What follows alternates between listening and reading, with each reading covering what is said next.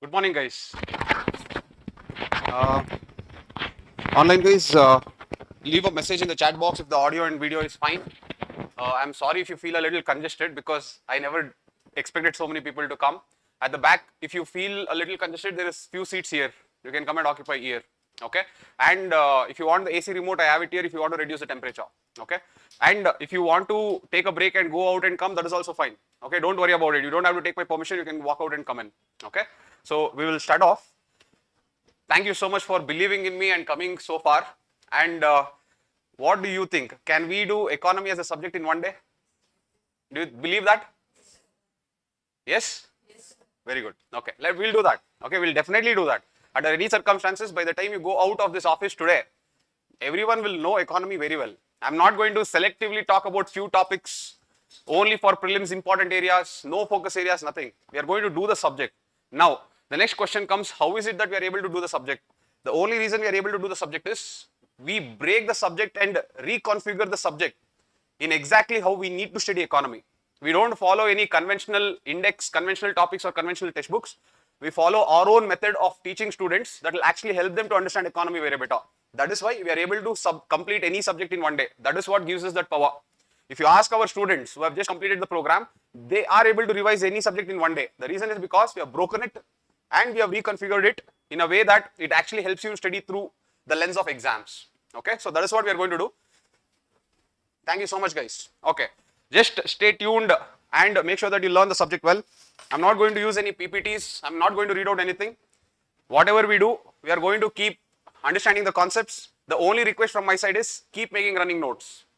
Okay, whenever I keep telling you, keep making running notes. Anything that is technical, I will dictate the notes. Okay, but keep making running notes because otherwise it becomes difficult to complete. Okay, we will cover on all the topics. So overall, this is my idea today. Okay, my idea is there is going to be 8 blocks. There is going to be 8 blocks. The first block is microeconomics. We have to start from microeconomics because this is where the entire concept of economy starts. Okay, from there we go into the realm of macroeconomics. In macroeconomics, you have the national income accounting. From here we go to money supply and demand. From here we go to, this is 1, this is 2, this is 3. Fourth one we go to is open economy. The fifth we go to is Indian financial market.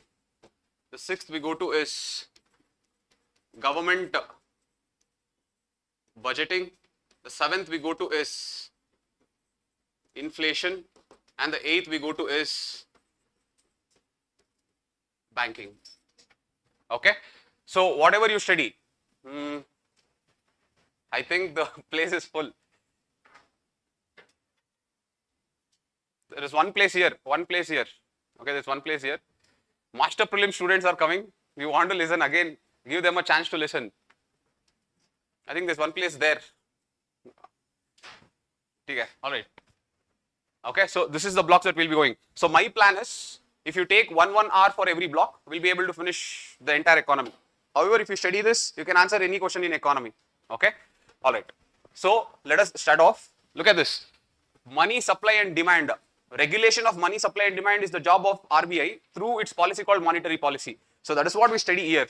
Okay, government budgeting. What do you mean by government budgeting? Government budgeting is all about taxation, spending, as well as allocation. All this thing happens in government budgeting, and all this taxation, spending, allocation, all this happens in a policy called fiscal policy. So that is what we study in fiscal policy. So don't worry that I have not skipped any topic here. I have just reconfigured the topic in a way that you have to have some logical sequence, and that logical sequence is what will help you understand the concept very well.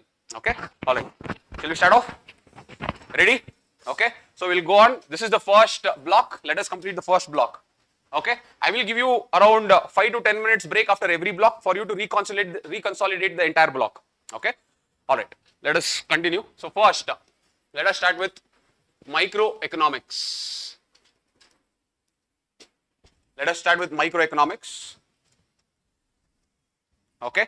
Now, before you start with microeconomics, understand what is economy. What is economy or economics? Economics is, if you take any natural resources, these natural resources will get transformed to goods and services. Will get transformed to goods and services. The study of this transformation is to do with economics. What is it that is involved in the transformation of these natural resources into goods and services? So that study is what is known as economics. So overall, this transformation happens mainly due to the interaction between two entities. You have firms and then you have households or individuals. Okay. Firms are, several textbooks will say individuals. That is also okay. Firms are individuals or firms are households. Okay. So at the end of the day, what is microeconomics? Microeconomics is learning the interaction between the firms and individuals. That is what is microeconomics. I hope you understood this. This is the definition of microeconomics. What is microeconomics? It is the study of interactions between firms and individuals. This is microeconomics. At the micro level, if I take one individual and one firm, what is the interaction between them? This is what is microeconomics. Now, what is macroeconomics? Micro means small, macro means big. So, what is macroeconomics? Whenever I say macroeconomics, it means if I take one interaction between firms and individuals, that is microeconomics, but there will be many individuals, there will be many firms. What if I take the aggregate interactions of all firms and individuals in a particular nation? So, how do I define macroeconomics? If I take aggregate interactions of all firms and individuals in an economy of a nation, then this is basically known as macroeconomics. That's all. You study at one level, just one firm and one individual, that is micro. When I take all you people and all the firms together and study all those interactions, then automatically it becomes macroeconomics. Okay. Microeconomics, when you study this interaction here, you learn more about the behavior of firm and behavior of individuals. Yes or no? When I study just micro, at the micro level, when I study the interaction between these two, I just study the behavior of both the firm as well as the individual. But when I take the aggregate of everyone, and study, then I'm not studying the behavior of one individual or one firm, I am studying the behavior of the economy itself. Okay, that behavior of the economy is given through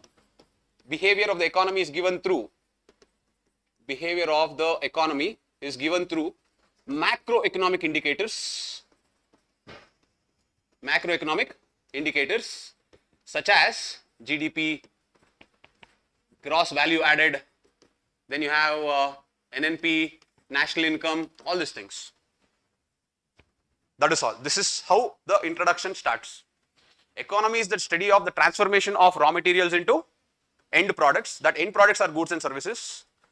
Now, in this transformation, interactions are very, very important because it is the firms and the individuals that are interacting to create the transformation, and the study of that interactions is what is known as microeconomics. When I take the interaction between firms and individuals at the national level, taking all the interactions of all individuals, all the interactions of all firms together, then that is what is becoming macroeconomics. Microeconomics will help me study the behavior at an individualistic level. Macroeconomics will help me study the behavior at the national level. This is microeconomics and macroeconomics. Everyone understood the interrelations? All right. I know that your people are feeling a little hard. Try to manage. Okay, it will become, you will stabilize yourself. Anyways, so you understood what is microeconomics and what is macroeconomics. So now let us study this. The behavior and form of an individual. That is, we'll focus more on microeconomics. Okay. So the first topic in microeconomics is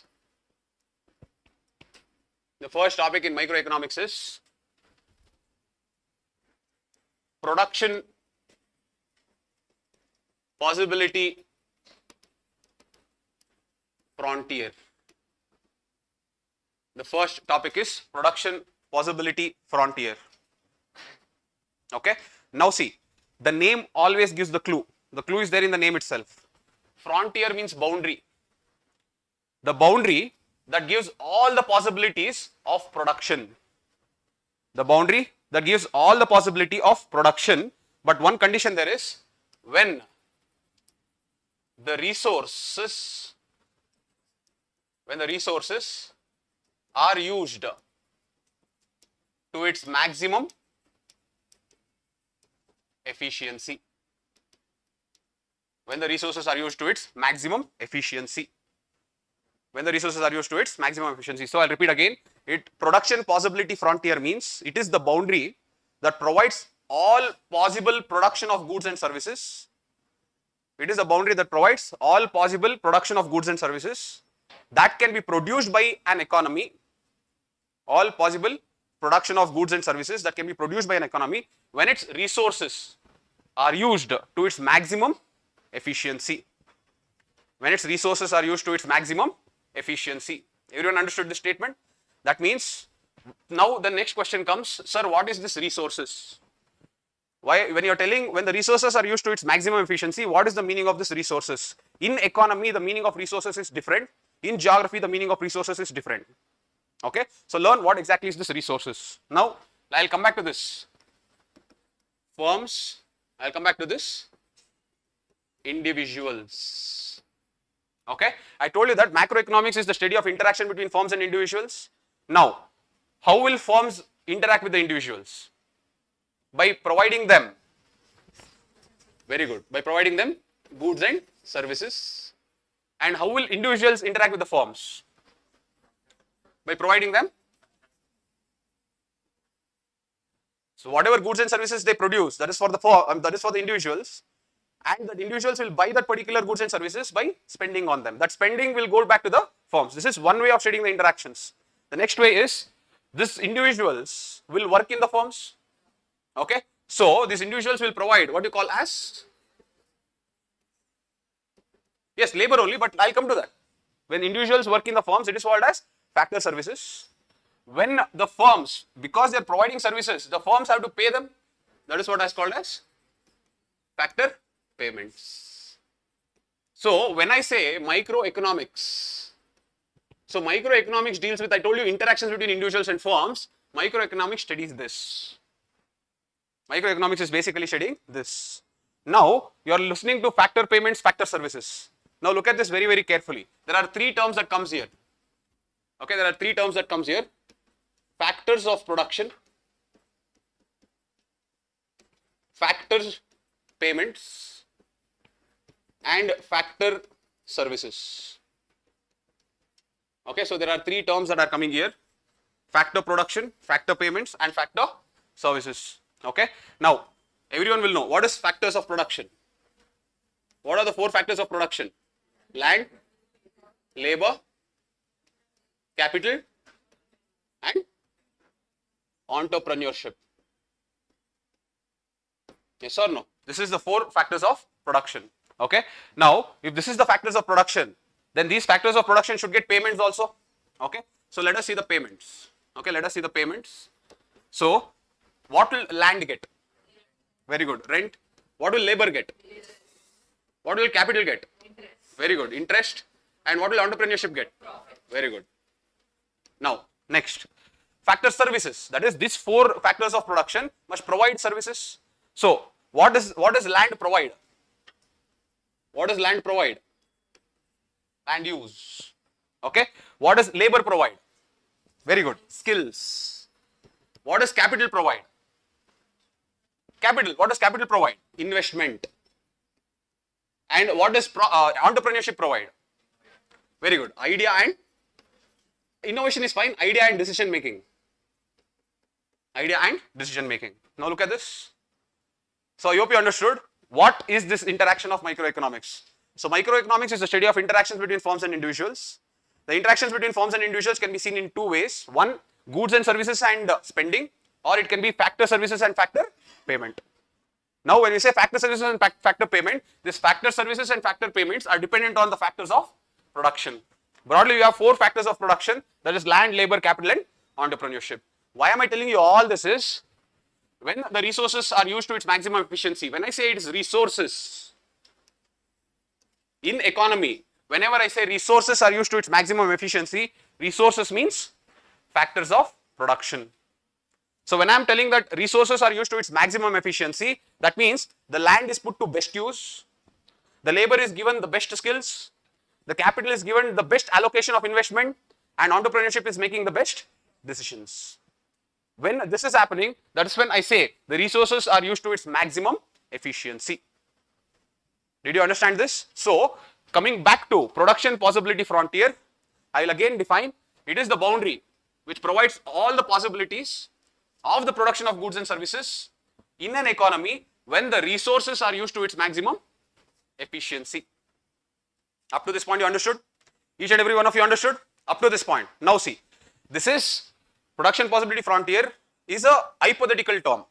It is a hypothetical term. Now if I have to bring, it is telling that it is a boundary that provides the possibilities of production of all goods and services in an economy when the resources are used to its efficiency. If I have to bring it on a sheet of paper, then obviously I cannot accommodate all goods and services, because in my graph, if I graph out the production possibility frontier in a graph, I have y-axis and then I have x-axis. So I can only mark 2 goods. So whenever they show this production possibility frontier on a graph is a 2-dimensional graph, so I can only use 2 goods. So when I map the production possibility frontier over a graph for 2 goods, then the production possibility frontier will always be, look at this. This is what is the production possibility frontier for 2 goods, that one good is A, another good is B. Okay, so I can define it like this also. The production possibility frontier, if I take this graph and if I have to define production possibility frontier, then it is the boundary that defines the possibility of the production of 2 goods when the resources are used to its maximum. I hope you understood what is production possibility frontier with respect to this graph. Now when you are looking at this graph, you should observe 2 things. This graph is sloping downwards or upwards? Yes or no? This graph is sloping. Are you following with me? Okay, this graph is sloping downwards. Okay, this is one. The next is, if you look at the origin, to the origin, the curve is concave or the curve is convex. To this origin, this curve is convex or concave? Concave. Okay, convex means it goes like this. Okay, to the source or to the origin, the curve is concave. Okay, now understand why is this happening, because you will come across 2 important concepts here. Now see, production possibility frontier is the boundary that provides the possibility of production of all goods and services in an economy when the resources are used to its efficiency. Then if it is a boundary that is telling that it is all possible goods and services that is produced, or in this case 2 goods that are produced, why should it always slope downwards? Is because, can anyone tell me why?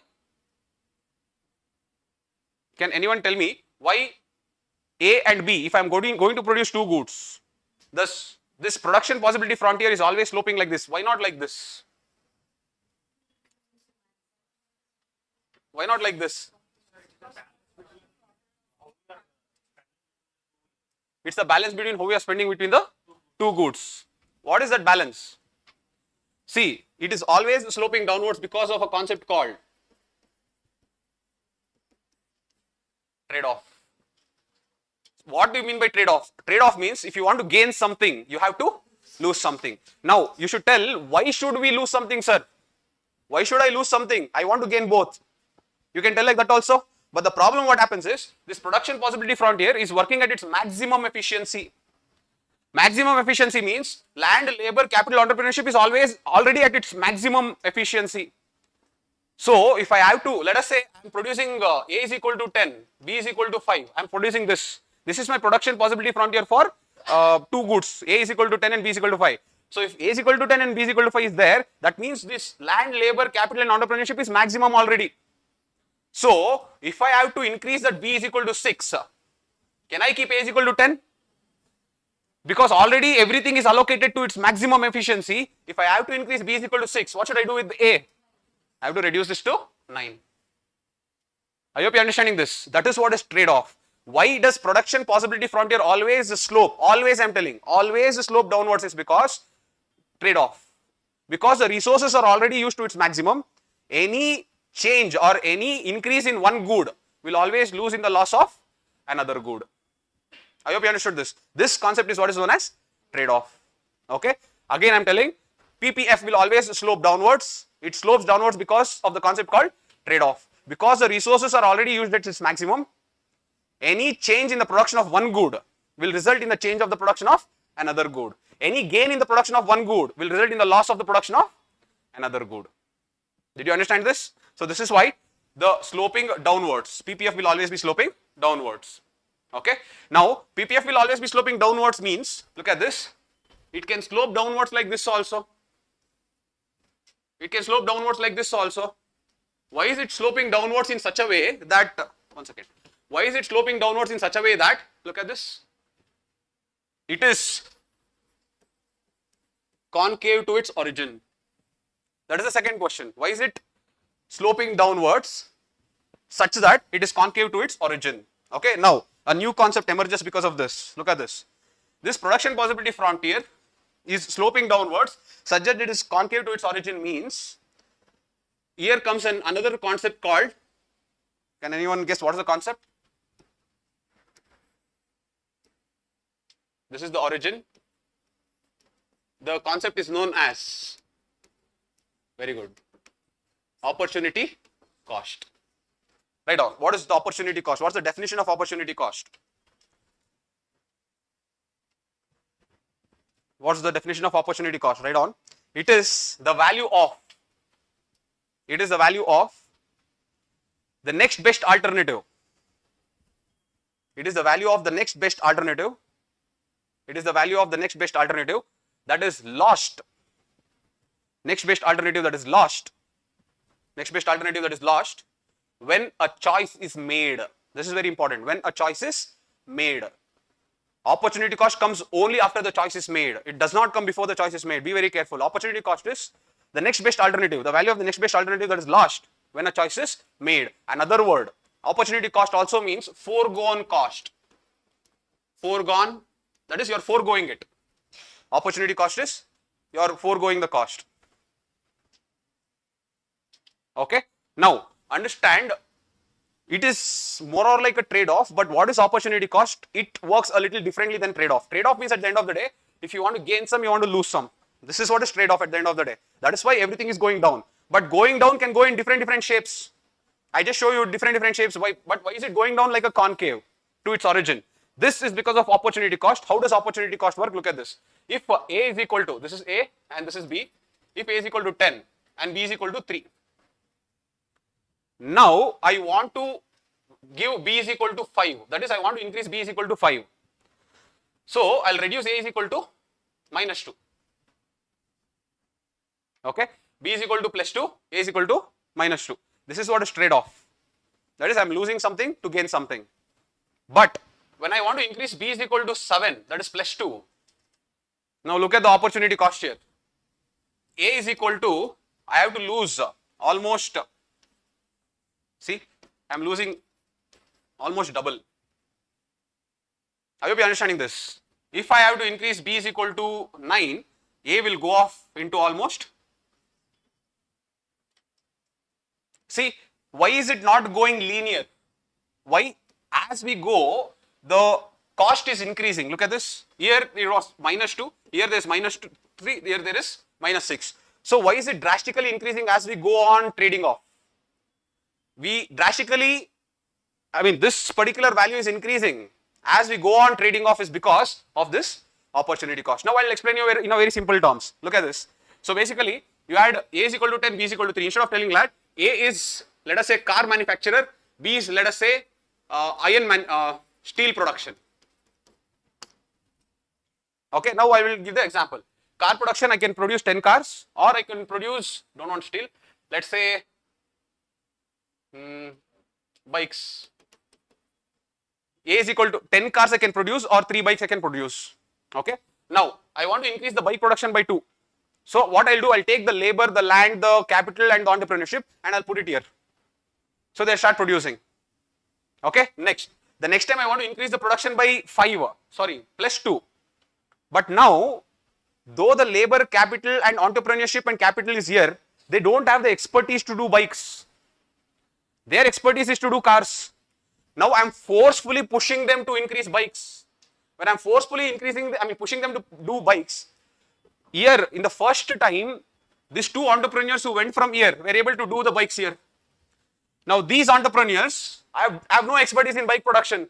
I am just pushing them to do bike production.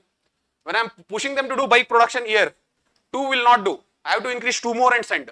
Because those 2 people have no idea to do bikes. So to help those 2 people, I am clubbing 2 more entrepreneurs and sending them here. So to just increase the bike production by 2, how many entrepreneurs am I sending? 4. First I sent only 2. Now I am sending 4. Next time I want to send, the expertise drops even more. Those people are not good at making cars also. If I send them to do bikes, 4 will also not do. I should send 6.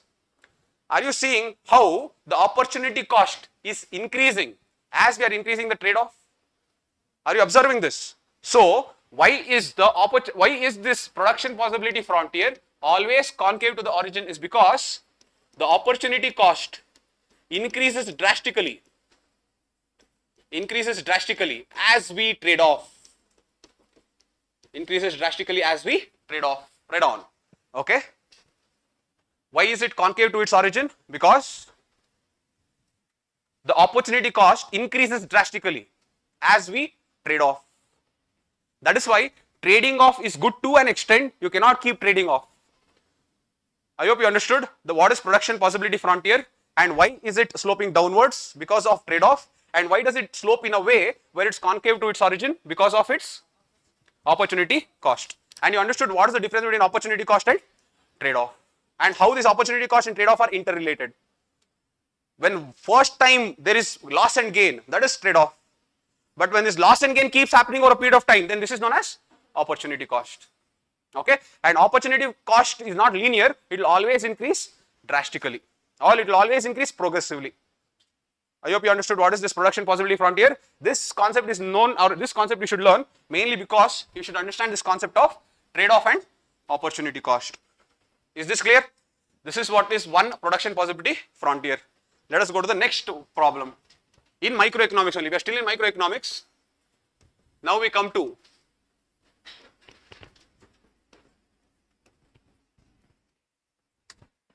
customer choice problem. Now we come to the next, that is customer choice problem. What is this customer choice problem? In microeconomics, this is the heart of the problem. This is the art of every individuals and firms trying to solve this. What is this customer choice problem is? 3 things.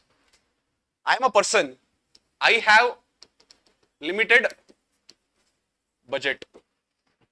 There is economy as prevailing prices. I have limited budget, economy has prevailing prices on goods and services, but with my limited budget and with the prevailing prices, I should derive the maximum satisfaction. Now this is the core problem. I want to derive the maximum satisfaction with the limited budget, with or in lines with the prevailing prices in the economy of the goods and services. Is this completely possible? Is it completely possible? Why? Because I have unlimited budget? No, my budget is limited. Second, do I control the prices? No, the prices are controlled by external factors. So that itself creates the problem. That is the consumer choice problem. What choice do I make with my limited budget to buy something that will give me maximum satisfaction? The study of this is what is called as customer choice problem. Okay. Now, we study this customer choice problem in 2 ways. Okay, customer choice problem is studied in 2 ways. One is cardinal utility analysis, and the other is ordinal utility analysis. Okay, the first is cardinal utility analysis, and the next is ordinal utility analysis. This is how we study the maximum satisfaction. Now first, let us define what is utility, because in both the places I am using this term called utility. Let's define what is utility, define it. Utility, it is the maximum satisfaction. I am defining utility. It is the maximum satisfaction derived by a consumer. It is the maximum satisfaction derived by the consumer. Maximum satisfaction derived by the consumer. Derived by the consumer on consumption of goods or services. Derived by the consumer on the consumption of goods or services. Goods or services. Next, utility can be assessed in two ways. Utility can be assessed in two ways. Utility can be assessed in two ways. Utility means satisfaction, okay, or pleasure. Utility can be assessed in two ways. One, utility can be quantified. Utility can be quantified. Utility can be quantified. Put an hyphen and write. Utility can be quantified means cardinal utility analysis. Utility can be quantified means that exact meaning is what is cardinal utility analysis. Okay. See, here only I will give you the example. Example, if I take mango, when I eat mango, it will give me 90 utils. But when I eat apples, it will give me just 30 utils. See, they are quantifying. 90 utils means it is a quantification of my want or my satisfaction. 30 utils means I am quantifying this particular satisfaction. So, this cardinal utility analysis is nothing but I will take that utility, that is the maximum satisfaction that I can derive, and I will quantify it. When I quantify it, that is what is known as cardinal utility analysis. Example is mango, 90 utils, and apples, 30 utils. Next, second one. Second one is, I am telling the second way to assess utility. The second way to assess utility. Utility can never be quantified. Utility can never be quantified. Utility can never be quantified. But preferences can always be attached on the basis of ranking. But preferences can always be attached. Preferences can always be attached on the basis of ranking. Preferences can always be attached on the basis of ranking. Can always be attached on the basis of ranking. Everyone understood this? Now, let me draw this table in the next this thing. Look at this. So, we told that utility means satisfaction. The satisfaction I can derive in two ways, or not derive, I can assess in two ways. One is cardinal utility analysis, another is ordinal utility analysis. Cardinal utility analysis means I am quantifying this particular utility. Ordinal utility analysis means I cannot quantify, I am only talking in terms of preference. When I say preference, that means if I take mango and apples, I cannot tell how much exactly mango will give me the satisfaction, how much exactly apple will give me the satisfaction. This I cannot tell. But what I can tell is, I prefer mango over apples. This I can tell. I hope you are understanding this. So, this school of thought tells you cannot quantify utility, you can only tell preferences on the basis of rank. Whichever you rank more, you will prefer more. Whichever you rank less, you will prefer less. But this tells, no, it is not like that. I can take any value and I can quantify how much satisfaction it gets. Both are different schools of thought. Nothing is wrong, nothing is right. Why are we studying this is because there are different concepts now we will derive out of this. Now look at this carefully. Okay. So in this cardinal utility analysis, since I can quantify the satisfaction, or since I can quantify the the pleasure that I derive from the consumption, I can define these two terms: total utility, average utility, or total utility, marginal utility. I can define this. Okay. Look at this. What is total utility? Total utility is maximum satisfaction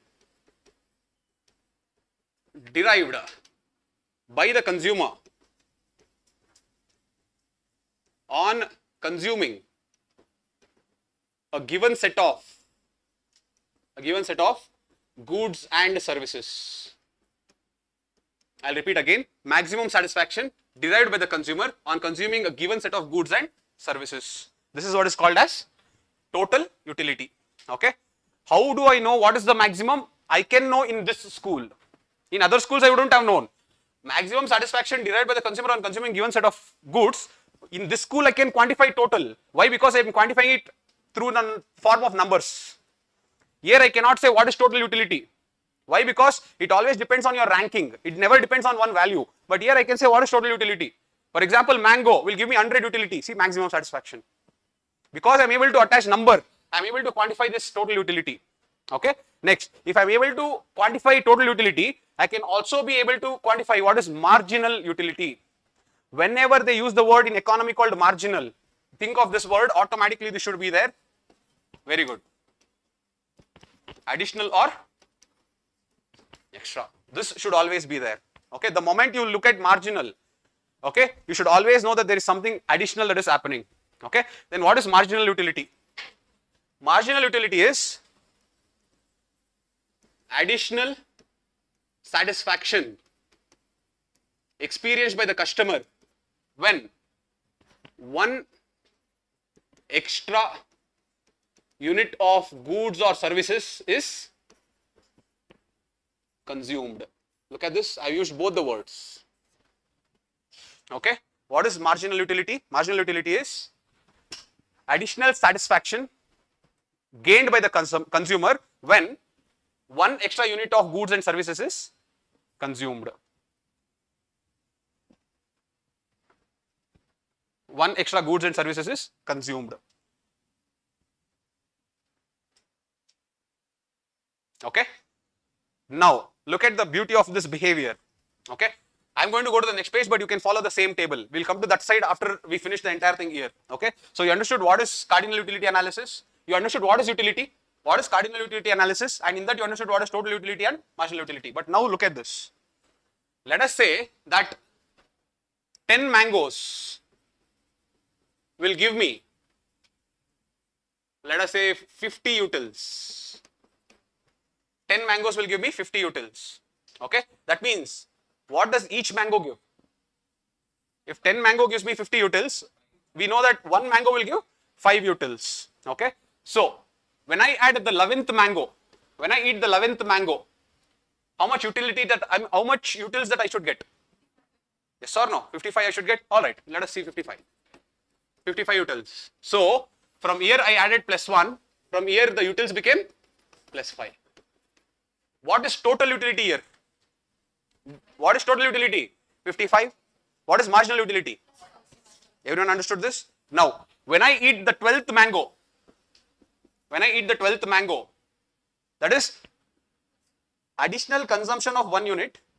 What is the extra? Extra consumption of 1 unit. What is the additional pleasure that I am going to get, or the additional want that I am going to get? Satisfaction. Will it be 55 utils? What will it be? Don't say 52 utils. It is like this. Everyone is sitting here. I'll give you 3 mangoes to eat. You will eat those 3 mangoes with a lot of satisfaction. I will tell that is not enough. I'll give you 1 more mango, eat. Okay, you will somehow eat because I'm forcing you. But you will not have the same satisfaction as you had the first 3. I'll give you 1 more. I'll say, no, you have to eat 1 more. And I'll give you 5th mango. Will you have the same satisfaction? Are you understanding this? This is true for everything. Look at this. 10th mango, you had fun. 11th mango, okay. 12th mango, now it is dropping. 13th mango.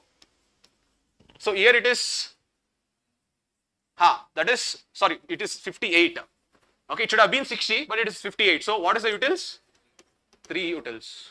Okay, so when the 13th mango I give, your util will go to 60. So look at this from here. What is the marginal utility? 2 utils.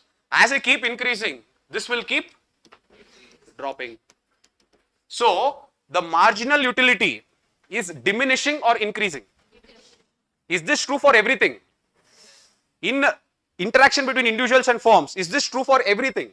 Yes or no? There is nothing that comes where you keep giving me, I will keep having the same pleasure. There's nothing like that. Because the natural law says the more you accumulate, the less the wants. The less the satisfaction. This is the natural rule. So, because the marginal utility, look at this. This is marginal utility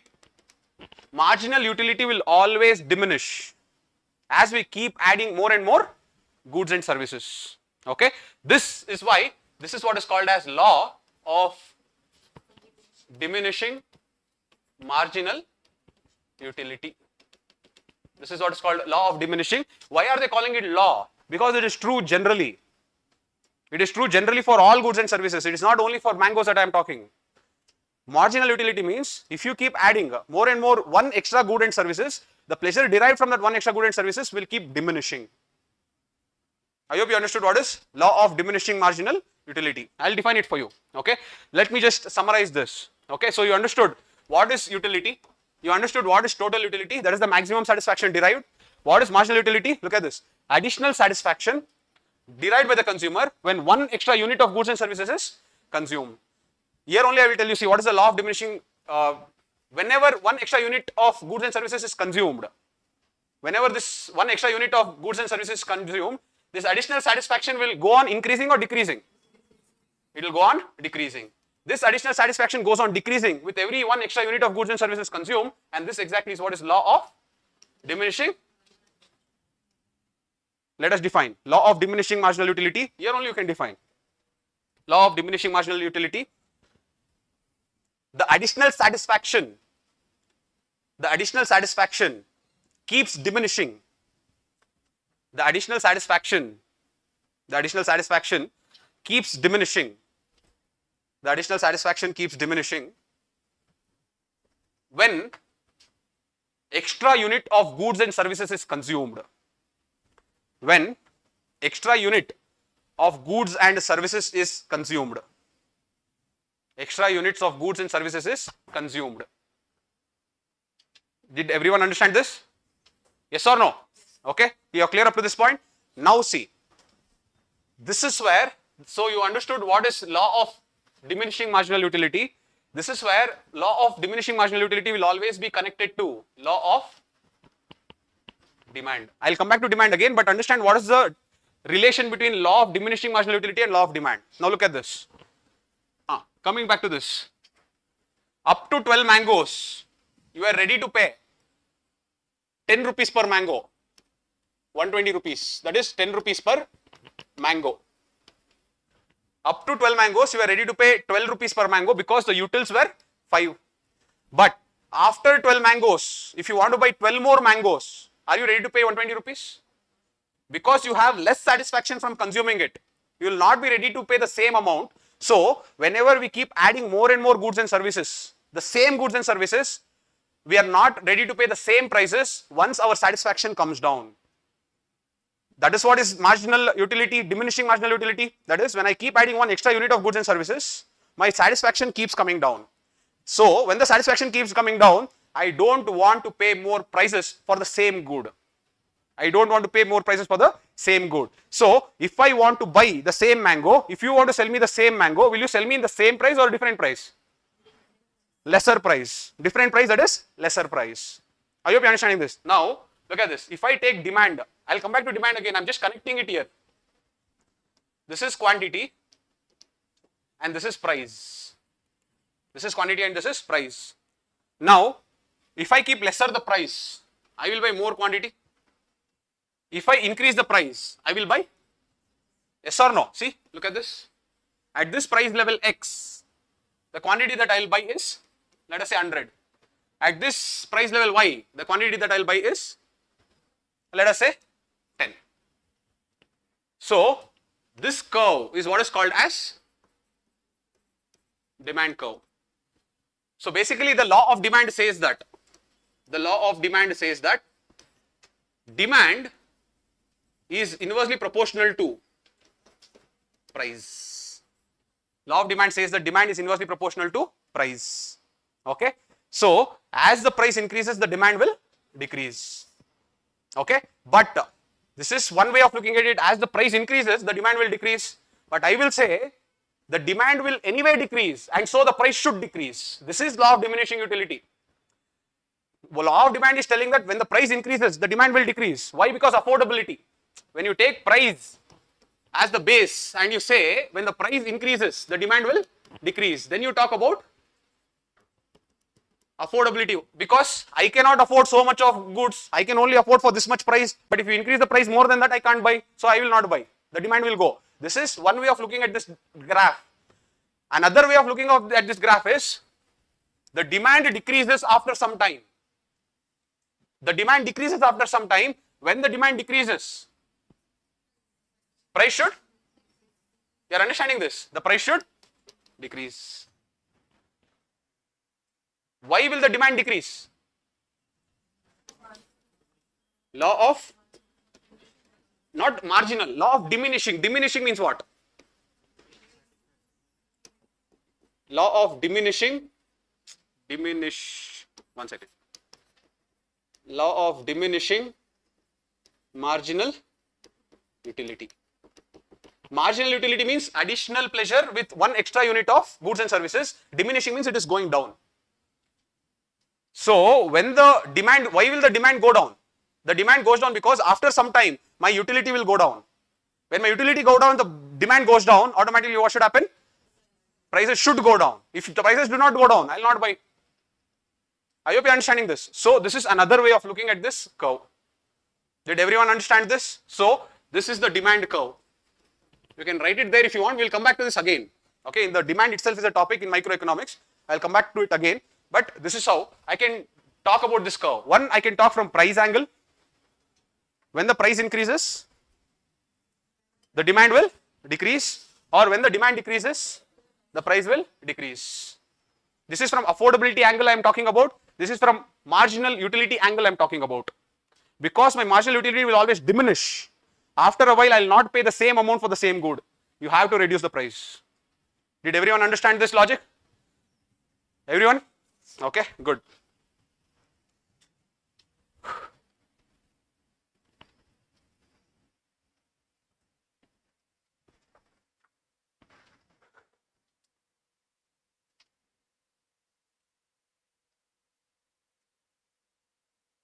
Okay, now coming back to this table.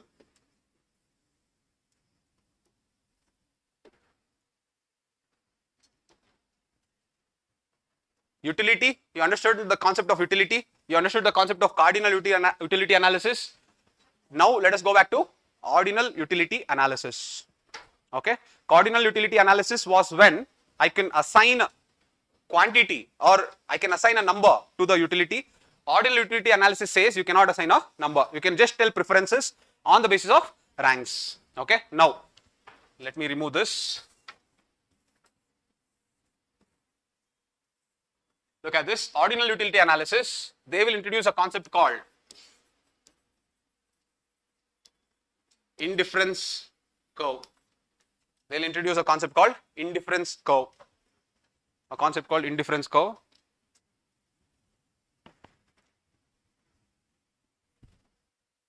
Write down indifference curve. It is also known as equal utility curve. Equal utility curve. Equal utility curve. Equal utility curve. Define what is equal utility curve. It is the curve along which, it is the curve along which, it is the curve along which the consumer will derive the same utility. It is the curve along which the consumer will derive the same utility. Same utility for two different combination of goods and services, or two different combination of goods. Will derive the same utility for two different combination of goods. For two different combination of goods. Okay, now look at this. If I take this as x and y axis,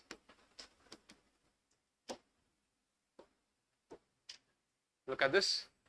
This is the indifference curve.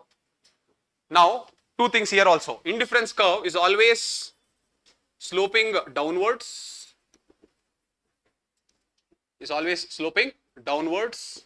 And the second is indifference curve is convex to its origin. Indifference curve is convex to its origin. If I assume that there is two goods, look at this.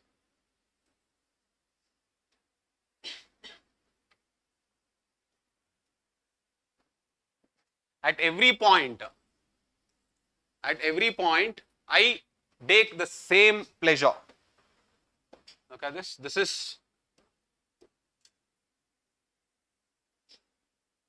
is the indifference curve. Look at this. Indifference curve.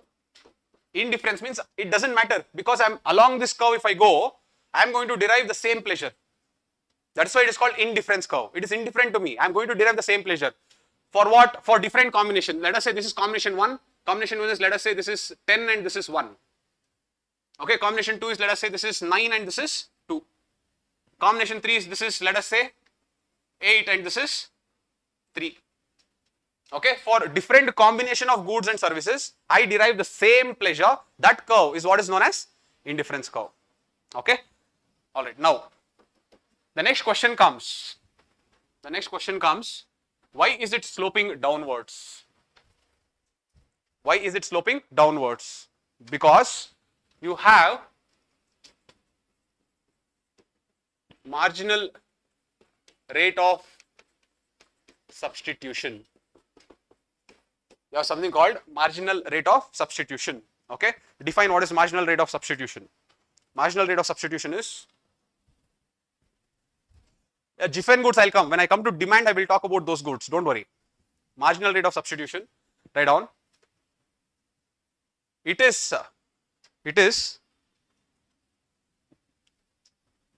when the consumer is willing to substitute. It is when the consumer is willing to substitute. Consumer is willing to substitute units of one good, not one unit, units of one good is willing to substitute units of one good to gain one additional unit of the other. To gain one additional unit of the other. Okay, read the statement carefully again. It is when the consumer is willing. It is when the consumer is willing to.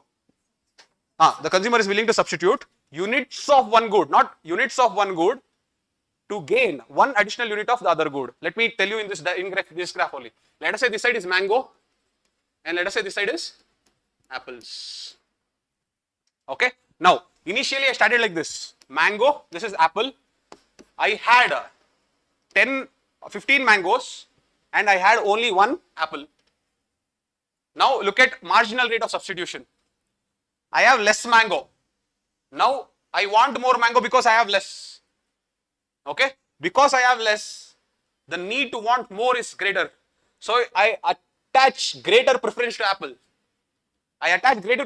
Because I have less. Okay, so I'm going to trade 4 mangoes for 1 extra apple. So here it will become 11, here it will become 2. Everyone is understanding this? Now I have 2 apples. So did you understand what is marginal rate of substitution? That is, how many of this units I am ready to trade to gain extra additional unit of this. So to get 1 of this, I am ready to trade 4 of this. Now, second time, I want to get 1 more apple. Will I trade the same number of apples, lesser apples or more apples? Why will I substitute lesser now? Because once I have 2, my satisfaction has to an extent solved. I will not have the same desperation or the desire to get the same, 1 more apple for the same cost. Are you understanding this? So, next time I will not sacrifice 4 mangoes, I will sacrifice only 3 mangoes. So, this will become 8, this will become 3. Now, let us say that now I want to get one more apple. I want to take 1 more apple. Will I sacrifice 3 or will I sacrifice less than 3? You understanding this? So, I will sacrifice just 2. So, marginal rate of substitution is nothing but how much of this I am ready to sacrifice to get 1 additional unit of this. Marginal, remember, whenever I say marginal, additional. So, here what is happening? How much am I ready to sacrifice here this to get 1 additional of this? Now tell me, so how much am I sacrificing this to get 1 additional of that? Is it diminishing or increasing? Understanding this? It is always diminishing. Because it is always diminishing, it will always be convex to its origin. Did everyone understand this? That is a law. That is a law. It is not that if whenever there is a two aspects, initially you will be able to give up more. But as and when you keep getting more of this, your want to give up will reduce. That is what is substitution. I hope you are understanding this. Okay? Write down. You understood what is marginal rate of substitution? Next point, write down. Next point, there only you write down. Next point, law of diminishing rate of substitution. Law of diminishing rate of substitution. Law of diminishing rate of substitution. Law of diminishing rate of substitution. Put a hyphen and write.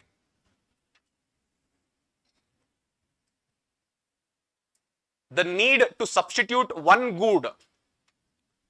The need to substitute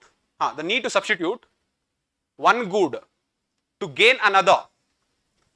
The need to substitute one good to gain another.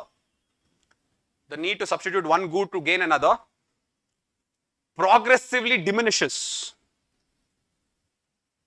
Progressively diminishes. Progressively diminishes. Yes. Yes. No problem. No problem. The need to substitute one good to gain another progressively diminishes as we keep adding on the other good. As we keep adding on the other good. As we keep adding on the other good. As we keep adding on the other good. This law is the reason. This law is the reason. This law is the reason why indifference curve always slopes downwards. Always slopes downwards. Always slopes downwards. And since you can talk. And since the diminishing rate increases drastically, and since the diminishing rate increases drastically, the slope is always convex to its origin. Increases drastically. The slope is always convex to its origin. The slope is always convex to its origin. Did everyone understand whatever we have written? Okay, so this is what is indifference curve. I'll come back to indifference curve again in some time, but overall, this is what is the concept of utility. Okay, so at the end of the day, consumer choice problem is all about understanding the utility. On that basis of utility, they will keep, for example, in advertising, they'll always tell, if I give a toothpaste for 50 rupees, I will tell that along with the toothpaste, you will get something extra. Okay, so basically what are they trying to do? They are trying to increase your utility. So I can increase your utility by either giving you more numbers. I can show that I am giving you more numbers, or I can tell you in a way that I am comparing it with someone else and telling you that this rank is much better than everyone else. Use this toothpaste. It is the best in the 9 out of 10 dentists recommend this. See, I am trying to use the ordinal utility analysis to tell you that you can substitute that for this, or I can use the cardinal utility analysis and I can say 20% extra. Instead of getting 100 grams, you are going to get 120 grams. See, this is all understanding the behavior of the consumer in order to increase their utility so that they come and buy the products. So that is what I told. Microeconomics is all about understanding the behavior between individuals and firms. Did you understand this? So this is what is utility. So what have we done? We have completed two things. We have completed what is production possibility frontier, and we have completed what is consumer choice problem. Did everyone understand this? Let us go to the next one. The next is demand. Give the heading as demand.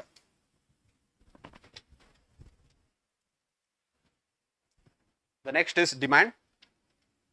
Write down. Demand in economics is not equal to desirability.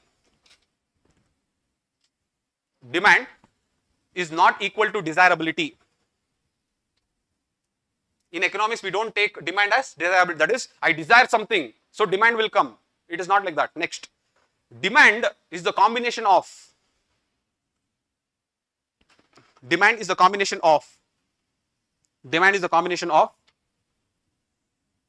one want of good want of good, and the second is ability to purchase the good. Want of good, and the second is ability to purchase the good. Ability to purchase the good. So next point, demand is directly correlated with the purchasing power of the consumer. Demand is directly correlated with purchasing power of the consumer. Purchasing power of the consumer. Okay. Next, give the heading as law of demand. Law of demand. Law of demand. Write down. Law of demand provides a correlation between demand and prices. Law of demand provides a correlation between demand and prices. You can write this particular curve. This is quantity. This is prices. You have, this is the demand curve.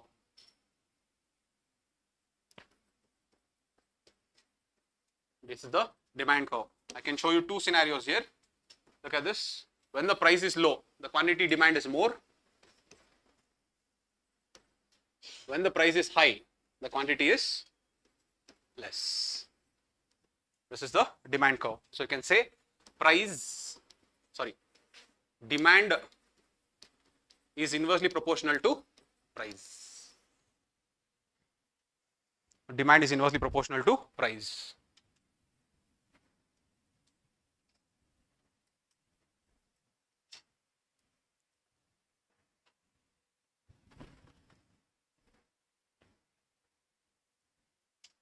Okay. Now, with respect to demand and price, we have some goods.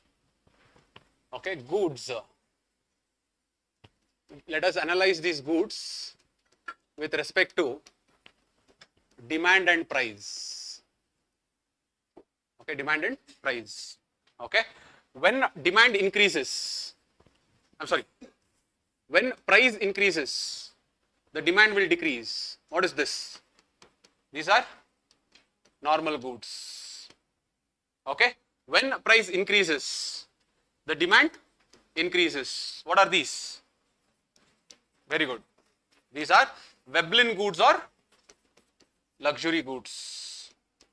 Next, when price increases, not price, this is different. Price, PRI, demand and price. Okay. Next, there is something called when income increases, demand decreases. What is these goods? Very good. Don't understand the price. This I am talking with respect to price. So, okay, and let us say income also here. Okay, demand, price, income. When income increases, demand will decrease. This is inferior goods. Okay, but there is one more type. When the price increases, the demand will increase. What is these goods? These are called Giffen goods. What is Giffen goods? These are low income necessary goods. For example, salt. Salt is used in everyday life. Even if you increase the prices of salt, demand will not go down because it is needed for the everyday move of life. That is why even though the price increases, the demand will not increase. Okay, these are the different types of goods. You have normal goods, Veblen goods, Giffen goods, and then you have income and demand, not prices and demand. Income and demand, that is a different thing. That is why I have not written it there. Inferior goods are when income increases, the demand will automatically decrease. That is, you want to have better food. When you become more and more affluent in the society, you will stop having carbs. You want more proteins. You want more nutritious food. I hope you are understanding this. You start having junk food. You want to, so look at this. From carbohydrates, when you move towards good fats and proteins, that means that you are moving towards superior goods. That is why when income increases, the demand changes. Okay. Now, so you understood what is demand. Next, okay, next is, there is something called substitutes, and then there is something called complements. In goods only, there is something called substitutes and then there is something called complements. Okay. Now, let us say there is A and B, two goods, then there is A and B, two goods. Okay. Listen to this carefully. When the demand for, when the price for one good increases, then the demand for the other good increases. Why? Because the price of this good is increasing. When the price of this good increases, the demand should decrease. The demand decreases, so people, because the price of this increased, this can be substituted with this. So people will stop having this and people will go to this. I hope you are understanding this. For example, example is coffee and tea. Let us say the price of coffee increased, then demand for coffee will decrease, but the demand for tea will increase. So you understood what is substitute. Substitute is when one good can substitute another. That is, the price of one good increases, the demand for another good increases, not the price, the demand for another good increases. So that is what is the correlation of substitutes. I hope you understood this. Coming to this, complements. Okay, that is, they are complementary in nature. If something happens to me, it will affect that also. That is what is complements. So if the price increases of this good, obviously this good demand will anyway reduce. What will happen to this good? The demand should increase or decrease? I hope you are understanding this. So the demand decreases. So for example, this is coffee and sugar. So when the price of coffee increases, automatically the price of sugar also increases. So when the price of coffee increases, the demand for coffee also comes down, the demand for sugar also comes down. I hope you are understanding this. So you understood what is substitutes and what is complements with respect to price and demand. Okay, this also you are done. Okay, now the next is here only. If I have to provide indifference curve for perfect substitutes, or if I have to provide indifference curve for perfect complements. See, why am I bringing indifference curve when I am studying these two is because indifference curve is always comparative. Indifference curve is always about preference. That's why I am bringing indifference curve. I cannot bring a utility here because utility will always attach a number. There is no number here. I am just telling what will happen to one if something goes there. Okay, that's why I can attach indifference curve. That is ordinal utility analysis I am attaching. What is indifference curve? Indifference curve is equal utility curve. That is, it provides the curve along which the utility remains the same for different combination of the same two goods. But here the good is perfect substitute, the good is perfect complements. Look at this. What is the indifference curve for perfect substitutes? I'll go to the next page, but you continue. This is perfect substitutes. This is perfect complements. The indifference curve for the perfect substitutes, indifference curve is a straight line. An indifference curve for perfect complements is right angle. Look at this. If I show this as a graph,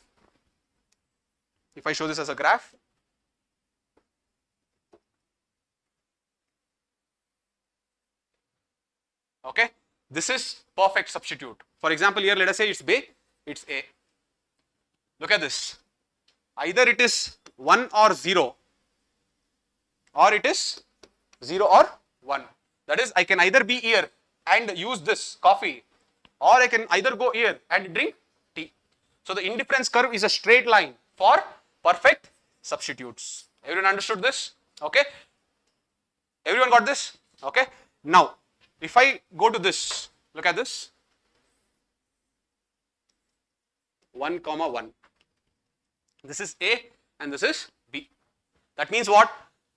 Coffee and sugar. Okay. Now, let us say the price of coffee increased. When the price of coffee increased, the demand should come down. So the price of coffee will come down.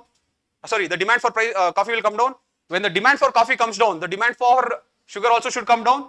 Look at this. 0.5, 0.5.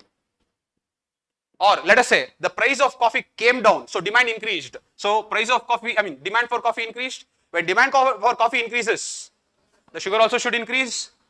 Look at this. Is it complementing or is it substituting? The indifference curve is right angle. But don't show all together. Indifference curve is one curve. So don't show like this. You will get confused after that. I am just showing for the explanation's sake. Okay. Master Prelim students, that's why I should not show all the curves together. Okay. I should always show only one curve. Let me just remove all these things. With the time, I'm just telling. With the time, what I'm trying to tell is, if this increases, that also increases. If this decreases, that also decreases. I hope. But here, look at this. 1 or 0, 0 or 1.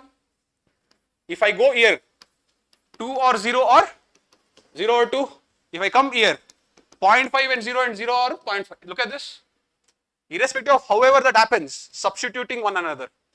I hope you're understanding this. So, overall, you understood that. I'll remove these things. You should not show many indifference curves. You will get confused. The indifference curve is a straight line for perfect substitutes. The indifference curve is right angle for perfect complements. I hope you understood this. So, this is the relationship between substitutes and complements. So, we are done with this. The last part of demand is, demand only wherein elasticity of demand.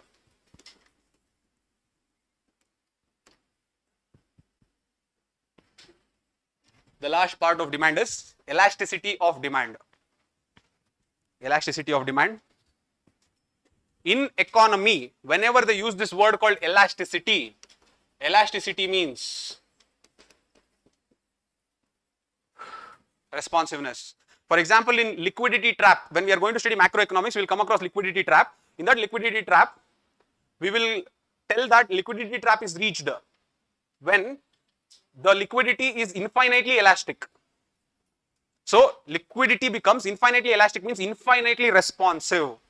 Okay, that is why whenever you use the word called elasticity, replace the term with responsiveness. That is what is elasticity. Okay. Now, responsiveness of demand, that is elasticity of demand, can happen because of three things. Price elasticity of demand. The next is income elasticity of demand,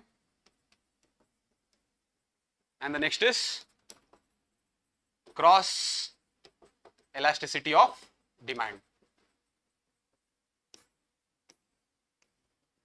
Price elasticity of demand, income elasticity of demand, cross elasticity of demand. Okay.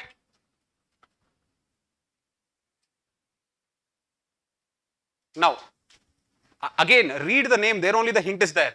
What is the responsiveness of demand to changes in prices? What is the responsiveness of demand to changes in income? What is the responsiveness of demand for changes in something that is crossing this sector? That is, it has nothing to do with that good. This is where you get what you call as substitutes and complements. That is cross elasticity. What is the responsibility of demand of this good because of the changes of other good? When I say cross, it means other. Okay, what is the responsibility of demand if there is changes in the other good? That is what is cross elasticity of demand. Now, here price elasticity, under this you can write, you have already written, see, price increases, demand also increases. Price increases, demand also increases. This relationship is positive correlation or negative correlation? Positive correlation, okay. Tell me an example for positive correlation. Price increases, demand also increases. What is the positive correlation example? Veblen goods. They will use that word only in the exam. Positive correlation they will say. When they say positive correlation, this is what is positive correlation. So, they will ask you like this. Which of the following shows positive correlation of price elasticity of demand? They will tell like this. Which of the following shows the positive correlation of price elasticity of demand? Don't get confused, it is simple.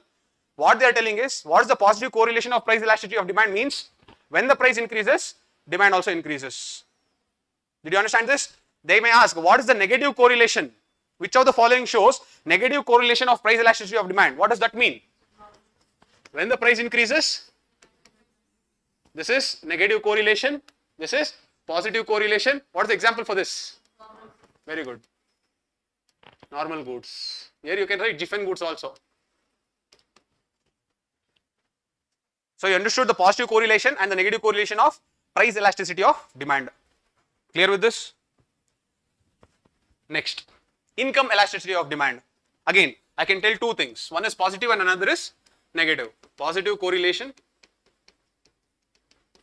negative correlation. Okay. Now, what is positive correlation? When the income increases, the demand also increases. Negative correlation is when the income increases, the demand decreases. Give me an example of income increases demand. Inferior goods. Give me this. Income increases, demand increases.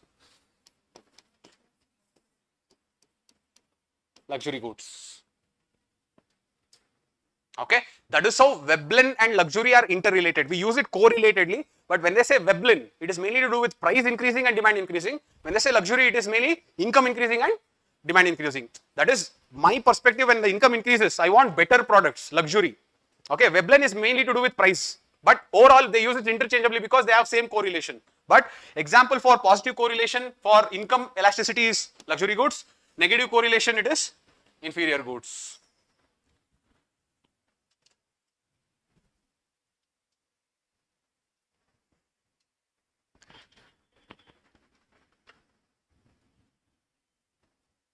Okay, cross elasticity of demand. Give me positive and negative. Let us see. Positive, negative. Tell me. Positive example.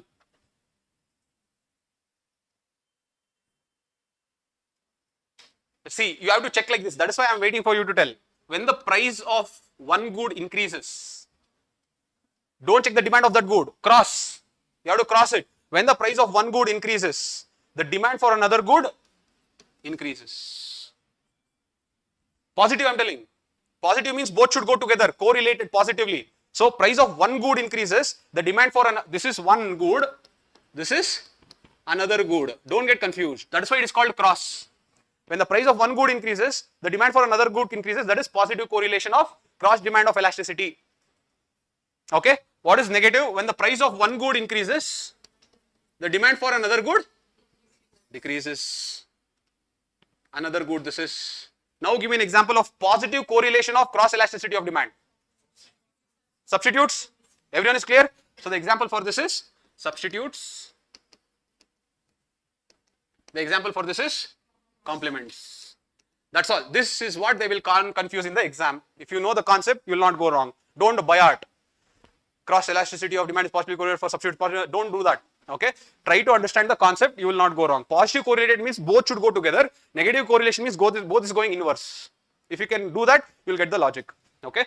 That's all. This is demand.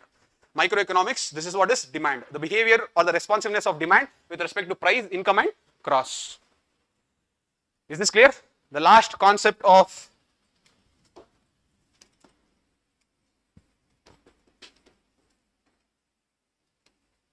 this is where you get what you call as firm equilibrium. You learn a concept called firm equilibrium. Okay, the next concept. This is I'm talking about microeconomics. We're still in microeconomics. 5 more minutes, we'll finish microeconomics.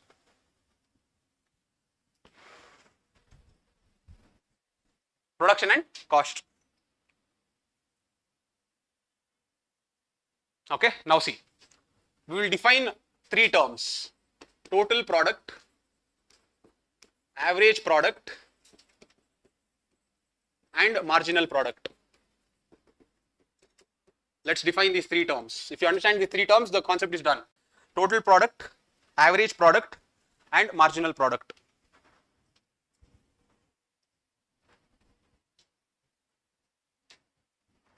Okay. Now, total product, write down. Put a knife and write. It is the total production of the firm. It is the total production of the firm. It is the total production of the firm for a given variable inputs. It's a total production of the firm for a given variable inputs. Variable inputs. Now look at this.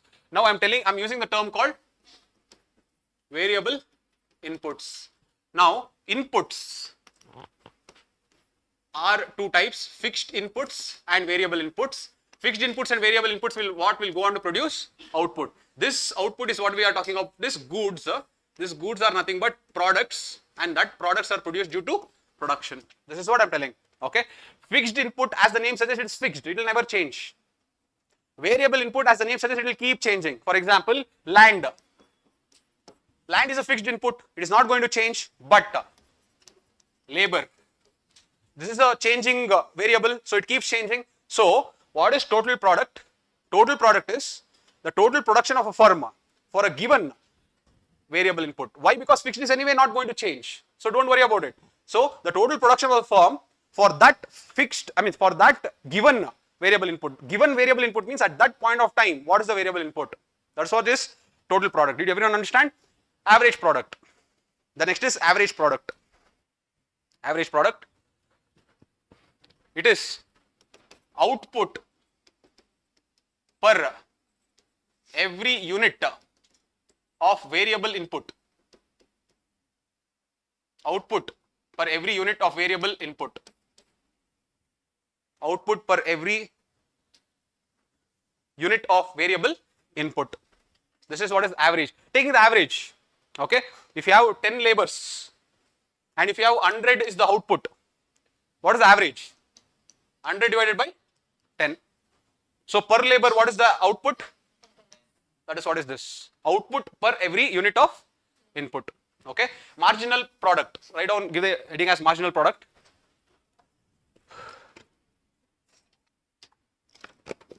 Open that building, that door. Yeah. Otherwise it will suffocate.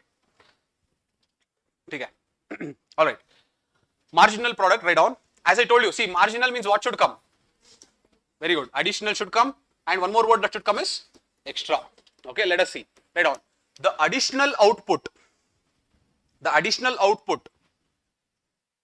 produced for one extra variable input. The additional output produced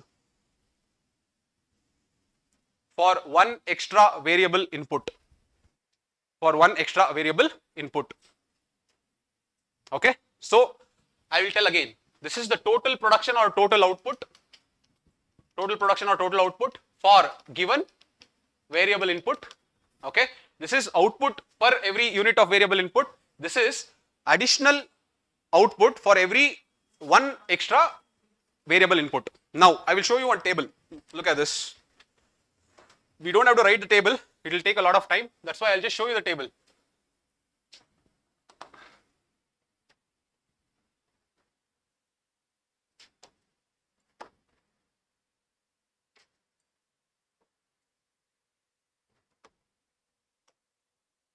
Okay. Now look at this carefully. You have one labor. That labor produces 10.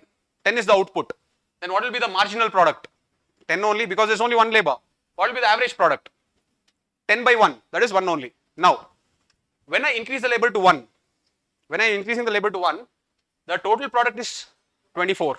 When the total product becomes 24, that is the total output is 24. What is the average product? 24 by 2. 24 by 2 is 12. What is the marginal product? Why am I telling 14? Look at this. When I add one extra labor, that is the variable input. For every one extra variable input, what is the additional output? For every one extra variable input, what is the additional output? What is the additional output? See, 10 minus 24 is 14. So this one extra labor who has come has resulted in the increase of 14 units of output. Next, one extra addition or one extra variable input that is added, that is third labor comes, obviously the output will go to 40. So average output is 40 by 3. So that is average output is 13.3. What is the marginal output? 24 minus 40 is 16. So that one labor who is coming is helping in the additional 16 output. This is also clear. Next, I add one more. Fourth labor I am adding. So the total output is going to 50. 50 divided by 4 is 12.5. That is the average product. What is the marginal product? For one labor, one extra unit of variable input, what is the additional output? 10. What is happening between 3 and 4? Can anyone tell me? When I added from 2, I added one labor, I got 16 extra units of work done by from that one extra labor. But if you take one more labor, that extra output is diminishing or increasing? Everyone is understanding this? So, if you look at this, total product is anyway increasing from 10, 24, 40, 50, 56, 57. Anyway, it is increasing. Okay. Average product, look at this, 10, 12, 13.3. Up to this point, average product has increased. But in the last three, can you see it decreasing? Now, why is it decreasing? Because 10, 14, 16, look at this, the marginal product is also decreasing. Now, why am I telling you all this graph is? I will come up to why is this important is because, look at this. If I draw a graph, let us say that this is total production, okay, this is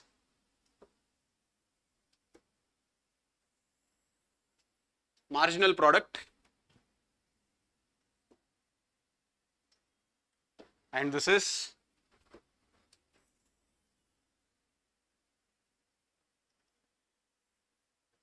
average product. This is average product.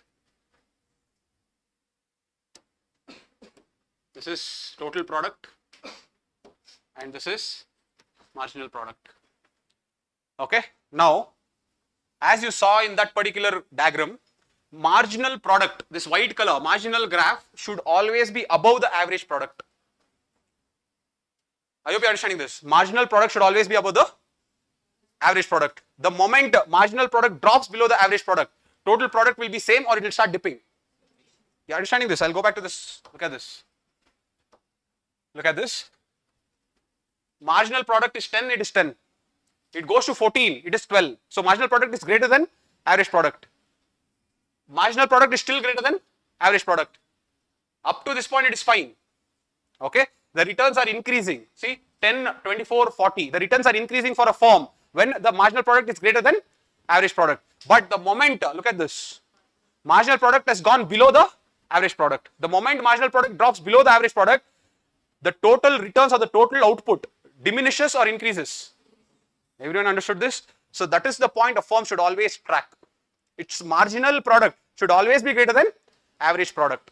The moment its marginal product drops below average product, it should stop. Why? Because your production will start diminishing. I hope everyone understood this. Okay. Write this down. Okay. This is the point where the production or output starts diminishing. Output starts diminishing.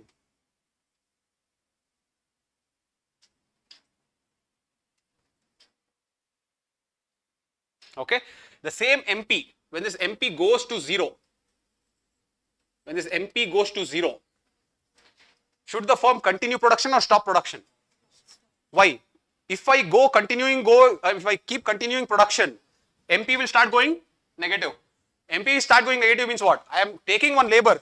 That labor is not giving me any output. It is costing me more output. So a firm will go into loss if I keep production when the MP is negative. So what does it mean? When marginal product becomes 0, that means production stops. If I continue my production, I will incur less. If I continue, I will incur losses. I hope you understood how they use this total product, marginal product and average product in order to assess production.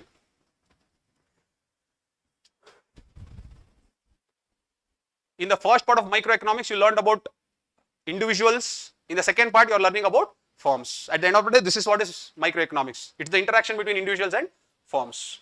Okay. Are you people understanding at the back? All right.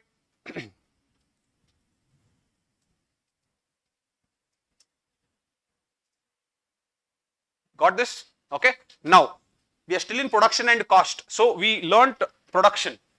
We learned this. And through this, we learned how the firms can decide when to produce, when to stop production. Okay. Now, let us learn about cost. Okay. So, now we will talk about, define these three terms. Total revenue, marginal revenue, marginal cost.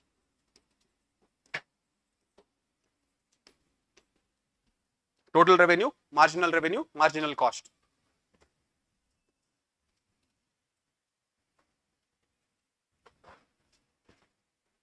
Okay, why are we studying this? In order to understand firm equilibrium. Okay, what is firm equilibrium? You will get to know. To learn firm equilibrium, you have to know these three terms. Look at this. Total revenue, write down, is equal to the total revenue earned by the firm. The total revenue earned by the firm. Total revenue earned by the firm after selling the given set of goods. The total revenue earned by the firm. Total revenue earned by the firm after selling given set of goods. Given set of goods. What is marginal revenue? Write down. Marginal revenue is, again, same thing. The additional revenue earned by the firm. The additional revenue earned by the firm.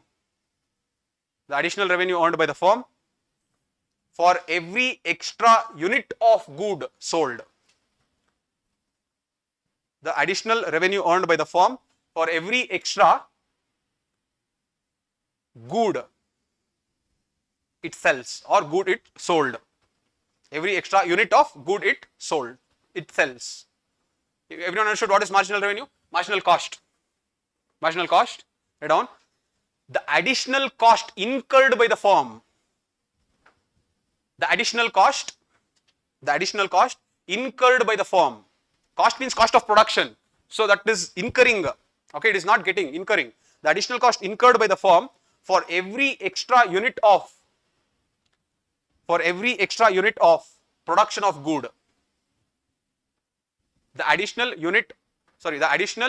cost incurred by the firm for every extra unit of production of good. Okay, now look. So if you see MR and if you see MC, for every extra unit, either you sell it or either you produce it, but for every extra one unit, what is the revenue that you are getting and what is the cost that you are incurring? Did you understand what is marginal revenue and marginal cost? Now see, because at the end of the day, the firm equilibrium is a play of MR and MC only. Look, when will the firm keep functioning? MR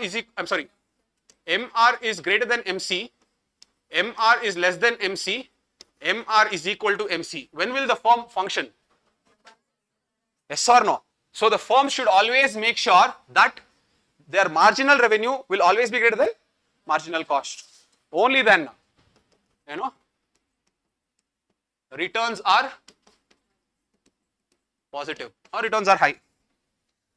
When marginal revenue is less than marginal cost, that is, for every additional input, it is costing me more than what I am getting in the sale. Will there be positive returns or negative returns? You are understanding this? The company will not incur loss. Marginal means additional, not total. Okay. So marginal revenue, that means for every additional unit that I had, the revenue that I am getting is less than the thing it is costing me. So the returns will be diminishing. In economy, they keep using this word diminishing. Diminishing means decreasing only. Okay. So returns are diminishing when marginal revenue is less than marginal cost. When marginal revenue is equal to marginal cost, what does this mean? Should I employ any more labor? Because whatever I have already employed is giving me the best possible output. The moment I incur anyone, it is going to go into this realm. So when MR is equal to MC, this is what is known as firm equilibrium. That is, I do not employ any additional input because I am not getting any additional output at all. So that situation where marginal revenue is equal to marginal cost, this is what is known as firm equilibrium. Everyone understood this? So you understood what is production and what is cost. In production, you understood where should we stop the production. In this cost, you understood where should the firm reach an equilibrium. After equilibrium, we should stop employing any inputs because then you will start incurring losses. I hope you understood this. So this is production and cost. The last concept is, you understood what is firm equilibrium. There is one more concept called There was one more concept called market equilibrium. Okay, write down. There's one more concept called market equilibrium. Put a knife and write. It is the intersection of market equilibrium is the intersection of demand curve and supply curve. Market equilibrium is the intersection of demand curve and supply curve. It is the intersection of demand curve and supply curve. Okay. Now look at this. I will take the same graph, the very famous quantity and price. Okay. We already know demand. Okay. As I increase the price, see if this is the demand, this is the price. As I increase the price, look at this. The demand comes like this. So, can I tell this is the demand curve? Anyone has a doubt or will agree with me? This is the demand curve. That is, as I keep increasing the price, the quantity comes down. Why? Because the demand is coming down. So, this is what is the demand curve. Okay. Now, look at supply curve. As the prices in the market increases, I am a firm. As the prices in the market increases, will I produce more or produce less? Because I want more profit. When the prices are increasing, I obviously will I'm going to produce more. So, look at this. As the prices increases, the quantity increases. So, this is what is known as supply curve. Now, the point of intersection of demand curve and supply curve, this is what is called as market equilibrium. Now, look at this. If a firm produces more than market equilibrium, then it is known as excess supply. If the firm is producing less than the market equilibrium, this is known as excess demand. That is why you always have to maintain the market equilibrium to match the supply as well as demand. You have understood this? Now, why are we studying this is because there is something called floor price, there is something called ceiling price. So, floor price and ceiling price are related to market equilibrium. Okay. Now, understand this. Who will fix this floor price and ceiling price? Will firms fix or individuals fix or government fix? The government is the one that fixes the floor price and ceiling price. So, when the government fixes the floor price and ceiling price, it has to first check the equilibrium. Otherwise, how will it fix? That is one. Second, floor price is fixed to protect the producers or to protect the consumers? Both. Minimum support price fixed in the agriculture is to help us also. Floor price is always fixed to protect the producers. Why do you want to protect the producers? Because the market price is below the market equilibrium. The market price, that is for 1 kg of wheat, the market equilibrium is, let us say, 100 rupees. But in the market, they are giving you less than market equilibrium, that is only 50 rupees. Don't you think it is unfair on the farmer? So, the government has to protect that farmer because the prices are not matching with the market equilibrium. The prices is actually less. So, whenever the prices are lesser than market equilibrium, the government will fix what? The floor price. Don't buy art. Whenever the prices are lesser than market equilibrium, the government will fix the floor price. Why should the government fix the floor price? To protect the producers. Otherwise, producers will not make any money. Market equilibrium is telling 100 rupees per 1 kg of wheat, but you are giving me only 10 rupees. What will I do after that? I will not produce at all then. So, if I have to protect those producers, I have to increase the price to market equilibrium. So, the floor price is actually increasing this market prices to market equilibrium. That is what is floor price. Everyone understood this? Now, ceiling price. That is, I have to fix the top limit. Ceiling means top. Will this be there to protect the producers or users? Consumers. So, this is mainly done to protect the consumers. Why should you protect the consumers? Because the market prices that are there in the market is above the equilibrium or below the equilibrium? Above the equilibrium. For 1 kg of wheat, market equilibrium is 100 rupees. You are charging me 200 rupees. How can the consumer pay now? You are understanding this? So, what will government come and do? The government will put the ceiling price. When will the government put the ceiling price? When the prices are greater than the market equilibrium. So you understood why is it important for us to understand this curve is because it is this curve that is indicative for the government whether to introduce ceiling prices or whether to introduce floor prices. Understood this? So this is the last concept of microeconomics. That's all. We are done with microeconomics. Okay? Take 5 minutes. Just browse to the entire microeconomics. If you have any doubts, please ask. So we are done with the first block. It took a little more time than I expected, but macroeconomics becomes easy because everyone knows macroeconomics very well.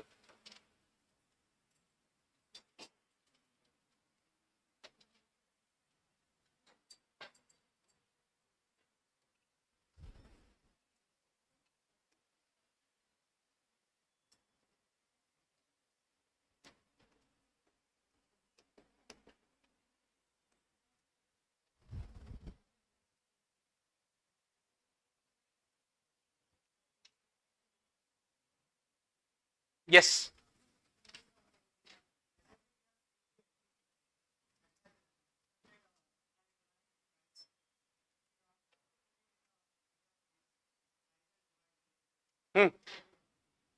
See, basically because of supply constraints, the prices will be pushed up. That is what is called as cost push inflation.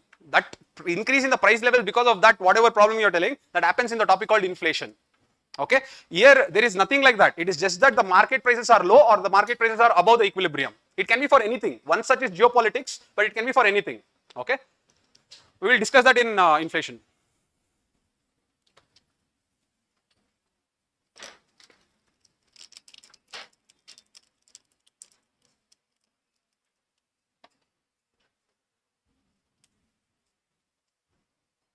Two minutes, just glance through all the terms.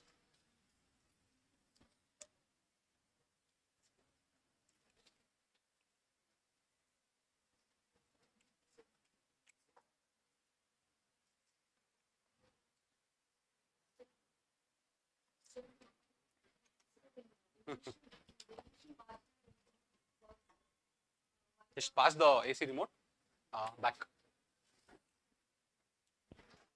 Yes. Diminishing marginal. Yes.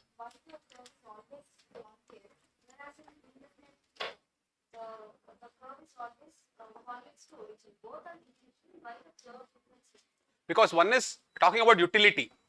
As I keep increasing, what is the utility of mine? Another is talking about substitution. Okay, how much of my satisfaction is affecting with the increase of goods? Here I am talking about how can I substitute one good to another. Both are different concepts. Marginal is one word common there, but different concepts.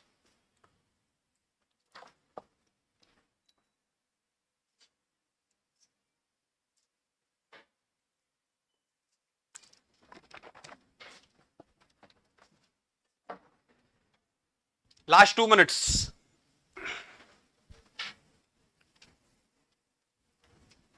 It will be difficult, it will be hard, it will be frustrating, but it will be worth it.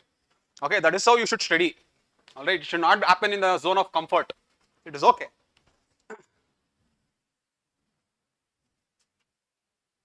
Yes, I thought it is.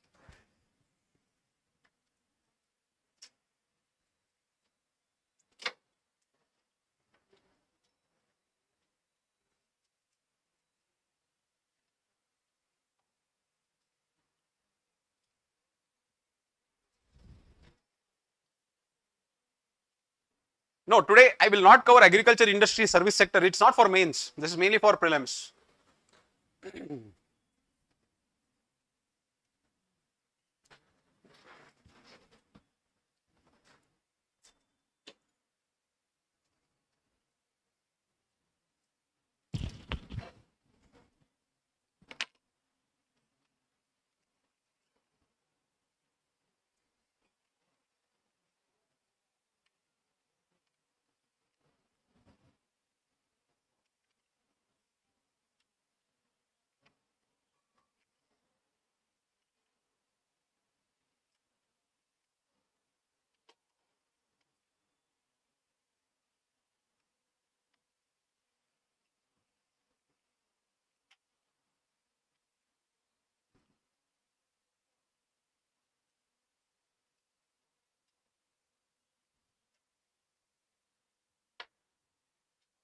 Shall we start with the next block?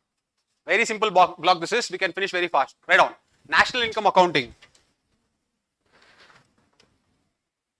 The next is national income accounting. This entire thing is the start of macroeconomics. Okay, I'll tell you what is macroeconomics. National income accounting.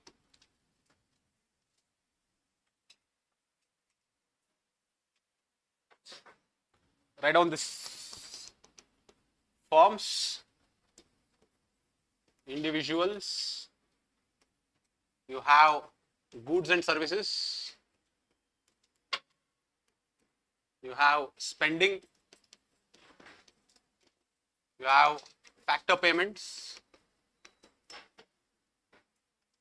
you have factor services.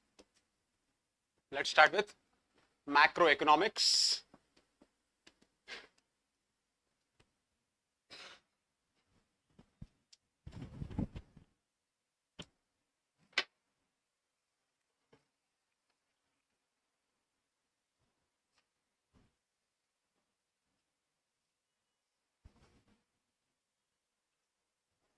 Right on. I told you that the study of interaction between firm and individual, one firm and one individual, or one firm and individual, that is what is microeconomics. If I take the aggregate of all firms and all individuals at the scale of a nation, then that is what is known as macroeconomics. Define. Okay, let us define macroeconomics. Right on. Macroeconomics is the study of. Macroeconomics is the study of. Macroeconomics is the study of the aggregate. Macroeconomics is the study of the aggregate of all firms and individuals. It is the study of the aggregate of all firms and individuals in an economy. In an economy. Okay, so that economy can be a nation also, that economy can be the world also. When the economy becomes world, it is globalization. When the economy becomes nation, it is national income accounting. That's why I'm stopping it there. Okay, so aggregate of individuals and firms of an economy. Okay, so if it's aggregation of individuals and firms in an economy, at the end of the day, the interaction of firms and individuals are like this. So the interaction can be studied in three ways. One is product. Product means what? The goods and services produced. So I can aggregate the product of all firms and individuals to understand the economy of that particular economy. Or if I take the aggregate of all firms and individuals, I can understand income. Okay, or if I aggregate the firms and individuals, I can understand the aggregation through expenditure or spending. So what am I trying to tell? Microeconomics was firms and individuals, but macroeconomics is nothing but aggregate of all firms and individuals. That aggregate of all firms and individuals can be studied. I can aggregate, that means add all those things in 3 dimensions. I can add all those firms and individuals with respect to the goods and goods that is produced, or I can aggregate all those individuals and firms with respect to the income that they have earned, or I can aggregate all those individual firms with respect to the spending that it has done. Okay, so here look at this.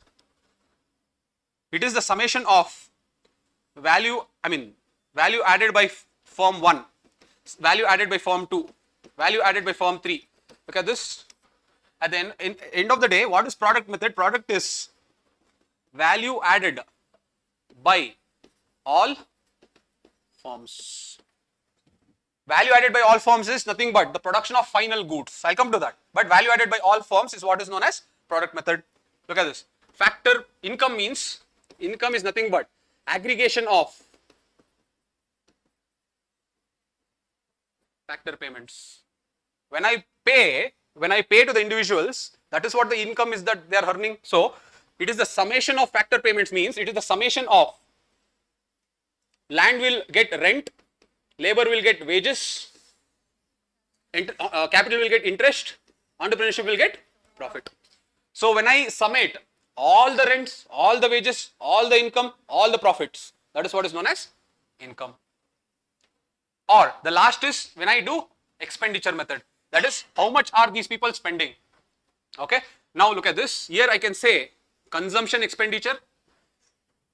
Okay, that is you are going to consumption expenditure is expenditure done on consumer goods. Okay, Investment expenditure, that is spending done on capital goods. I'll tell you what is consumer goods and capital goods in a minute, but consumer goods, capital goods. Now, when you're spending, another factor comes here that spends for you.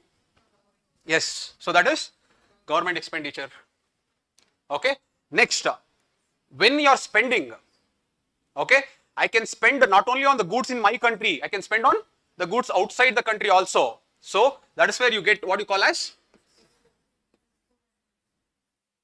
export and import. Okay, now we'll see. I am adding the export and I am subtracting the import. Why? Whatever good I am importing from foreign, I am paying for that good in dollars. So the money is leaking outside my economy or coming inside my economy.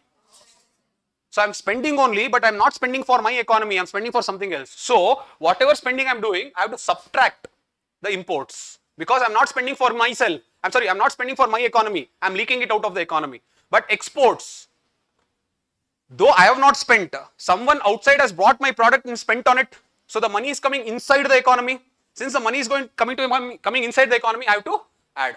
That's why whenever I go to the expenditure method, one government expenditure is also added because government spends on us. Exports are added because the exports will add the money into the Indian economy. Imports are subtracted because it is leaking the money to the outside economy. I hope you are understanding this. Now, in closed economies, there will only be three variables. In a closed economy, there will only be three variables. But right now, there is nothing called closed economy. So this will always be there. That is export minus import. Did everyone understand this? So overall, this is spending method. So there are three ways how national accounting can be done. There are three ways how national accounting can be done, and these are the three ways. Now tell me, let us say in an economy, if I am aggregating all the firms and individuals and I am calculating product method, income method and expenditure method, will all the three be the same or different? You are understanding this? At the end of the day, you use this or you use this, you use this. All the three are nothing but aggregation. If you are using different means, you are getting the same aggregation. That means all the value should be same. So in an economy, in national accounting, the product method will be equal to income method will be equal to expenditure method. So this is what is macroeconomics.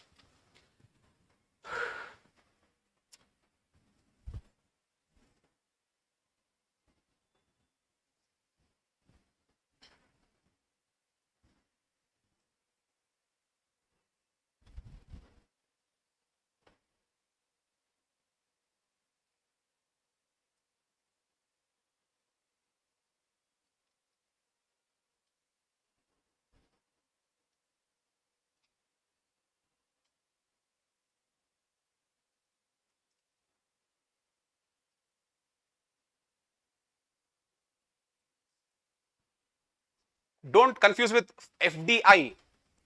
FDI comes in this realm only, the open economy. We'll discuss that later. For now, briefly, you just know incoming and outgoing. Outgoing is imports, incoming is exports. Why is outgoing imports? Because the money is going out. Okay, incoming is exports because the money is coming inside. Take it like that. Don't worry about the other things here. What will come in open economy, we'll deal it separately. Okay, everyone understood this? Now let us define everything. Okay, write on goods. Goods. Put an hyphen and write goods. Tangible objects that satisfy wants. Goods. Goods. Tangible objects. Tangible objects that satisfy wants. Tangible objects that satisfy wants.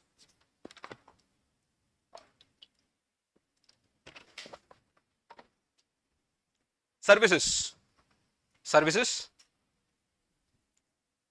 Intangible activities that satisfy wants. Services. Intangible activities. Intangible activities that satisfy wants. That satisfy wants. Intermediate goods. Intermediate goods. Intermediate goods. Goods that are still part of the production process. Intermediate goods. Goods that are still part of. Goods that are still part of the production process. Production process. Final goods. Final goods.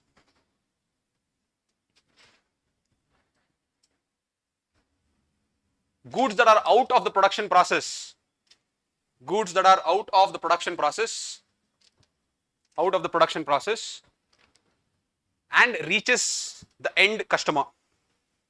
Out of the production process and reaches the end customer. And reaches the end customer. Next, goods are two types. Goods are two types. Consumer goods, capital goods. Goods are of two types. Consumer goods and capital goods.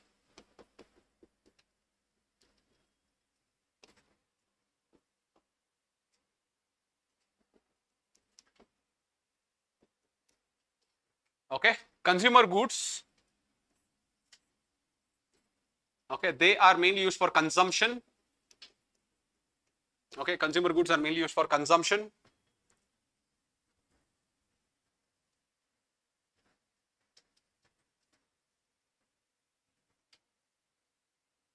Okay, they do not increase or decrease assets and liabilities. Consumer goods, they do not increase or decrease. They do not increase or decrease assets or liabilities. Assets or liabilities. Okay, next, capital goods. Durable, see, durable means it has greater shelf life, non-durable means it has no shelf life. That is what is the difference between durable and, for example, your refrigerator. A refrigerator is a consumer good that is not considered an asset. Okay, but it is a durable consumer good.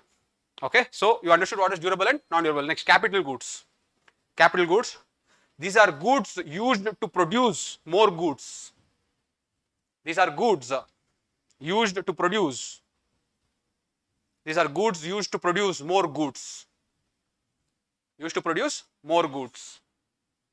Next point, they are considered assets in an economy. They are considered assets in an economy. They are considered assets in an economy because they amplify the factors of production. Because they amplify factors of production. They amplify factors of production. Now you know what is factors of production. So capital goods will always improve all the four factors of production in some way. That is why it is called as capital goods. Okay. Next, write down under capital goods only. The spending or expenditure on capital goods. The spending or expenditure on capital goods is known as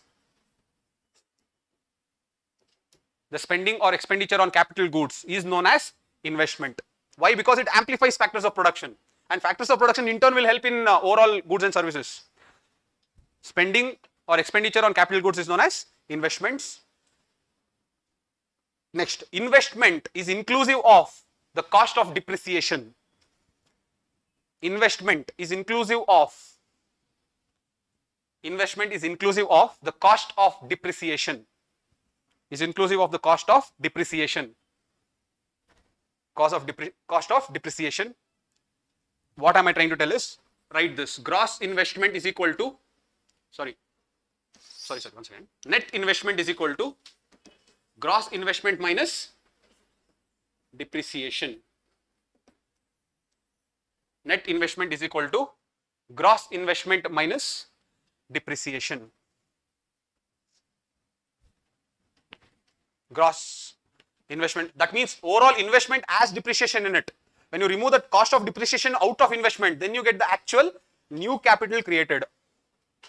Otherwise, what is depreciation? At the end of the day, depreciation is the allowance given for you to maintain the old capital goods. Yes or no?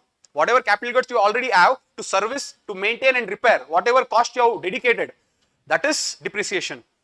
So when you remove the depreciation out of your investment, then that is the investment that shows your true capital formation. That is new capital formation.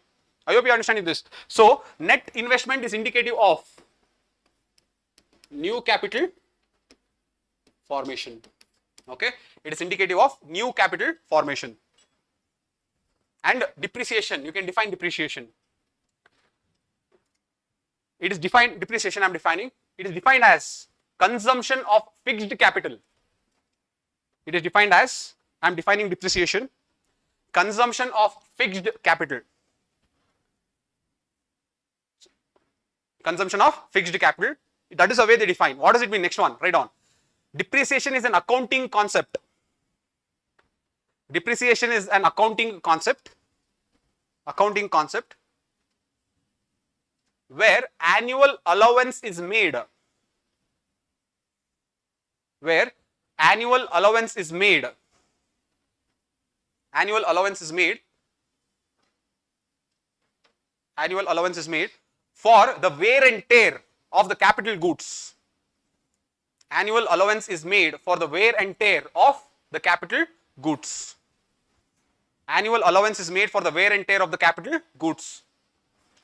I hope you're understanding what I'm trying to tell. Okay, let us say that I have one computer, I have bought another computer, but in that old computer I have put some money to upgrade that old computer or repair that old computer.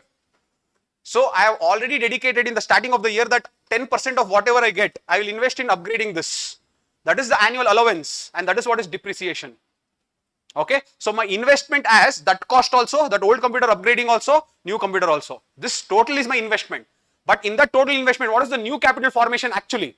New computer. So when I remove that depreciation cost that I have allowed for repairing that old computer, remove that, the whatever new capital is formed, that is what is known as net investment. So what I am trying to tell is, let us say there was an earthquake and my computer got destroyed. Now I have to buy a new computer for the old one also, and I have to buy this also. Is that buying of new computer because this got destroyed? Is it depreciation? It is not. Why? Because that is why I told depreciation is an accounting concept. It has nothing to do with disasters. Accounting concept means even before the start of the year, I will calculate which are all the capital goods. I'll say these are the capital goods. I'll say the depreciation cost is 10%, depreciation cost is 5%, depreciation cost is 2%, depreciation cost is 1%. So out of my total investment of 100 rupees, what will I do? 10, 5, 2, 1, 18 rupees I will keep only for depreciation. This annual allowance that I keep for the wear and tear of my capital goods, this is what is called as depreciation. So what I am left, what is the net investment here?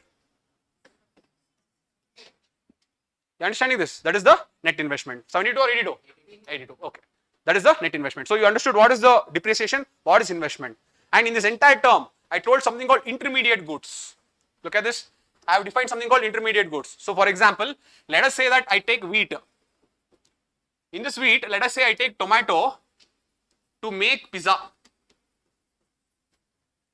So this is the input, this is the output. This tomato is part of the production process only. Because it is part of the production process, this is what is called as intermediate good.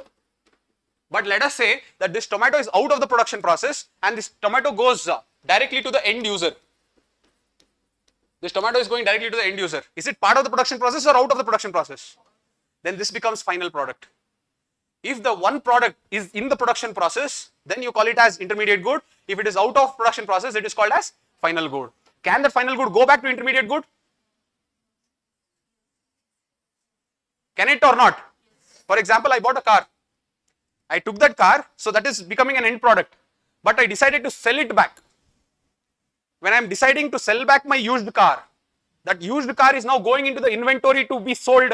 So that used car is now put back in the production process. When it is put back in the production process, that same car will go on to become intermediate good. Because on the same car, you are going to wash, you are going to change the parts, you are going to do different modifications, and you are again going to bring it to the market. So until some other user will buy that car is still in the production process. So that is what is called as intermediate good. So you understood what is intermediate good and what is final good. This is clear? So you understood these things. Okay, you understood what is macroeconomics, how macroeconomics can be aggregated with the help of 3 scales, and you also understood what are the different types of goods, especially investments. Okay, now next point, write down investment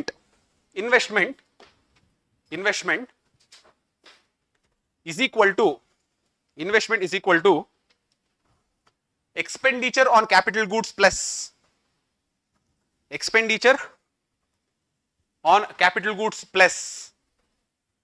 inventories.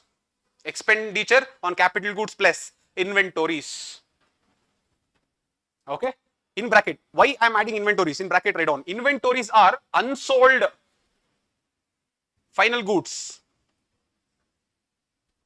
Inventories are unsold final goods or intermediate goods. Unsold final goods or intermediate goods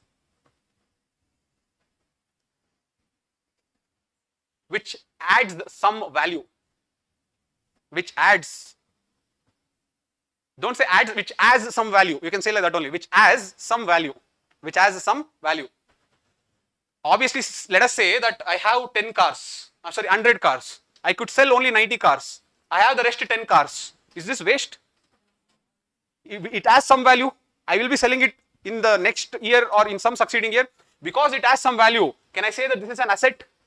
Because it is looked as an asset, this is also looked as an investment. So investment is equal to not only the investment on capital goods, it is also including inventories. I hope you understand. That is why companies will always keep inventories basic on the basis of market demand. Let us say Deepavali is coming up. Then if I am a producer of clothes, my inventory will increase. I'll put more money on inventory because I know that demand is going to increase, then I should have more inventory. But let us say that there is a lean season coming. I know that people will not demand anything. Then my inventory will decrease. So see, me investing on the inventory is also an investment. Why? Because it is going to bring some value to me back. So that inventory is also considered as an asset. So when do I call something as an asset? Is it has to do something for the factors of production. Capital goods will amplify the factors of production. The inventories will help us get some value out of the production. The time may change, but it will give value for the factors of production. So that is why whenever I say investment, it includes both. It includes the expenditure on capital goods also. It includes inventories also. You understood this? All right. So this completes it. Next, the tricky part is next. There are three costs: factor cost, basic price, market price. If you understood the basics, it becomes very easy. Factor cost, basic price, market price. Don't by heart. Understand, very simple logic it is. Just look at this. Cost, price, price. Okay. What is cost? It is the cost incurred due to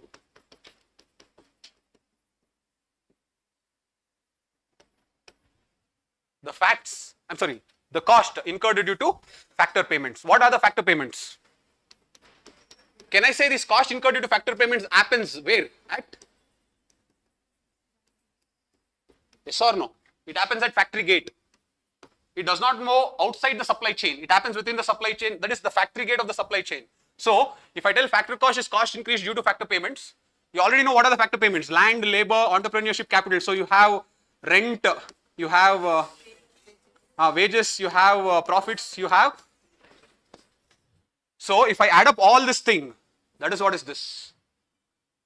Can I tell this? So, this together, this addition together is what is called as factor cost. So, cost incurred due to factor payments, that is rent, wages, profit, interest. Okay, this is what is called as factor cost.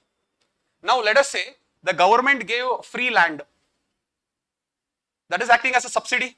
The government gave free land here. So, subsidies are included. Or let us say that the government told that you employ that labor and I will pay for his provident fund. That is also a type of subsidy. So, in this factor payments, can the government intervene or not? The government can intervene, help them. So, subsidies are included in factor cost. But in this rent wage, right now at the factory gate, government has nothing to do with it. Government will not put any tax at the factory gate. I hope you are understanding this. The government will not put any tax at the factory gate. So, factor cost will have subsidies, it will not have taxes. It will have subsidies, it will not have, if you get confused with this plus and minus, it will have subsidies, it will not have taxes. Did everyone understand what is factor cost? Factor cost is purely the cost incurred due to factor payments. It has, if you had a tax, then that revenue of the tax is going to the government. It is going to skew the cost. What is the cost due to factor payments? Nothing is to do with the government because this is purely only these four variables. When I add taxes, I have to add plus government. then it will skew this factor payments. Yes or no? That is why I'm not going to add taxes. Everyone is clear what is factory cost? Okay. Now, this is factor cost. Next, come to this basic price. Okay. Basic price is the price earned by the producer. Basic price is the price earned by the producer. Okay. That means what? Look at this. It includes factor cost. That is, it includes its profit also. It includes interest also, rent also, it includes wages also, factor cost. Now, I am going to add any type of production subsidies, and I am going to add any type of production taxes. Okay. So, here because factor cost will reduce by adding the subsidies, I am going to tell as minus. Okay. But overall, I am going to add this also, I am going to add this also. They will keep using two terminologies, that's why I am using right and minus. When I say minus, in the factor cost, subsidies will bring down the factor cost. If I add taxes, subsidies will bring up the factor cost. That's why I am showing minus and plus. But overall, they will include production subsidies also, they will include production taxes also. Now, what do you mean by production subsidies? What do you mean by production subsidies? For example, water subsidies. For example, water subsidies or electricity subsidies. Okay, this is what is production subsidies. What is production taxes? Licensing fee, or let's say registration fee, or let's say pollution tax. All these are production taxes. You understood what is basic price? Basic price is the price earned by the producer. Okay. Now, this tax that producer only has to pay, that is why it includes the basic price. Now, what is market price? Market price is the price paid by whom? Consumer. Market price is the price paid by the consumer. So, when I say market price is price paid by the consumer, look at this, that includes obviously the basic price, obviously the product, taxes, and minus the product subsidies. Okay, so they include both. That's what I'm trying to tell. They include both product taxes as well as product subsidies. For example, fertilizers. The government is going to give subsidies on the product itself. When the government is going to give subsidy on the product itself, that price will reduce. It will reduce for the producer or it will reduce for the consumer. Consumer. Or let us say that product is a sin good, and if the product is sin good and the government has increased the prices. So when the government has increased the taxes, when the government has increased the taxes of that sin good, let us say alcohol, the government has increased the taxes. When the government increases the taxes, the producer will pay or the end user will pay on that product. You are understanding this? So product taxes, product subsidies, it will always be incurred on the end user. Production tax, production subsidies, it will always be incurred by the producer.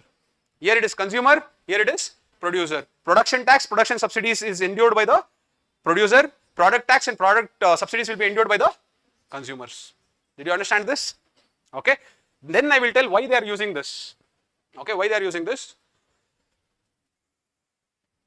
So overall you understood what is factor cost, what is basic price, and what is market price. Just to reiterate, factor cost is purely trying to understand what is the cost incurred at the factory gate. The cost incurred at the factory gate is equal to rent plus wage plus profit plus interest. That's all. Don't overthink this. The price incurred at the factory gate is what is known as factor cost. Now, if you take that factor cost and add production subsidies and reduce production subsidies, add production taxes and reduce production subsidies, then you will get what you call as basic price. Basic price is the price that is, if I am a producer, basic price is the price earned by the producer. Okay. The next is the last part of the supply chain. This is where the consumer will get the good, how much that person has to pay. That is what is known as market price. So market price will always have product taxes and product. Everyone understood this? So this is what is factor cost, this is what is basic price and market price. Everyone understood this? Okay. Now we will see why you are using this. Okay. Now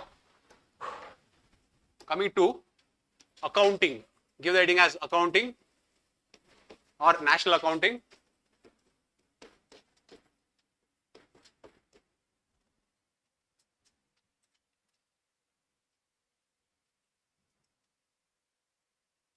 National accounting. Okay. The first term is GDP. The first term is GDP.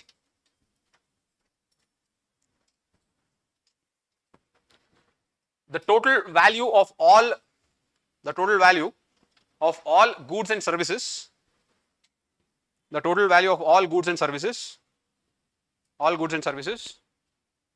produced within a geographical boundary,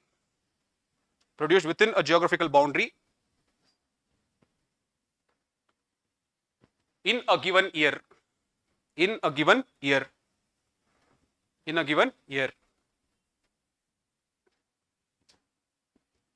Okay, so you understood what is GDP. That is domestic. Domestic means a geographical boundary. That is what is domestic. Usually it will be a nation. Okay. Next, in India, GDP is measured at market prices. In India, GDP is measured at market prices.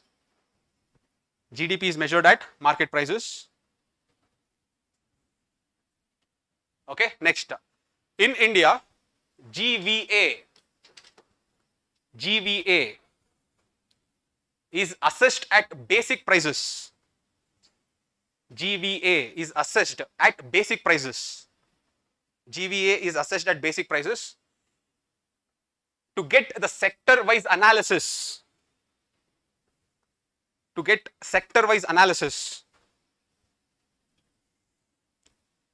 Sector-wise analysis of the earnings of the producers.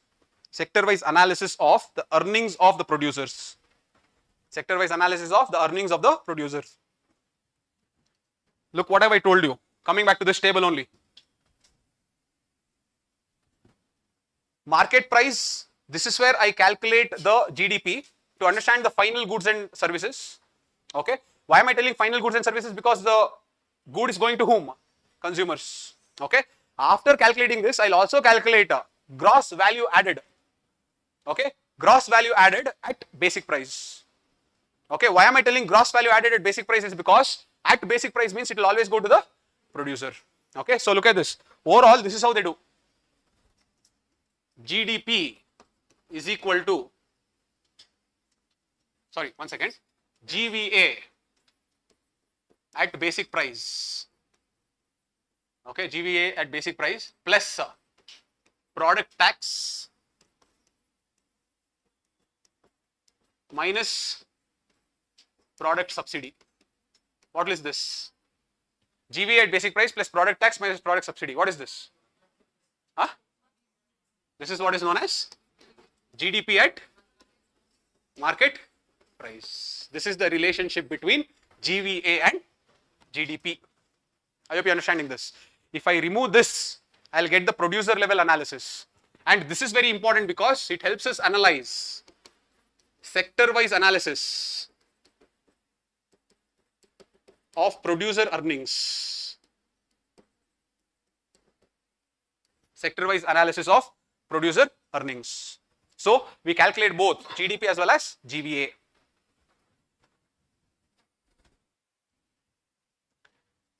And you know that basic prices as production tax and production subsidies. Okay, I'll not put it here because it will become confusing. So I hope here you know what is basic price.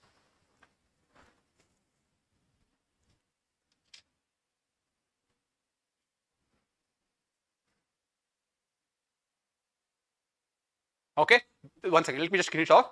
Recently, they have done changes. That is, this year they have done the changes in GDP. Right on. The recent changes in GDP. Let me just complete it off. You can ask me the doubt once I complete the GDP. Okay. Recent changes. Base year is changed to 2. Base year is changed to 22, 23.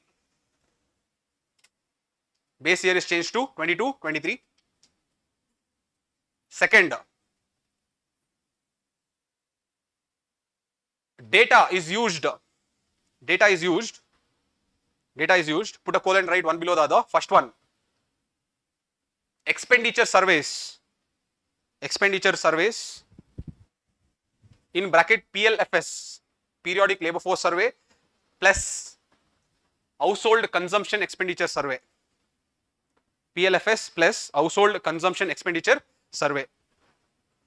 This is one. This is normally used. Even before also they were using this. Now also they'll use this. Okay. The one is expenditure survey. Second, GST data.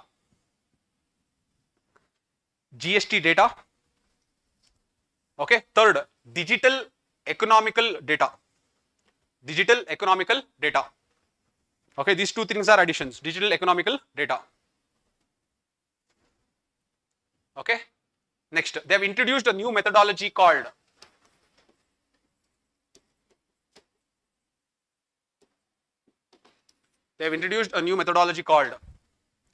double deflation. They have introduced a new methodology called double deflation. Okay, let me just explain it off before you think of it.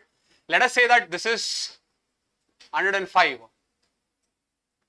Okay, this is 105 rupees, and the output price index, this is the base year. In the base year, the output price index is, let us say, 102 rupees. Okay, I'll tell you what is base year and all in some time, but understand that I'm comparing this value with this. This is current year. Current year, this is the output price. This is the output price index of the base year. Okay, so if I have to just check the change in the price levels, what I used to do before, I used to just deflate the price from 1 to 2. That is 105 minus 102. So there is increase in 3. See, this is how I used to do. In order to calculate the change in prices in the GDP, I used to do this. Now what I'll do, if this is 105, this is 105 rupees, I am only worried about the output. See, I am thinking that when, let us say, there is a car, the car's output increases from 103 rupees to 105 rupees. 103 rupees to 105 rupees. When the car's input increases from 103 rupees to 105 rupees, my assumption is when the car price increases, the output price increases due to inflation, all the input will also increase together. This is my assumption. But is this true? If the car price output is increasing, it can be because of fuel price only. All the other things being true, only the fuel price is increasing, and because of that, the car price is increasing. Is it true or not? Now, this was not being considered. Look at this. That's why they used to only use output price index and compare with that only. Now, what they are going to do? They are going to use two indexes. One is input price index. Another is output price index. I hope you are understanding this. So, they will have two index. For example, let's say input price index is output price index is 100 this is base year. This is base year. Output price index is 105 and input price index is 95. So now they will check, okay, the car as input, the car as output. The car's input rate was 100, the car's output rate was 100 and let's say 110. Input rate was 100, output price is 110. Now, before what I used to do, I used to take this 110 and compare it with 105, and I used to say that the difference between them, the change in the price level is 5. But I used to not worry about the input. Now what I will do, I will take the base year of input also, see 95 and 100. Okay, so here the increase has happened by 10. See, this was 95, sorry, increase has happened by 5. So input also has increased by 5 and output has also increased by 5. So overall the increase is what? You are understanding this? So basically what is double deflation is, they are going to deflate the prices at input level also, they are going to deflate the level at output prices also, and then they are going to compare. That comparison will help you to understand the real changes in the prices in the economy, otherwise it will not provide you the real changes. I hope you understood this. So that is what is the another change that is done by the government. So these are the broad 3 changes. Okay, one is 2022-23, another is double deflation, and the third is they have increased more data in order to bring more comprehensivity to the GDP. Everyone got this? So overall, this is GDP. The next one, the next is GNP. Give the heading as GNP. Gross national product. Gross national product. Write down the total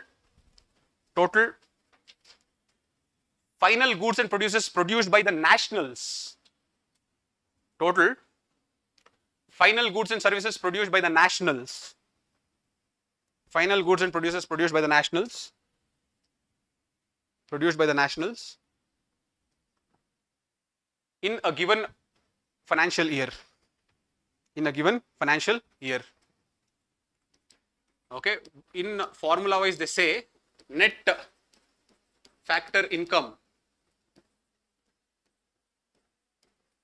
Okay, we can write this. This is the formula that they use. GDP minus net factor income from abroad. Net factor income from abroad. Okay. Now, what is net factor income from abroad? Again, don't by heart. Factor income. Remember the 4 factors of production and the income for the 4 factors of production. That is what is called as factor income. Now, see, what is net factor income from abroad? It is factor income coming into India minus factor income going or sent out of India. Now tell me, if factor income is coming into India, is it by Indians or foreigners? Factor income coming into India is Indians. Factor income going out of India is foreigners. So when I subtract going out of India by foreigners, coming into India by Indians, that is what is net factor income from abroad. And when I take this net factor income and minus from GDP, then I get what you call as GNP. I hope you understand. Don't by heart. It is purely English. I'll come to your doubt. Okay. ಹೌದಾ ಅದು AC run ಆಗ್ತಾ ಇತ್ತು, change ಮಾಡಿರ್ಬೇಕು setting ಅಲ್ಲಿ. If anyone knows, try to check it out. Even I don't have much idea. Remote ಕೊಡಿ ಅದು ಇವ್ರಿಗೆ. ಹಾ, ಟೆಂಪರೇಚರ್ ಎಷ್ಟಿದೆ?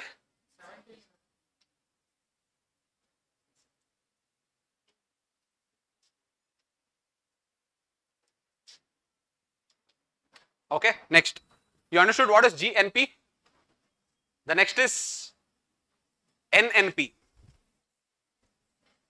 NNP. The next is NNP. NNP is equal to obviously GNP minus depreciation. GNP minus depreciation is NNP.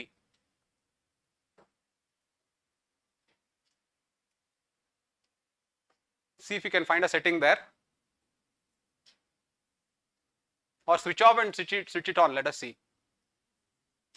the Indian way of doing things. NNP is GNP minus depreciation. Next, NNP at factor cost. Again, don't forget here, NNP at factor cost. NNP at factor cost. What is this? Very good. Is equal to national income. NNP at factor cost is equal to national income. NNP at factor cost is equal to, now you know what is factor cost. Okay, that is why, see, national income is removing any type of taxes. All type of taxes are gone. That is when you get this national income. Next, personal income. Personal income is equal to national income minus corporate tax minus undistributed profits, minus corporate tax minus undistributed profits minus social security contributions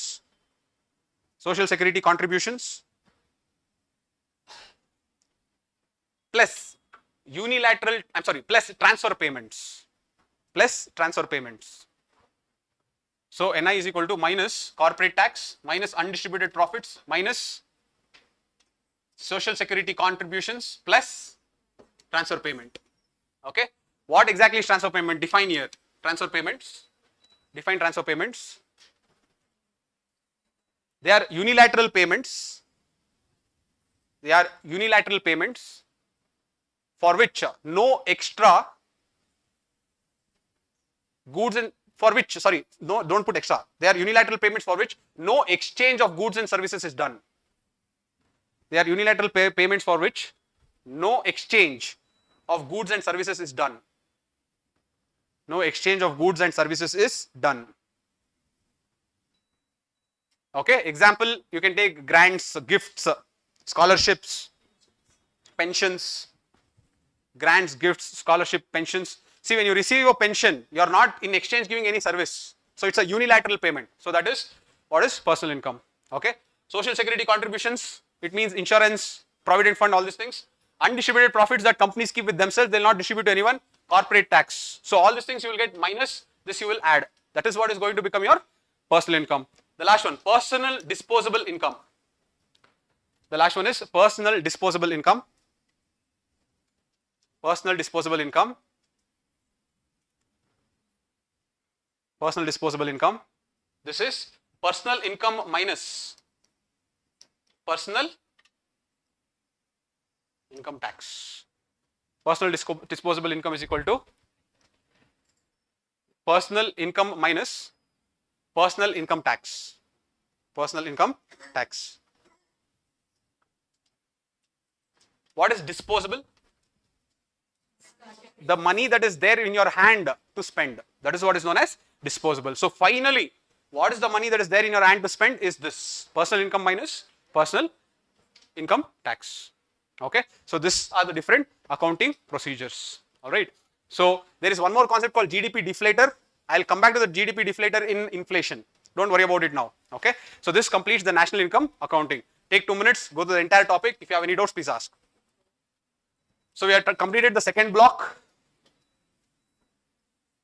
We have completed the second block. Completed.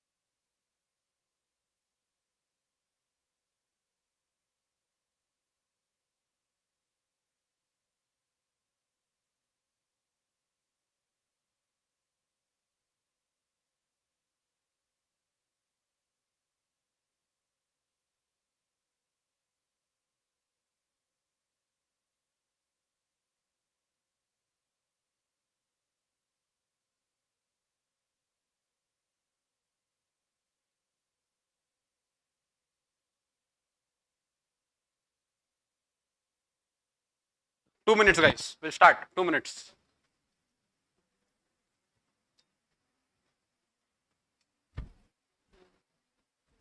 I'll come to real GDP and nominal GDP. When I'm doing inflation, I'll talk about it.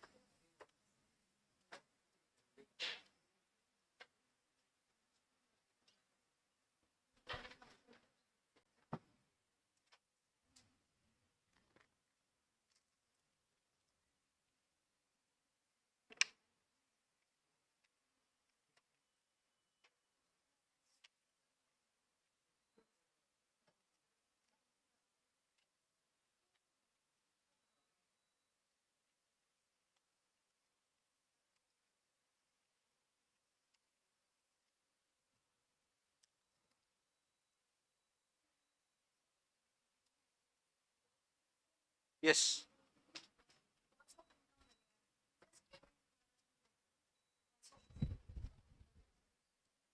Yes, you can definitely add interest payments also here.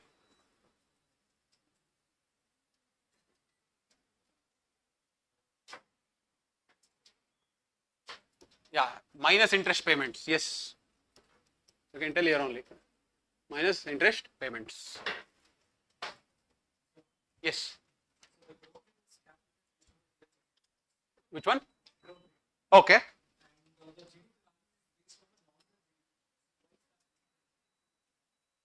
Growth rate is okay. See, you're confusing what is nominal GDP, what is real GDP. Okay. Nominal GDP means when I calculate the GDP with current prices, today's prices. Real GDP is when I calculate the GDP with base price. Okay, that's the only difference. I will tell you what is that in inflation. Why do we do that? Okay. Shall we start? Okay. Let us see how many can endure. I know that it is difficult. Let us see. Okay. I don't mind if you're not able to, bear the heat. I don't know what happened in that. Work करते हैं Karthik. Keep it at 21. Don't keep it at 2 less.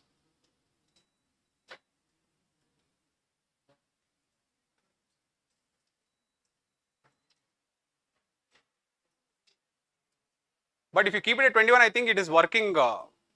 It is not working at all.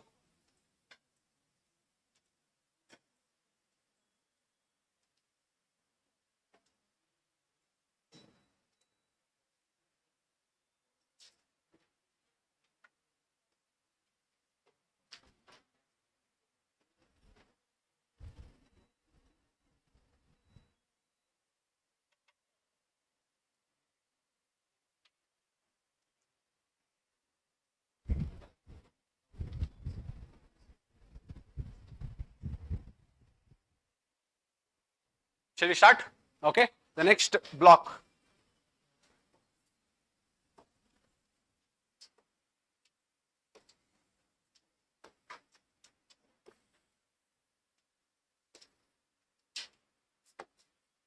The next block is money supply and demand.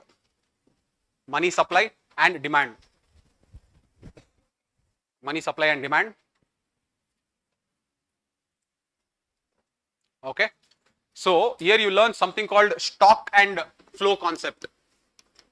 Stock, flow. Okay. Write down stock and flow. Any variable, in stock, I am defining what is stock. Any variable that is assessed, any variable that is assessed at a period of time. Any variable that is assessed at a period of time is known as stock. Any variable that is assessed at the period of time is known as stock. Example, first one, money supply in the economy. Money supply in the economy. Second, demand for money in the economy. First is money supply in the economy. The second is demand for money in the economy. Demand for money in the economy. Third is wealth. For example, if they ask you how much wealth you have, you will tell the cumulative wealth that you have at that period of time. So here the word at becomes very, very important. Okay, come to this. Any variable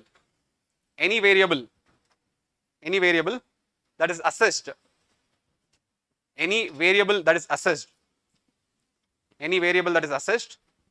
over a period of time.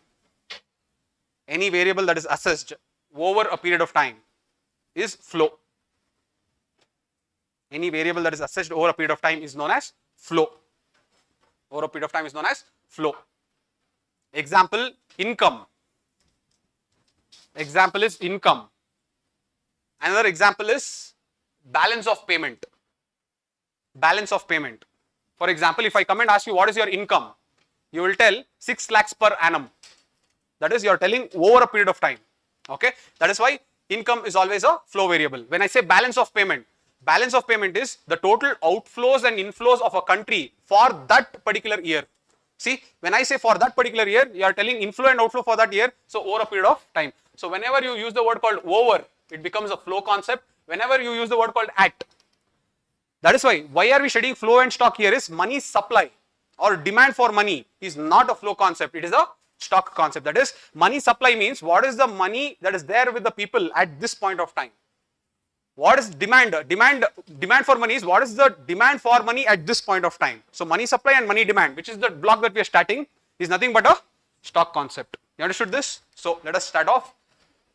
The next block is money supply and demand. Okay, so here let us give the heading as money supply. Money supply, right on. Money supply. The total money available with the public,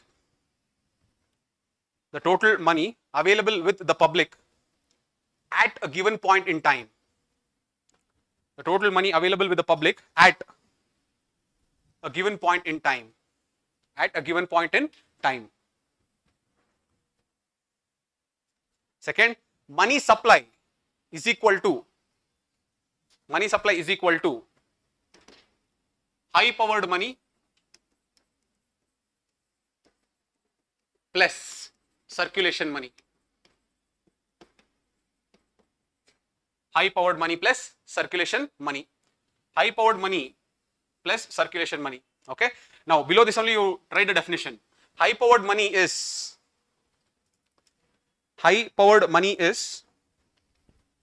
the currency. High powered money is the currency created by the RBI. It is the currency created by the RBI. It is also called reserve money. It is also called reserve money. It is also called reserve money. Circulation money. Right on, circulation money. It is the circulation of reserve money. It is the circulation of reserve money. It is the circulation of reserve money. Circulation of reserve money in the form of money multiplier. In the form of money multiplier. In the form of money multiplier. Okay. So I have used the term here. Circulation money is, what did I define? It is the circulation of reserve money. Circulation of reserve money in the form of money multiplier. Okay. Now I will tell what is money multiplier in a minute. Write down next point under this only. Money multiplier is directly correlated with CRR. Money multiplier is directly correlated with indirectly correlated with, indirectly correlated with cash reserve ratio. Indirectly correlated with cash reserve ratio. Okay, cash reserve ratio.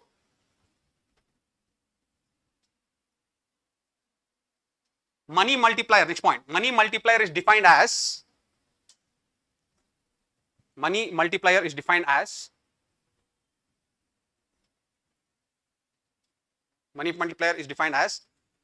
the number of times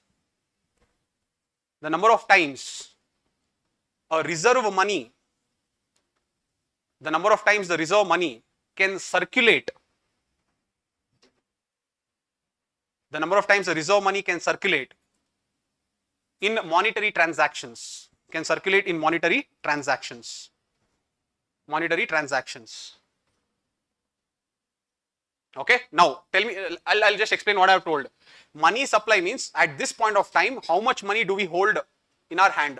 So how much money do we hold in our hand depends on two variables. One is high powered money, another is circulation money. What is high powered money? High powered money is nothing but it is the money that is created by the RBI. So let us say the money created by the RBI is X. Now this X is left into the economy. This X will keep rotating in the economy and it will create more number of money.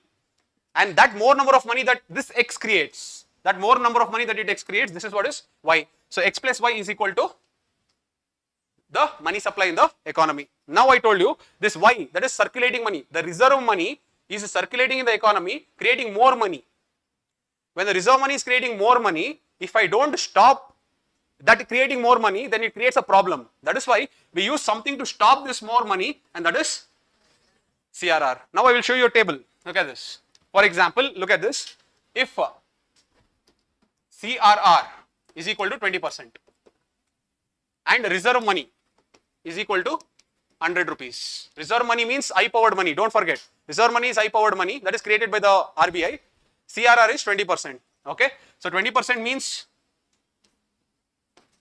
how much? 100 by 20, that is 5 times. That is, this is equal to 0.2. Okay, this is equal to 0.2. So now look at this. CRR is equal to 5 times the reserve money. Let me show you the table to give you the clarity.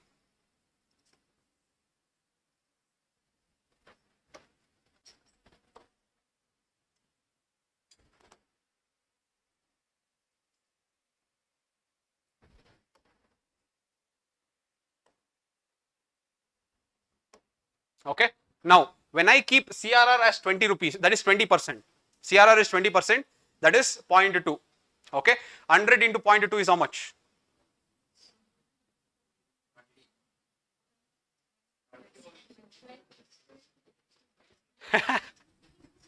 Anyways. Can you see this table at the back? Okay. See, I started with 100 rupees as reserve money. Let us understand like this, it becomes very simple. I started with 100 rupees as reserve money. In that 100 rupees, RBI has created the 100 rupees and left it in the economy. Now, in that 100 rupees, 20 rupees I have to always, the bank, let us say I am a bank. So, I took 100 rupees from the RBI, 20 rupees I should always keep as reserve, that is CRR, and 80 rupees I can give the loan.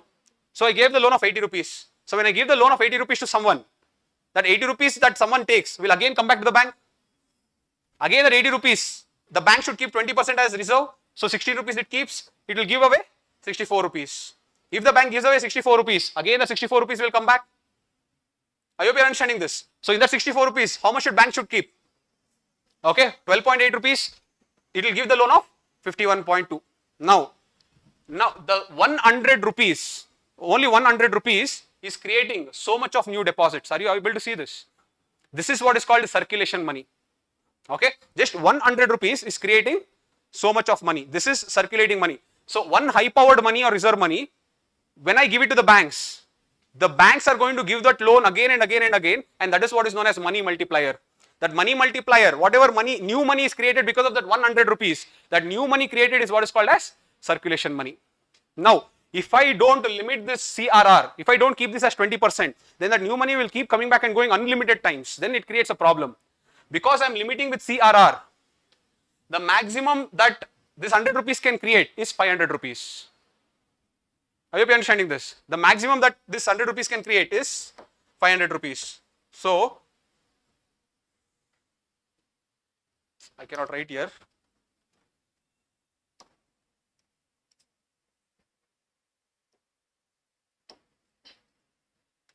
If I go to this, CRR is equal to 20%, okay, 100 by 20 is equal to 5.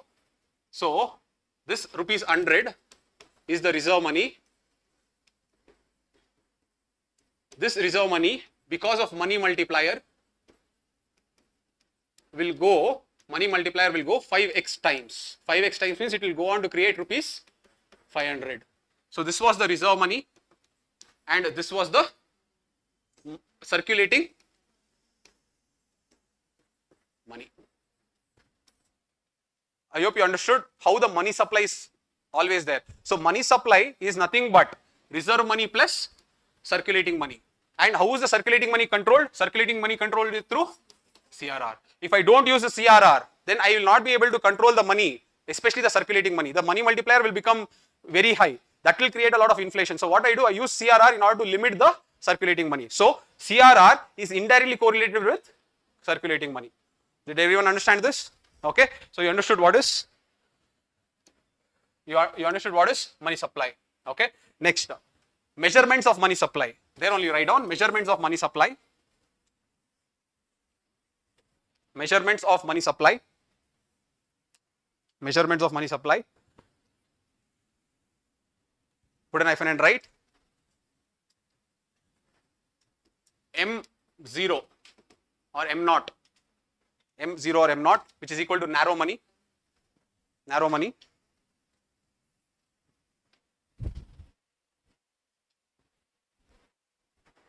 CRR does not apply to NBFCs. Yes, but NBFCs are not the ones who will go on to create money multipliers.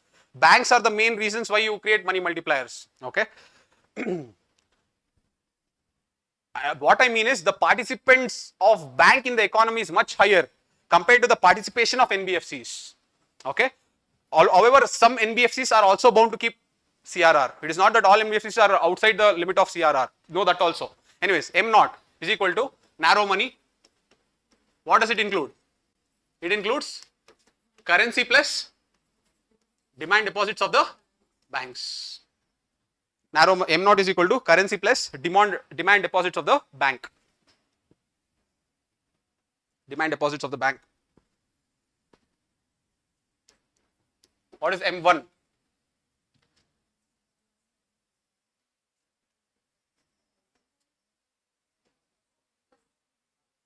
What is M0? M0 is very good. The currency held by the public. Sorry. M0 is the currency held by the public. M0 is currency held by the public. Really sorry. M0 is currency held by the public. M1 is currency held by the public plus demand deposits of the banks. M1 is currency held by the public and demand deposits of the banks. Okay. M2 is M1 plus savings deposits of the post office. Savings deposits of the post office.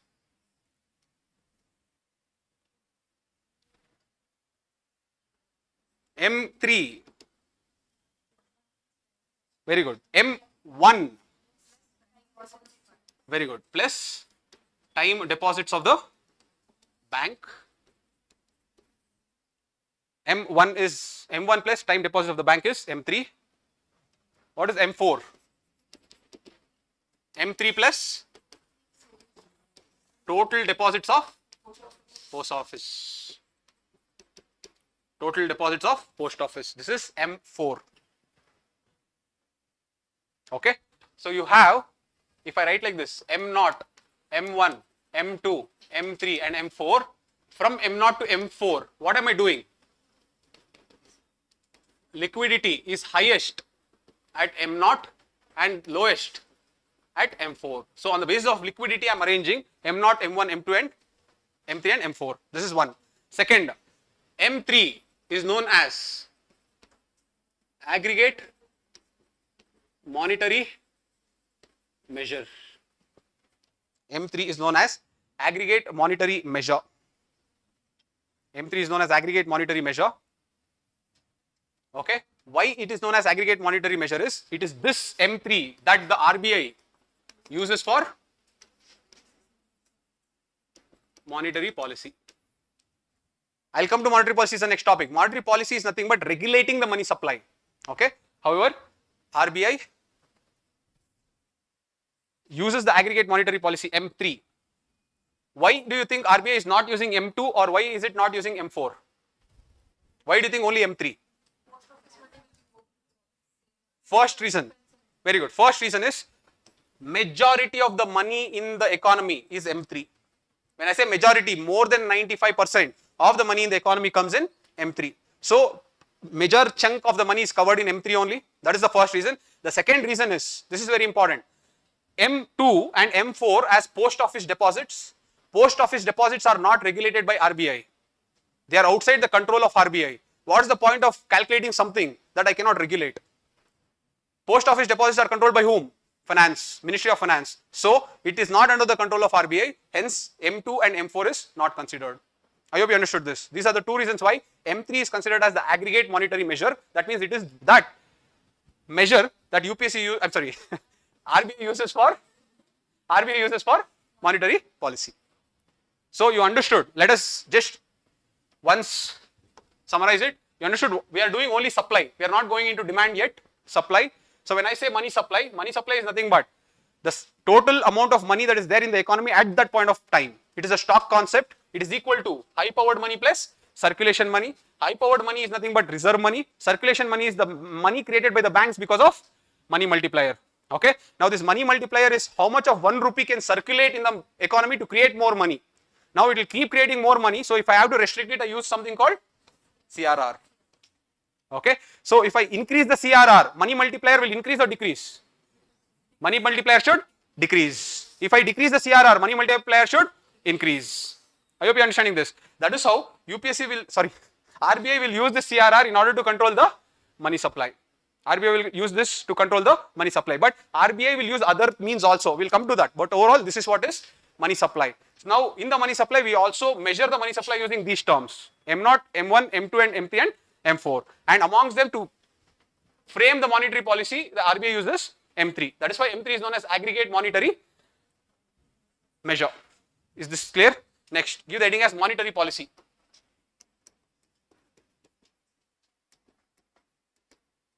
Give the heading as monetary policy. Regulated as per RBI Act 1934, not Banking Regulation Act 1949. Don't get confused. Regulated as per RBI Act 1934. As per RBI Act 1934. Second, it is a policy framed to control or regulate. It is a policy framed.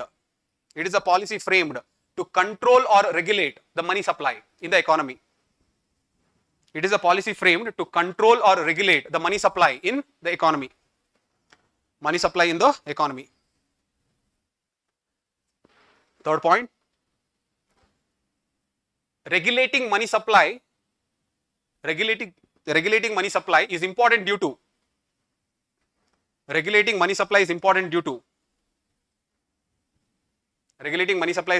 to two reasons. One, maintaining economic growth.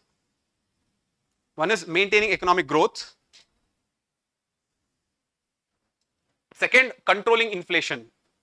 Maintaining economic growth. Second is controlling inflation. And when I say controlling inflation, in bracket write down price stability. Controlling inflation means price stability.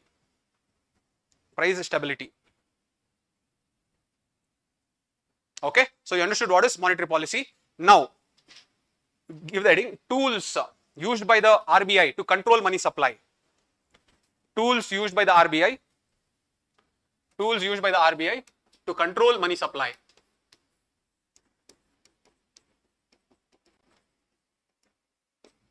RBI to control the money supply.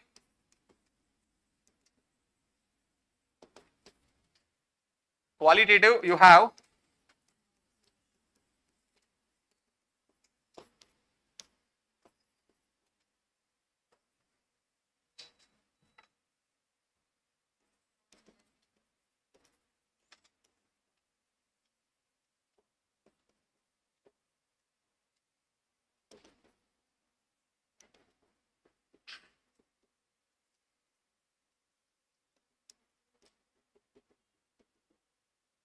okay.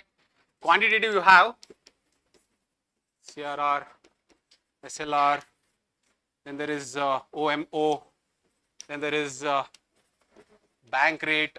No, repo comes inside this only. I will tell you. Repo comes there only. Then you have MSF. Then you have, yes, sixth is SDF.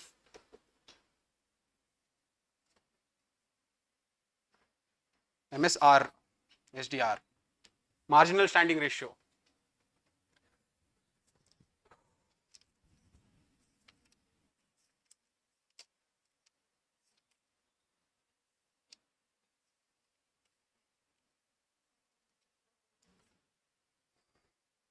Sorry, marginal standing facility, that is MSF only. SDR, standing deposit ratio.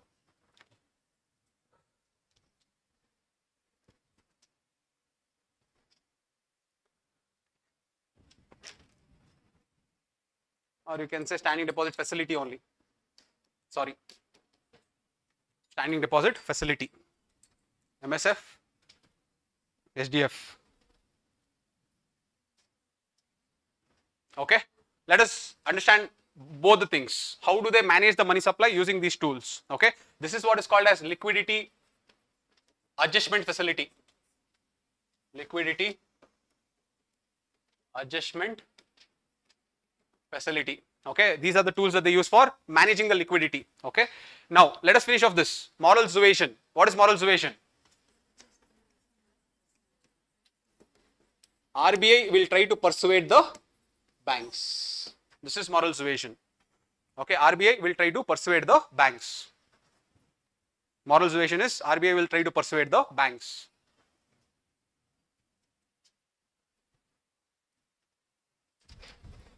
Okay, what is margin requirements? Percentage of loans that can be given? Margin requirement is RBI will decide the margins. RBI will decide the margins for the loan receiver to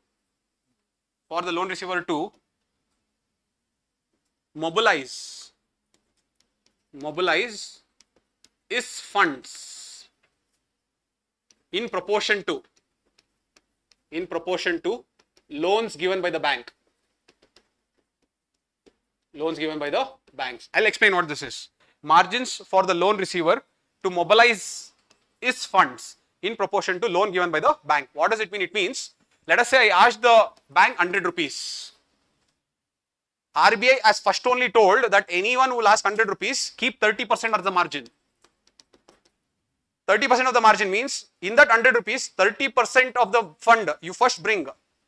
If you are able to mobilize the 30% of that fund, then I am going to give you 70%.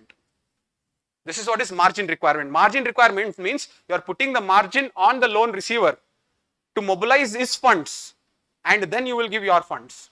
I hope you are understanding this. So this is margin requirement. Did everyone understand this? Okay. Basically, they will decide the margin on the basis of loan to asset ratio. Loan to asset ratio. This is how they will, how much asset you have on the basis of that loan. The less you have asset, the more is the margin. That is, if you have less asset, that means I have to take more risk. Then what will banks tell? Bank will tell 50% you get, 50% I'll give. Or let us say I have a lot of assets, I have a lot of factories. Then obviously I have less risk, bank has less risk. So what will bank say? You get only 20% of the, margin, I will give you 80%. Why? Because the bank has less risk. So it basically depends on loan to asset ratio, this margin requirement. Okay, but that is also a qualitative measure. Okay, what is selective credit control or credit rationing? This is basically RBI controls the direction of the credit flow. RBI controls the direction of the credit flow. That is, for high priority, or for example, for let us say high risk zones, RBI will say don't give too much. For low risk sectors, you can give more. So RBI will decide the direction. Okay, when RBI decides the direction, that is what is called a selective credit control. Okay, or you can also say credit rationing. Credit rationing means it will ration out. You can give out of your total exposure this much to this, this much to this. See, rationing out. So this is how qualitative measures work. So you understood moral suasion, margin requirements, and you also understood selective credit control or credit rationing. Clear with this point? Let us come to quantitative measures. Everyone would have heard this. Let us go one by one. First is cash reserve ratio. CRR, cash reserve ratio. As everyone understands, amongst all qualitative measures, the one that is actually very, very critical is this. Why is this very critical? Because it has direct roll on. Direct roll on money multiplier. That is why CRR is very, very important to control the money supply. Right on. It is the cash held with the RBI. It is the cash held with the RBI of the banks. Cash held with the RBI of the banks. Next, no interest is given. No interest is given. Next, there is no ceiling or cap. No interest is given. There is no ceiling or cap.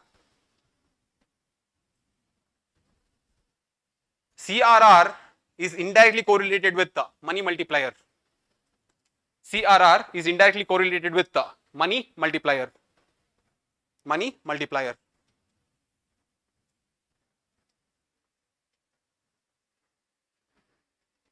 Okay, next SLR. SLR. It is the percentage of funds. It is the percentage of funds the banks hold in the most liquid assets.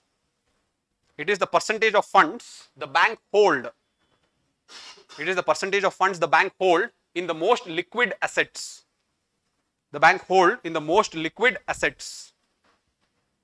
The banks hold in the most liquid assets. See, statutory. That means there is a law that is telling them to hold. Next point. The law that mandates this requirement is, the law that mandates this requirement is Banking Regulation Act 1949. The law that mandates this requirement is Banking Regulation Act 1949. Okay, next point. The most liquid assets is,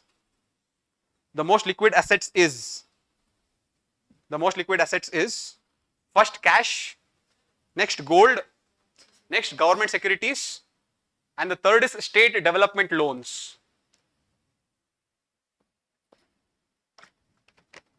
First is cash, second is gold, third is government securities, the fourth is state development loans. These are the traditional. There is no ceiling, but the floor is at 40%. Sorry, there is no ceiling, there is no floor price, but the ceiling is at 40%. The ceiling is held at 40%. There is no floor, but the ceiling percentage is 40%. Ceiling percentage is 40%. Okay. So you understood what is CRR, what is SLR. Next, open market operations. Open market operations. Right on. Buying and selling of government securities by the RBI. Buying and selling of government securities by the RBI.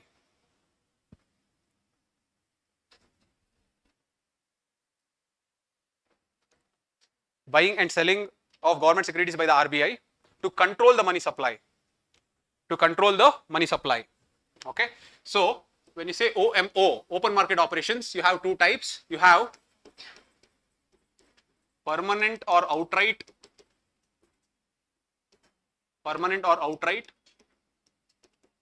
And then you have repurchase. Permanent or outright, and then you have repurchase. Okay. Here the government will sell or it will buy permanently.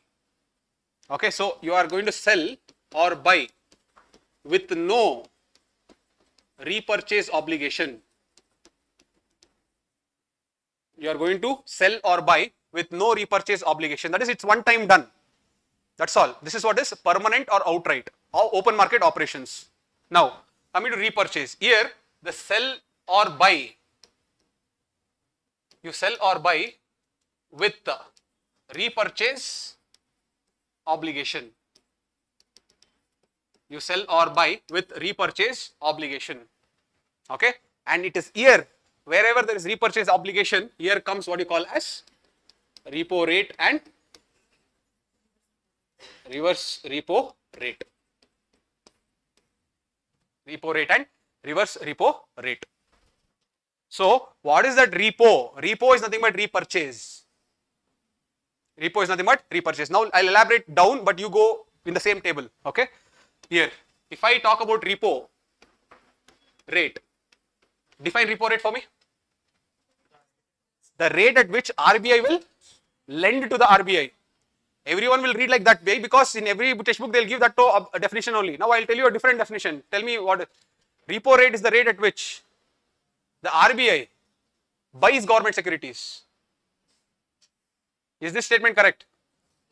See, now you are getting confused. Are you understanding? That is why understand what is happening. One side is RBI, another side is banks. So what are the banks? What is RBI doing? The RBI is Lending.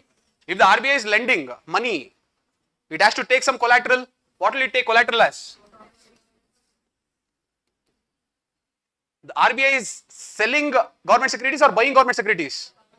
Can I define repo rate as the rate at which RBI buys government securities? Understanding this. So, when the banks, repo rate is the rate at which banks sell the government securities. Is this correct? Yes. Repo rate is the rate at which the banks can sell the government securities. Repo rate is the rate at which the RBI buys the government securities. Repo rate is the rate at which the RBI lends the money. Repo rate is the rate at which the banks borrow the money. Are you understanding? It can be in any of the scenario. That's why don't forget. The only thing that what you should remember is this diagram. And why is it called repo rate is repurchase. So, the banks are selling the government securities with an obligation to repurchase. So, these banks should repurchase at a predetermined price.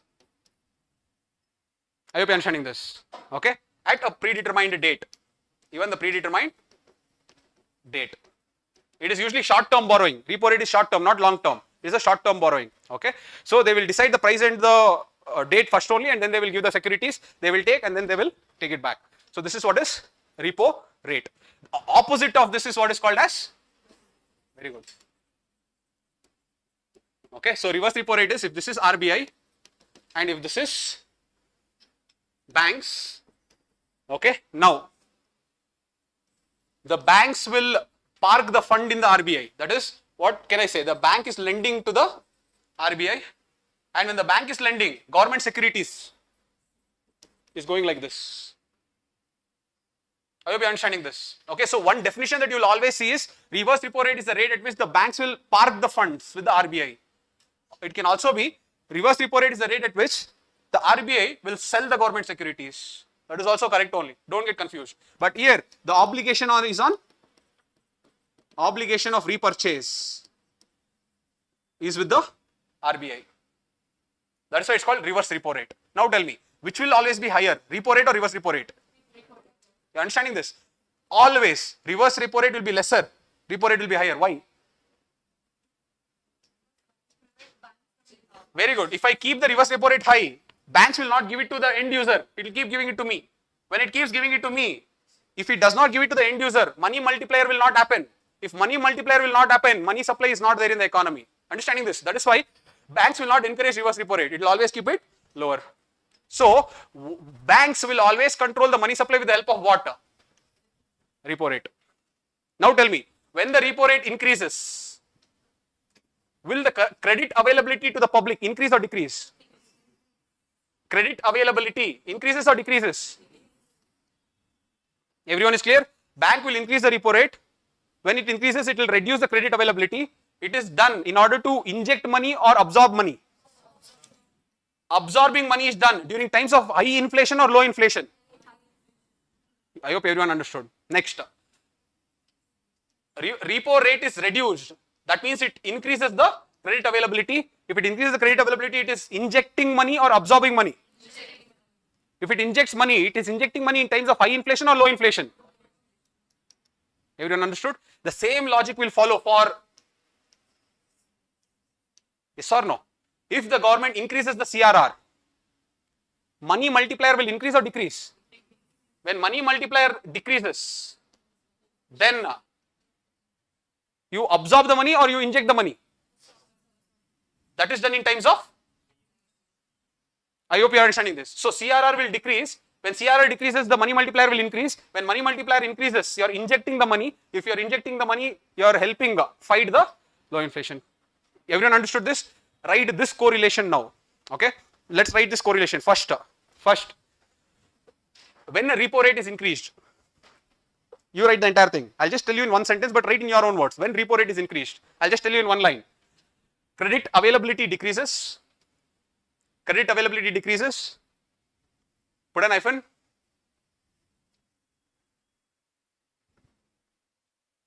Absorption of money from the economy or absorption of liquidity. Don't say money. Absorption of liquidity from the economy. Absorption of liquidity. Put an hyphen. To fight high inflation. To fight high inflation. To fight high inflation.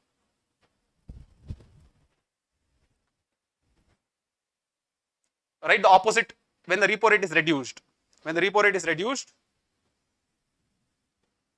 credit availability increases, credit availability increases, credit availability increases,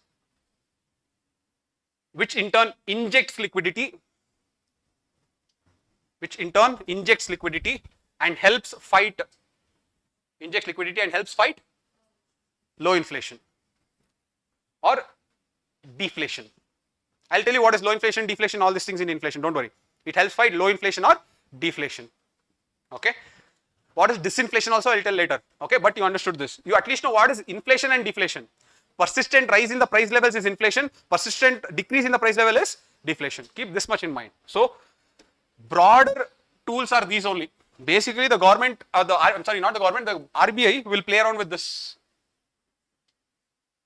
Okay, so you understood what is CRR, you understood what is SLR, you understood what is open market operation, bank rate, put an hyphen, bank rate. It is the long-term borrowings of the bank from the RBI. It is the long-term borrowings. It is the long-term borrowings of the bank from the RBI. Long-term borrowings of the bank from the RBI. Bank from the RBI. Next point. It is uncollateralized. It is uncollateralized. That is, you don't have to pledge any government securities. It is uncollateralized and hence riskier. It is uncollateralized and hence it is riskier. Next point. Therefore, bank rate is greater than repo rate. Therefore, bank rate will be greater than repo rate.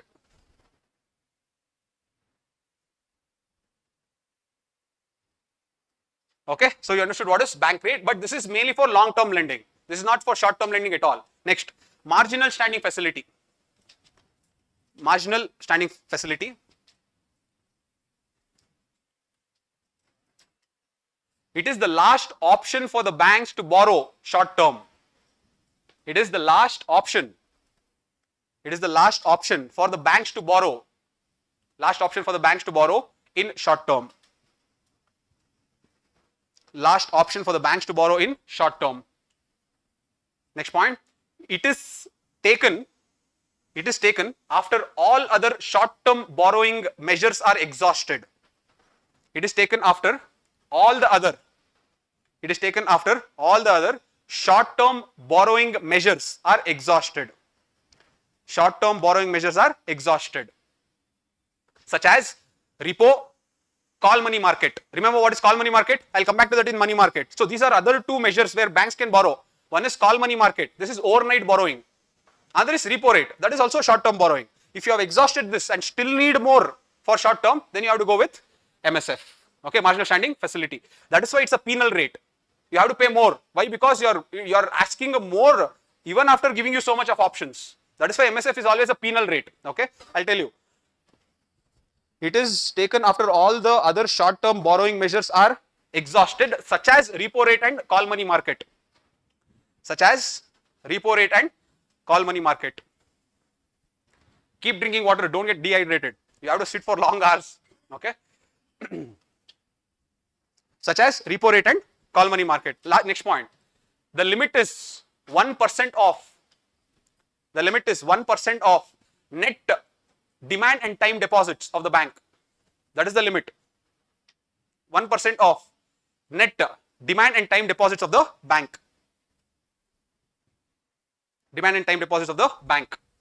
Next, the rate is always 1% higher than repo rate. The rate is always 1% higher than repo rate. That is what is penalty. What is 25 basis points? 0.25.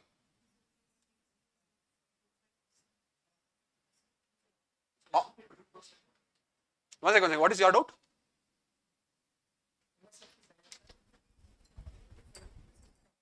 So basically you are telling MSF is greater than 0.25% of repo rate.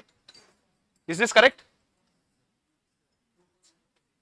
I'll check it out and tell, but we keep it as 1%. Okay, it is greater than 1% of the repo rate as it is considered penal rate. I'll check it out and tell you, don't worry. 1% of the repo rate as it is considered as penal rate. Okay, so this is MSF. Okay, the next one is standing deposit facility. The next is standing deposit facility. Overnight money market, I will come back to that in money market, don't worry. Indian financial market, we will discuss about that. In detail only we will discuss. I am only talking about this MSF, that's all. Next is standing deposit facility, right on. It is to absorb the excess liquidity in the market. It is to absorb the excess liquidity in the market.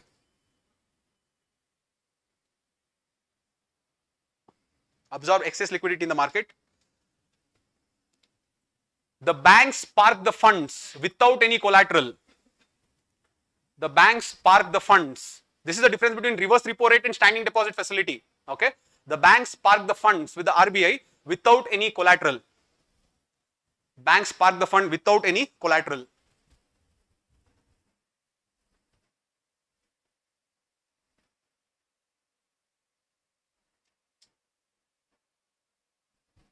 Oh, is it? Okay. I'll come back to the banks.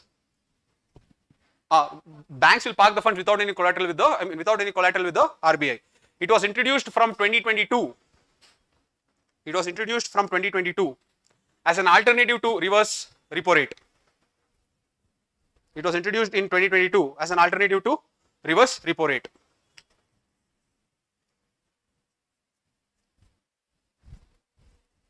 Alternative to reverse repo rate. Okay. Did you understand the supply of money? This is the supply side of the money. How RBI plays a role in controlling the supply side of the money, because it is the supply side of the money that will have two things. One, it decides the economic growth. It will also define the. That is why the control of money supply is very, very important. Did everyone understand this? Let us move to the next part of this chapter, and that is demand for money. Give the heading as demand for money. Demand for money.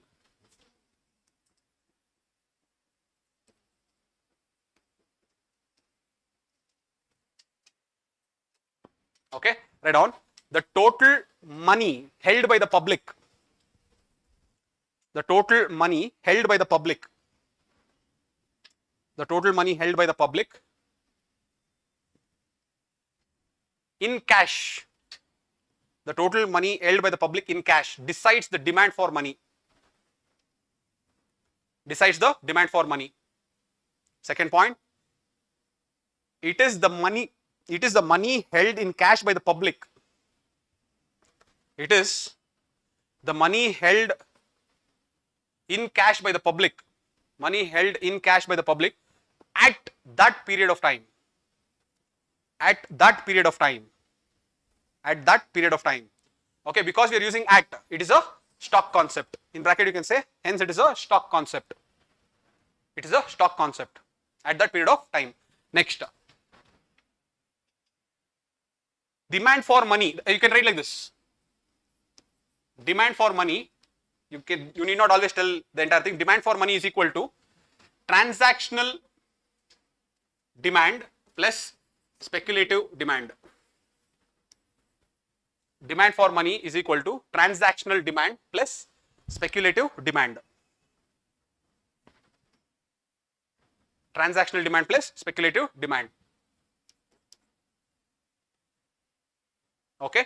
Now let us talk about this separately. Transactional demand for money, speculative demand for money. At the end of the day, both together is what will decide the demand for money. Now, transactional demand for money, write down here, transactional demand for money, MDT, is equal to K into P into Y.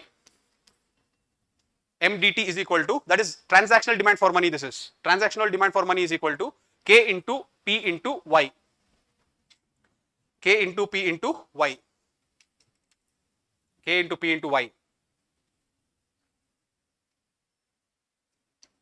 K is equal to currency held by the public in cash. Currency held by the public in cash.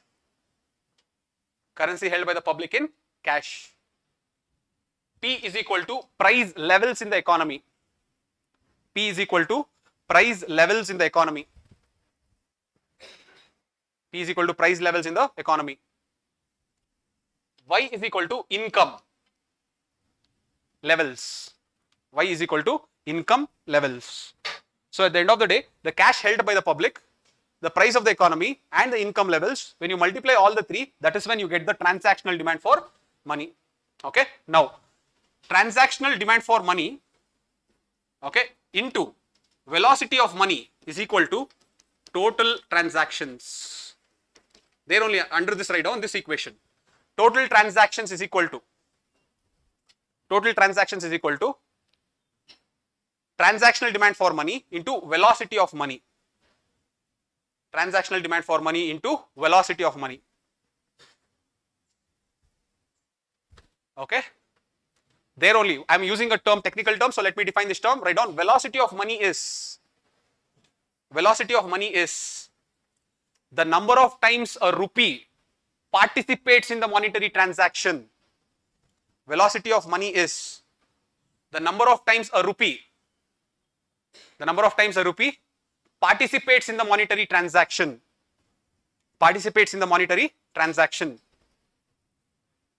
Okay. I am using two different terms, but they are correlated. Listen to this carefully. Money multiplier means what? Money multiplier means how much can 1 rupee create more rupees. What is velocity of money? Velocity of money is how much can 1 rupee participate in more transactions. Both are interrelated only, but both are looking at two different dimensions of the same thing. One is how much money it is creating more. One is how many transactions is it participating in. I hope you are understanding this. So can I say if it is creating more money, that means it's participating in more also? Yes or no? So money multiplier is directly correlated with velocity or inversely correlated? Understood this? Money multiplier is directly correlated with velocity. But the velocity of the money into the transactional demand for money is equal to the total transactions. Did you understand what is velocity of money? So what is transactions? This part is transactional demand for money. Okay. Now come to speculative demand for money. Speculative demand for money. Okay. MDS, you can write like this. MDS, okay, is inversely proportional to interest rate. MDS, that is speculative demand for money, is inversely proportional to interest rate. Inversely proportional to interest rate. Understand this carefully. Many people will get confused here. Look, interest rate means how much interest will I get if I keep my money in the bank. I hope you are understanding this. Don't worry about bank and RBI relationship. Here, I am talking about the demand for money. Demand for money means currency held by the public. So whatever interest rate I am talking here is my public interest rate. That is, if I keep the money in the bank, how much interest rate I will get. That is the interest rate I am talking here. So don't get confused here. Now see, I am telling speculative demand for money is inversely proportional to interest rate. Okay. I will go to the next page, but you write under this only. Look, if I take interest rate, if I take MDS, that is speculative demand for money, and if I tell one, I will place it in the banks if the interest rate is high. Sorry, if the interest rate is high, okay. If I am going to get good money from the banks, I am going to place the money in the bank. Okay. If I am getting less interest from the banks, what will I do? I will take the money from the bank and I will invest in elsewhere. Now, this elsewhere, I will call it as bonds. When I say bonds, don't think only government bonds or debt instruments. It can be real estate also. It can be debt instruments like bonds also. But overall, everything together, I am just calling it as bonds. So, either I will take the money and keep it in the banks, or I can hold it with my hand as cash, or I can invest it in others, that is bonds. I can do three things. Now look at this. When the interest rate is high, then speculative demand for money is low. The reason for speculative demand for money is low is, look at this. When the interest rate is high, I know that this particular interest rate is going to fall. So what I will do, I will take all the money and I will invest it in bonds. Okay, so this will be low, this will be high. I have money. So where will I put the money? In the banks or in the interest, in the bonds? Here it is already high, so I know that it is going to fall. So what will I do? I will take all the money and invest it in property. Okay, so I am not holding the cash. I can clearly tell that because the interest rate is high here, it can fall anytime. So what will I do? I will take all the money and I am putting it in the bonds. So I am not speculating, I have less speculation, I am taking the money and easily putting it. Look at the next scenario. Interest rate is low, this is high, okay. Now here the speculative demand becomes high.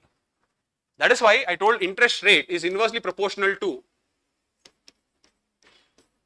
or MDS is inversely proportional to interest rate. Now see, I have money with me. On one side I am seeing at the property. The property rates are very high. The property rates are very high, so I am not able to invest there. So I keep the money with me. Now I go to banks. Now the bank's rate are low. I can think that the bank rate will increase, so I will keep it now only, but we don't do that. Why? Because we wait until the bank rate rises. Because we are afraid that what if the bank rate falls even more? I hope you are understanding this. So when we are afraid that the bank rate can fall even more, we are waiting with the cash in our hand. We are waiting for the bank rate to rise. Here the bank rate is high, we know that it is going to fall, it is not going to go to the peak, so easily we can invest here. But here we know that it is going to fall. Here we know that the interest rate is going to rise. So we are waiting for it. When we are waiting for it, here I am not able to invest because it is already high. Here it is low, I am waiting for it to rise. So I am holding the cash with me, that is why the speculative demand becomes high. Now understand one scenario here. When the interest rate becomes very low, you will become even more scared. I hope you are understanding this. You become even more scared. When you are even more scared, you are not going to invest any money, or you are going to just wait. Then what will government do? The government will tell, don't wait, please invest, otherwise we cannot grow our economy. So what will government try to do? The government will try to infuse more liquidity. How will it infuse more liquidity? For example, let us say the government cut taxes. So when the government cut taxes, your disposable income increases. So when your disposable income increases, now you have more money with you. The liquidity is coming in. But when the liquidity comes in, interest rate is very low. If interest rate is very low, will you invest in banks? Now bonds is anyway high, I can't invest. Interest rates here is very low, I am waiting for it to rise. The government is cutting the taxes, I am getting more disposable income. But even then I am not investing in this. This effect is what is called as liquidity trap. So liquidity trap is when the elasticity becomes infinite. Elasticity becomes infinite. I hope you understood the three scenarios. Okay, so these are the three scenarios that you should know.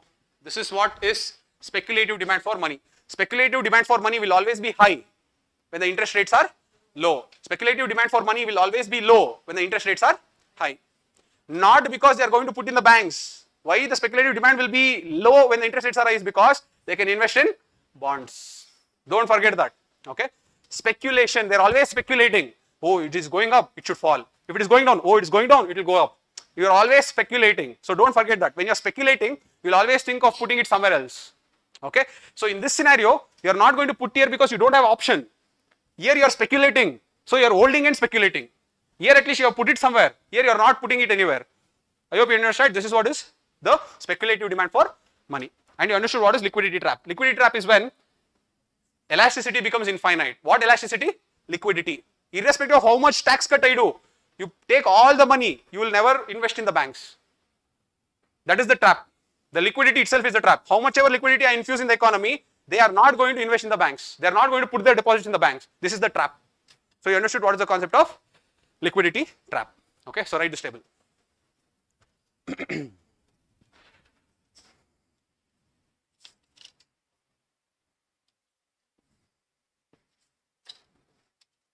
Okay, so that I think completes money supply and money demand.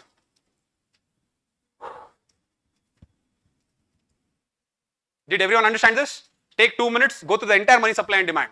Not 2 minutes, 5 minutes. Go through the entire money supply and demand. And drink some water. I am afraid that you will dehydrate. Looking at your faces.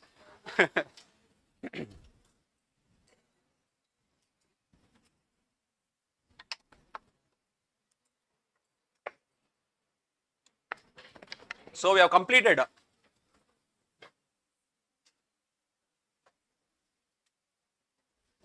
money supply and demand. Next, open economy is the one where a lot of gaps are there. So be very careful. That is where a lot of students will falter. Very important chapter this is. If you finish this chapter, these are all facts. We can go very quickly. But this is where the challenge is. Make sure that you listen to it. 5 minutes, glance.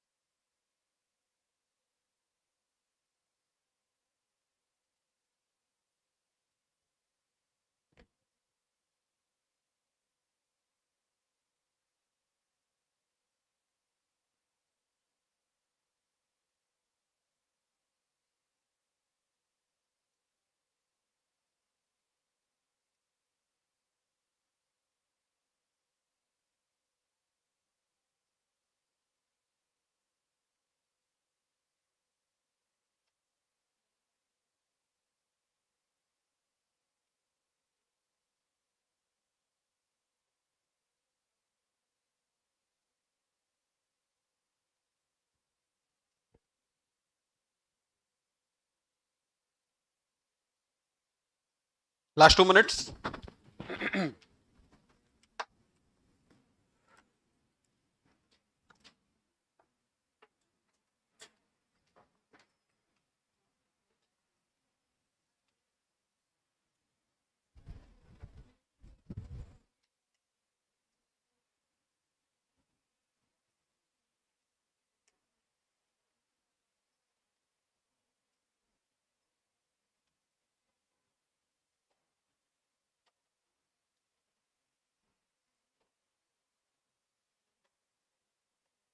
Shall we start? Okay. Now, in the money multiplier, when we were discussing this topic, I told you that money supply is equal to high powered money plus circulation money. Circulation money is controlled by CRR when CRR is equal to 20%.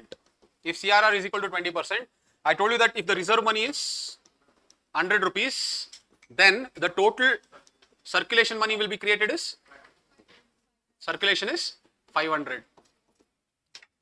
Okay. So basically, I forgot to tell the formula here. That is why. How is it that it becomes 5x? It is because, see, initial money divided by CRR.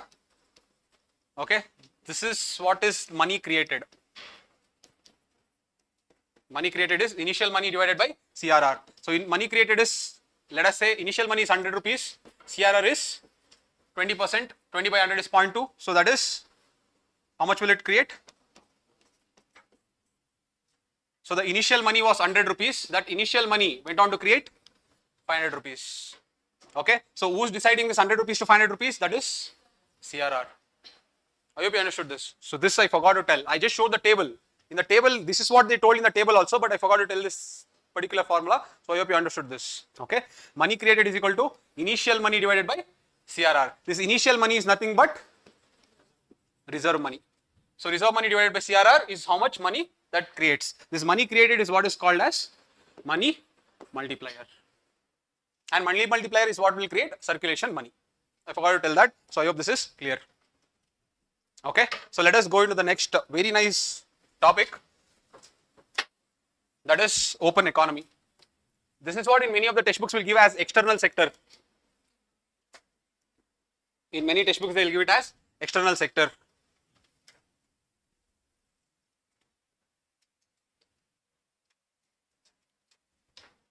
Let us start open economy.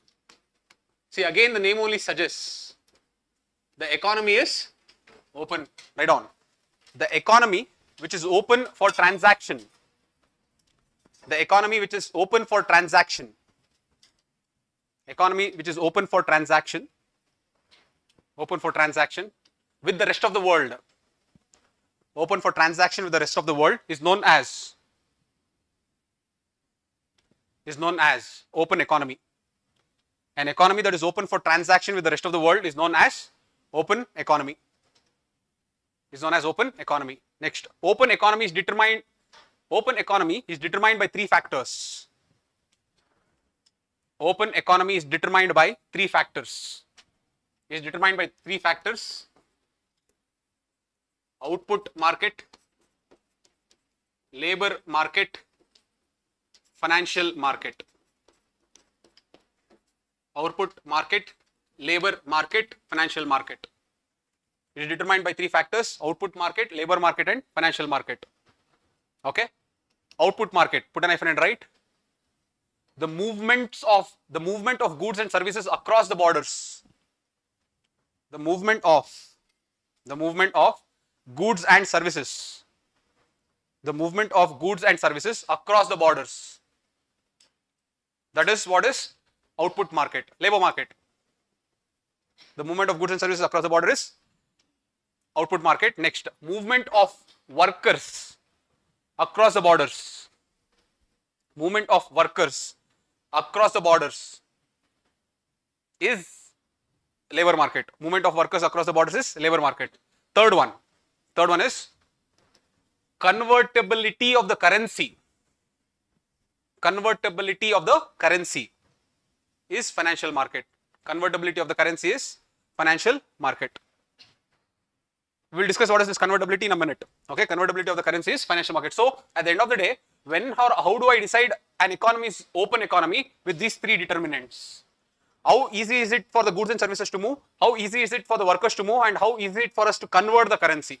That is what decides an open economy. Next one. The aggregate demand of the economy.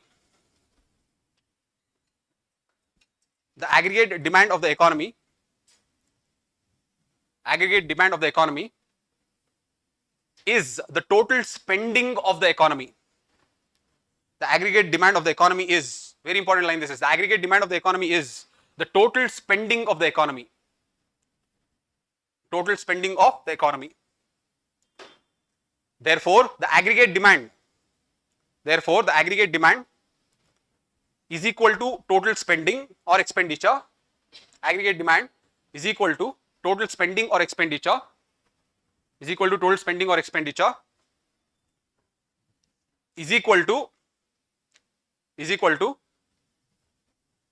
write this C plus I plus G plus X minus M. Aggregate demand is equal to total spending or expenditure is equal to consumption expenditure, investment expenditure, government expenditure, exports minus imports. Why am I telling this is, look at this. This comes, that's why I am telling, and that is influenced by open economy. That's why I am telling this. C plus I plus G plus X minus M. Next point. Therefore, open economy influences the aggregate demand or total spending of the economy. Therefore, open economy influences the aggregate demand or total spending of the economy. Open economy influences the aggregate demand or spending of the economy. Okay. If we have to understand more, there only below that you give case 1. Case 1. Imports are higher. Case 1. Imports are higher. Put an hyphen. Imports are higher, put an hyphen. Leak of money outside the economy. Imports are higher. Leak of money outside the economy. Yes or no? We have to buy foreign goods. So leak of money outside the economy. Put an hyphen. Domestic demand drops. Domestic demand drops. Domestic demand drops. Obviously, if domestic demand drops, aggregate demand will drop. Okay, that is what I am trying to tell. Domestic demand drops, aggregate demand will drop. Case 2. Case 2. Increasing exports. Increasing exports. Increasing exports. Put an hyphen and write. Injects money into the economy. Increasing exports injects money into the economy. Put an hyphen. Boosts domestic demand. Boosts domestic demand. Boosts domestic demand. And hence aggregate demand. Domestic demand and hence aggregate demand. Okay. So overall, now you understood what exactly is open economy. Okay. Open economy is the play of these three markets. Okay. Now, in this financial market, I use the word called convertibility. Okay. Give the heading as convertibility. Convertibility. It is the ease. Convertibility. It is the ease. It is the ease with which. It is the ease with which a domestic currency can be converted to foreign currency. It is the ease with which a domestic currency can be converted to foreign currency without any restrictions. I'm sorry, domestic currency can be converted into foreign currency and vice versa. And vice versa. And vice versa without any restrictions. Without any restrictions. Without any restrictions. Okay. It is the ease with which the domestic currency can be converted into foreign currency or vice versa. That's foreign currency can be converted into domestic currency without any restrictions. Next point. There are two types in India. There are two types in India. Convertibility, there are two types in India. You have current account convertibility, and you have capital account convertibility. Current account convertibility and capital account convertibility. Okay. See, understand, current account convertibility means you are converting the currency for consumption purposes. It can be trade, it can be tourism, all these things are consumption purposes. So, whenever you convert the currency for, let us say that I am going to Europe, I cannot take rupees and go, I have to convert my currencies into Europe. So, they will convert 100% of the currency. There is no restrictions at all. So, write down under this current account convertibility, one convertibility for consumption purposes. Convertibility for consumption purposes. Example, trade and tourism. Convertibility for consumption purposes. Example, trade or tourism. Whenever I say capital, understand, capital means there should be what? Assets. Okay, write down. Capital account convertibility. One second. It is capital account convertibility, write down. It is mainly for buying assets. It is mainly for buying assets or ownership. Buying assets or ownership. It is mainly for buying assets or ownership. That is capital account. Under current account tell, from 1994, India follows 100% current account convertibility. Under current account convertibility from 1994, India follows 100% current account convertibility. That is, if you want to exchange 100 rupees for euros, for the entire 100 rupees, they will exchange for euros and give. This is what is complete current account convertibility. But capital account, write down. India follows partial capital account convertibility. India follows partial capital account convertibility. Partial capital account convertibility. Okay. Under this only write down, for firms, comma, regulated by FEMA 1999, regulated by FEMA, Foreign Exchange Management Act, FEMA 1999, for firms regulated by FEMA 1999, comma, overseas direct investment, overseas direct investment says that,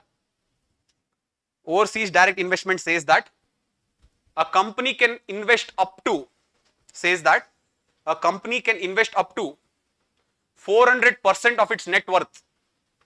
A company can invest up to 400% of its net worth for purchasing assets overseas. 400% of its net worth for purchasing assets overseas in automatic route. Purchasing assets overseas in automatic route.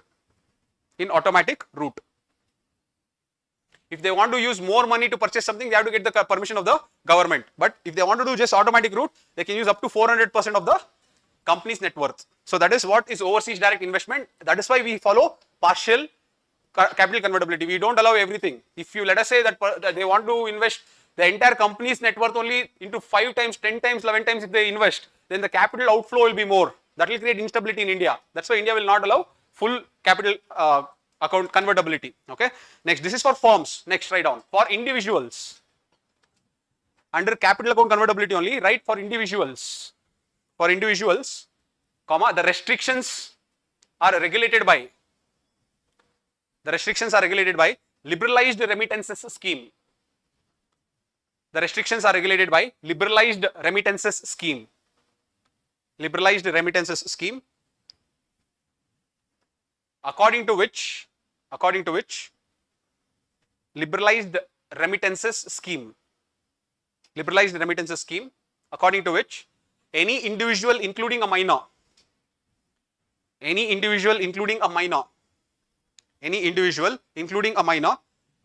can convert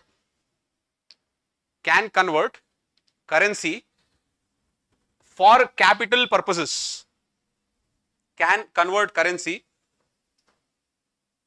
for capital purposes up to $250,000, that is 250,000 US dollars, up to 250,000 US dollars. So up to this point they will allow full, but after that they will not allow. Okay, this is for individuals. Again I am telling, for any purchase of assets outside, let us say I am an individual, I want to purchase some property in Europe, I can purchase the property in Europe only up to the level of this. If it has to go above this, I will not get full convertibility. I hope you are understanding this. So that is the limitation put on individual. The limitation put on companies is 400%. So that is why India follows partial capital account convertibility. But when it comes to current account, India has no limitation, full currency convertibility is given. So you understood in the open economy what is this financial market of convertibility. Clear with this? Let us move to the next one. Give the heading as balance of payment. Give the heading as balance of payment.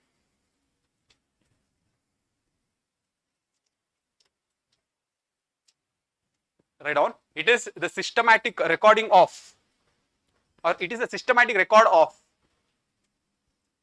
it is a systematic record of all transactions of a nation. Systematic record of all transactions of a nation.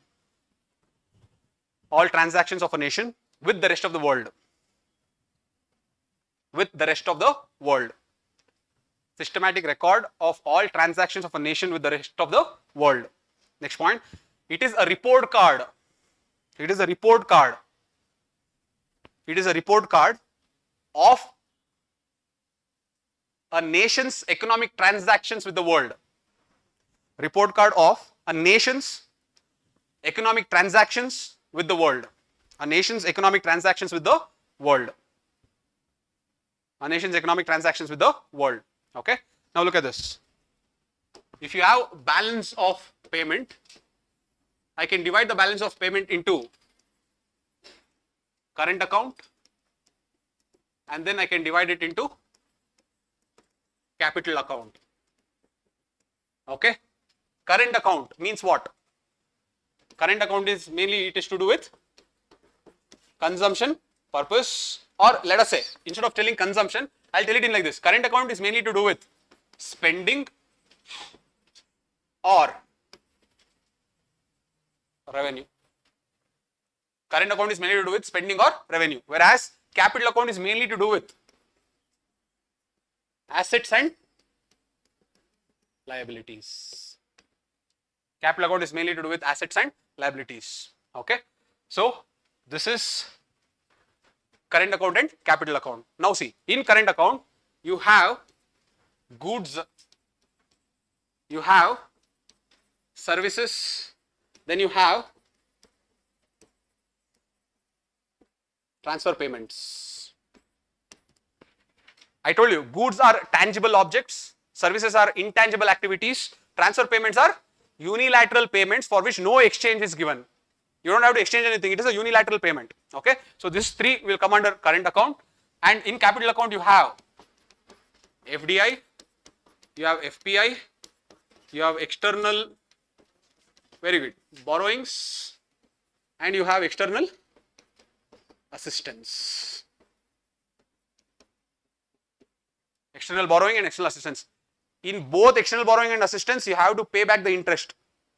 If you don't have to pay back the interest and if they are just giving as it as a grant, then it is not capital account, then it comes in, see, unilateral payment. The moment they give some grant or the moment they give some gift, it is unilateral payment. Okay. So transfer payments includes gifts, grants, etc. Okay. So this is gift, grants. You have remittances, that is also there. You have remittances. So transfer payments you understood what all comes in capital account. Now coming to goods. When I tell goods, see, at the end of the day, current account involves spending and revenue. Spending is when I import good. Revenue is when I export good. So with the help of good, I can understand what is exports and what is imports. So export minus imports. This is what is goods. Okay. And the difference between exports and imports is what is called as balance of trade. The difference between export and import is what is called as balance of trade. Understanding this? Goods means tangible objects. Tangible objects I can export also, I can import also. The difference between export and import is what is called balance of trade. Okay. Now, services are intangible activities. Now, intangible activities can be received as one, factor income. Another is non-factor income. And one is factor income, another is non-factor income. Again, don't get confused. What is factor income? What is factor income? Wages, rent, interest, profits. That is what is factor income. What is non-factor income? Insurance, banking. For example, outside the scope of factors of production, you can earn money. For example, let us say some damage happened and you are getting paid for the damage. That is insurance money. Or you have kept some money outside. Let us say in USA you have kept some money. For that you are getting some interest. So from the bank also you are earning money. So this is outside the scope of factor income, yes or no? You are not earning from factors of production. You are earning outside the scope of factor of production. That's why they are called as non-factor income. Did everyone understand this? But this factor income and non-factor income together is what is known as services.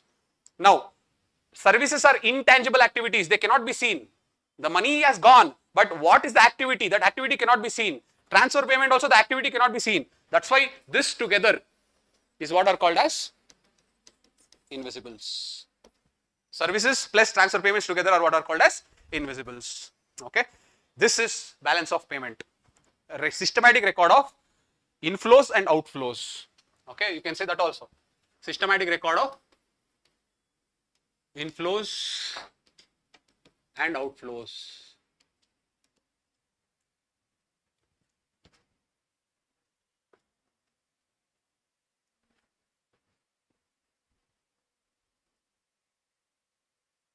Clear? Now, this is simple, everyone will have this. Now let us go to the next one. Now look at this. So you have BOP, sorry, one second. You have current account and then you have capital account. Now, in current account, I told you that spending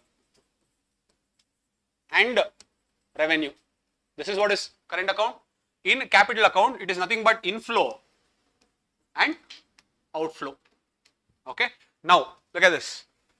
Current account, if spending is more than revenue, that means one more, spending is less than revenue or spending is equal to revenue. Okay. Here, inflow is greater than outflow, inflow is less than outflow, inflow is equal to outflow. Now see, whenever spending is greater than revenue, I am spending more, but the revenue that I am getting is less. Will current account be deficit or surplus? Okay, so this will always result in current account deficit. Everyone is understanding this? When spending is less, but revenue is more, then current account surplus. When spending is equal to revenue, then current account is balanced. I hope you are understanding this. Usually it will not happen like that. Usually we are in this stage. But anyways, I am just telling three different scenarios. When the spending is greater than revenue, then you have current account deficit, current account surplus, current account is balanced. Okay, come to this. When the inflows are greater than outflows, capital account will be surplus or deficit? Hey, when there is a lot of FDI and FII coming inside, yes or no, current account will be surplus. When there is a lot of outgoing, then you will have always capital account deficit. That is, FDI is going out. No one wants to invest in India. They are taking all the money. FII is taking all the money and investing it in Africa. That means there is outflows more than inflows. So that is obviously a capital account deficit. But if I is equal to O, then it is capital account is balanced. But usually it will not happen. But anyway, for the mathematical, okay. Now look at this. I told you in India mainly we are in current account deficit. If we are in current account deficit, that means that we are spending more than the revenue. If you are spending more than the revenue, where is that extra money coming from? Who will balance that extra money? the balancing of the extra money comes from. So this capital account surplus will balance the deficit in current account. I hope you are understanding this. Whatever deficit that we have in the current account, it is balanced by the current account surplus. Okay. Let us take one more scenario where we have CAD, but we also have current capital account deficit.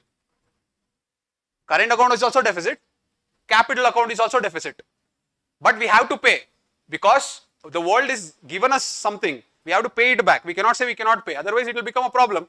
So, but I don't have money. Here current account also I am spending more, capital account also everyone is going, outflow is more rather than inflow. So overall I am myself don't have any money. If this is the scenario, what will the RBI do now? Devaluation. If this is the case, we do something called foreign reserve drawdown. Foreign reserve drawdown is the RBI will cover the deficit. RBI will cover the deficit from foreign exchange, foreign reserves, not foreign exchange, foreign reserves. Now, next scenario, there is current account deficit, there is capital account deficit, foreign exchange also is going down. I am removing the money and giving, foreign exchange removing the money and giving, removing the money and giving, but we come to a situation where Pakistan is almost there and we were there in 1991, okay, we were almost there. So if we don't have foreign reserves also, then we go into what we call as balance of payment crisis. And when we have balance of payment crisis, who will bail us out? Obviously there is some conditionalities that is not for prelims, but overall you understood the flow. Okay, current account deficit is always covered with the help of capital account surplus. Usually this happens, very rare it is, but if capital account surplus cannot overcome it, if there is capital account deficit also, then the deficit is covered by the foreign reserves. That removing of the foreign reserves to cover the deficit is what is known as foreign reserve drawdown. Let us say if the foreign reserve is also depleted completely, then we call it as BOP crisis. Whenever we get BOP crisis, IMF is the one that should bail us out. So this is the overall scenario of balance of payment. Okay.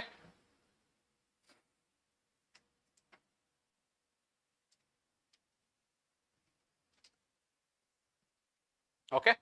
If current account plus capital account, is equal to 0, then we call it as BOP equilibrium. If current account plus capital account, it covers exactly, usually it will not be the case, it is just theoretical. When current account plus capital account is equal to 0, let us say there is deficit and there is surplus here. This deficit is exactly covered by the surplus, such that it becomes 0. That means balance of payment is equilibrium. It is neither surplus nor deficit. Okay. If CA plus capital account is greater than 1, if CA plus capital account is greater than 1, is it BOP surplus or BOP deficit? Yes or no? This is what is known as BOP surplus. That is, let us say that this side also there is capital account surplus, current account surplus, this side also there is capital account surplus, both are surplus and surplus, it is BOP surplus. Or this side there is deficit, this side there is surplus, it will cover the deficit plus have something extra, then also you call it as BOP surplus. So BOP surplus is current account plus capital account is greater than 1. When is BOP deficit? CA plus capital account is less than 1. This is what is called as BOP deficit. And whenever you have DFE deficit, only then you go for foreign reserve drawdown. Only then you go for foreign reserve drawdown. Okay, that's all. This is the concept with respect to balance of payment.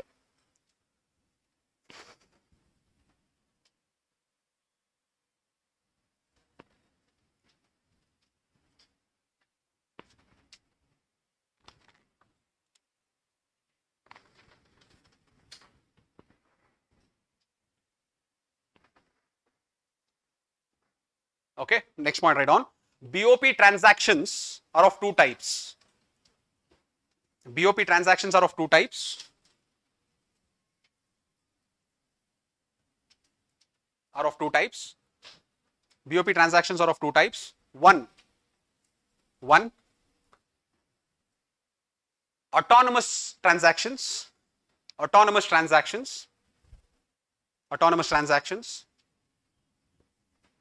Put an hyphen and write normal economic transactions in both capital and current account. Normal economic transactions in both current account and capital account.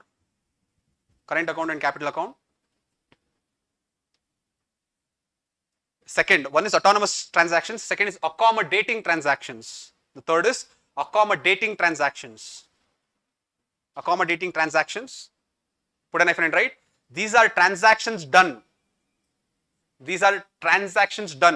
to balance the BOP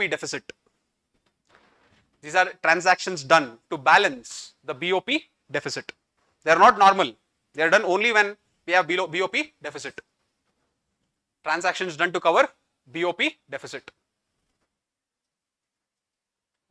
Up to this point, is it clear? Now, let us go to the next concept.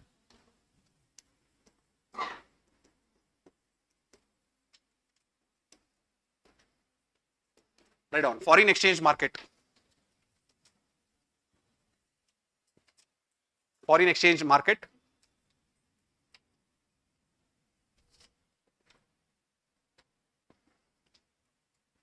Write down. First I will define what is foreign exchange and then I will define what is foreign exchange market. Don't get confused. Foreign exchange is defined as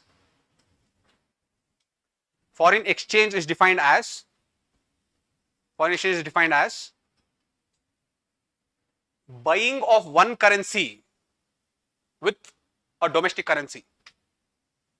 Foreign exchange is defined as buying of one currency with a domestic currency. Buying of one currency with the domestic currency. That is buying of dollars with rupees. This is foreign exchange. Next, foreign exchange market is defined as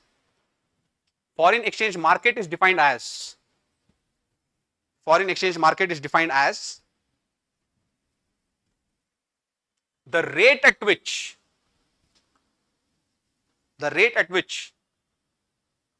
foreign currency is bought. With the help of domestic currency. Foreign currency is bought with the help of domestic currency. For example, if 1 rupee is equal to $80, if 80 rupees is equal to, we wish 80 rupees is equal to $1, then the market determines that we have to pay 80 rupees to get the value of $1. The market determines we have to pay 80 rupees to get the value of $1.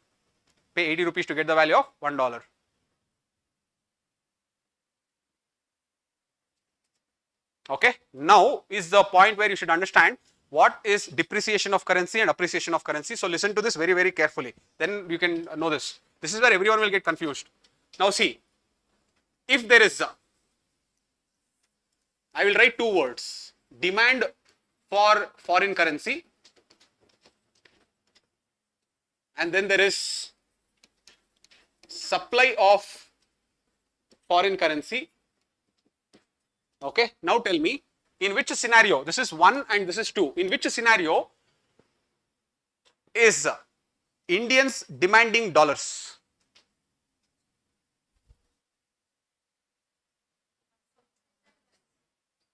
Supply of foreign currency? That is where it's confusing. So know this properly. In which scenario? Demand for foreign currency, supply of foreign currency. In which scenario is Indians inside India want dollars? Indians want dollars. This is simple way of remembering. Indians want dollars. Means I want that foreign currency. I want dollars. That is why I am demanding. Okay. If foreigners want rupee, If foreigners want rupee, foreign currency will supply only, because if foreigners come and take rupee, they have to give me the dollar to exchange that rupee. So the supply of foreign currency happens when the foreigners want rupee. The demand for foreign currency rises when the Indians want dollars. Are you able to understand this? They'll not give this, they'll only talk about this. That's why don't get confused. Whenever they say demand for foreign currency increases, what will happen to the economy? Demand for foreign currency increases means Indians want more dollars. I hope you are understanding this. Okay, now tell me, when the demand for foreign currency is increasing, that means export is increasing or import is increasing? Yes or no? Here, the import is increasing. When the import is increasing, the rupee will appreciate or depreciate? Yes or no? We want dollars. Indians want dollars. We don't want. We are not worried about rupees. If Indians want dollars, import will increase and the rupee will depreciate. Did everyone understand this? Okay. Now, foreigners want rupees. That means what? Supply of foreign currency. That means export or import? Exports are increasing. That is, foreigners want rupees because they want to buy our product. If they want to buy our product, they have to pay me in rupees only. I stay in India. I want rupees. If you give me dollars, what shall I do? So, supply of foreign currency. So, exports increases. When exports increases, the demand for rupee is high. When the demand for rupee is high, what should happen to rupee? The rupee will appreciate. So, they will always remove this. They will only tell, whenever there is demand for foreign currency, rupee will depreciate. Whenever there is supply of foreign currency, rupee will appreciate. But don't get confused. I have filled the blanks here. When there is demand for foreign currency, it means that Indians are wanting more dollars. Why does India want more dollars? Because we are importing more. When we are importing more, obviously the rupee will depreciate. When there is supply of foreign currency, rupee will appreciate. Why? Because foreigners want rupees. When foreigners want rupees, export increases. When export increases, that means rupee has more value. Did you understand this? Write this correlation.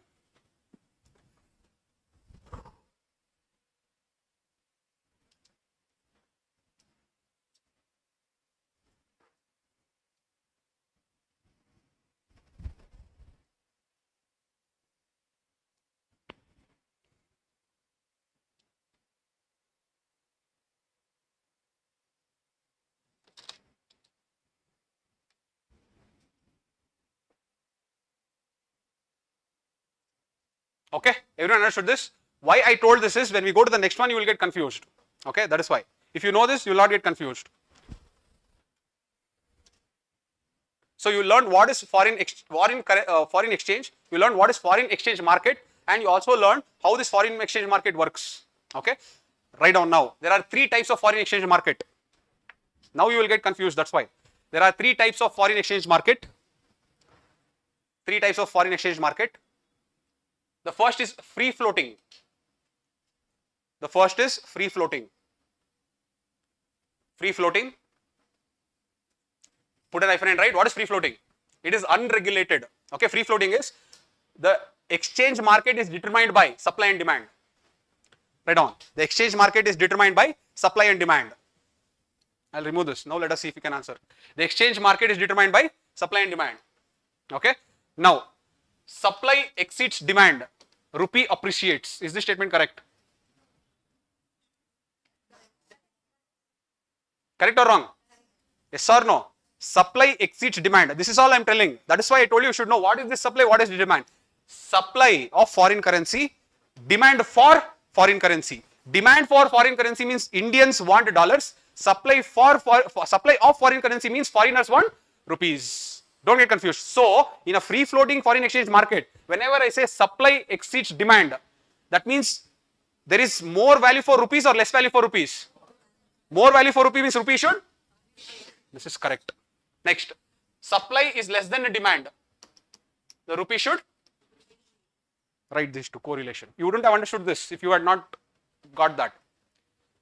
So, whenever they say supply and demand, now you know what exactly is supply, what exactly is demand. Okay? Supply of foreign currency, demand for foreign currency. Don't get confused there.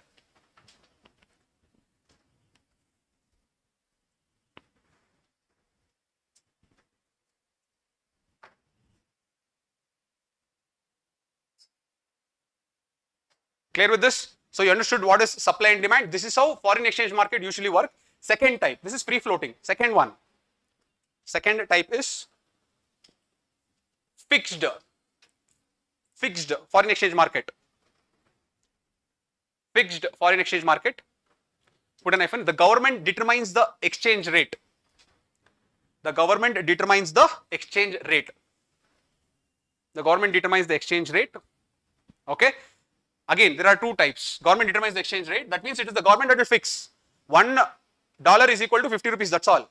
There is nothing moving there. So that is how they fix. Now, here, though no government will do it now, but in this fixed market race, there are two concepts that you should learn. What is this? Devaluation. Revaluation. What is the meaning of devaluation? Official depreciation. What is revaluation? Official appreciation. Official appreciation. So, if let us say that 80 rupees is equal to $1, official depreciation would be 90 rupees is equal to $1. This is official depreciation. Official appreciation would be 60 rupees is equal to $1. Now, why will I depreciate my own money? In order to cover. I hope you understood this. I wanted to give you $5. Okay. $5 is equal to 400 rupees. But I officially devaluated it. So now the same $5 is equal to how much? 90 rupees means 450 rupees. You understanding this? So just by devaluating, though I have less money, I have increased the value.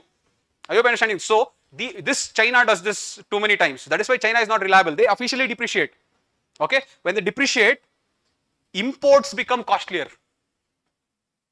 We will stop importing more. That is why they do that. Okay. But I'll just tell you, devaluation means official depreciation. I hope you understood this. That is why they do it. Mainly to cover the BOP deficit. Okay. And obviously to also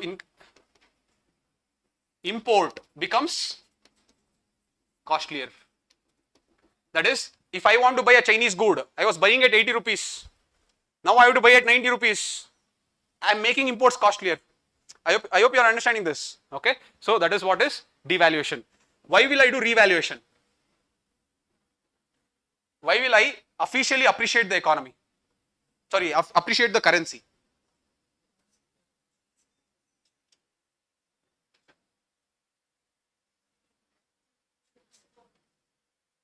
Why will I officially appreciate the currency? It is mainly in order to curb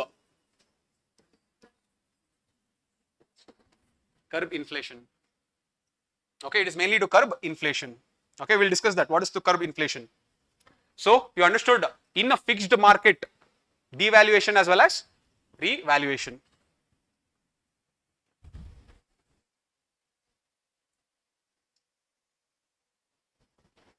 Okay, so devaluation is mainly, revaluation very rarely they do, but it is an economic concept that you have to know. Okay, but devaluation most of the countries will do purposely in order to increase their or to cover their BOP deficit or to make their imports costlier.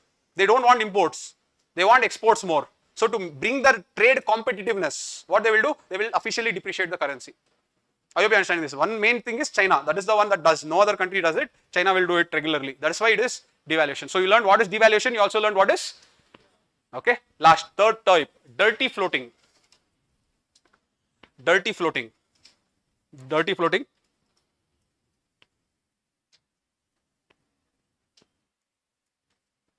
It is a mix of market and the government. It is the mix of market and the government.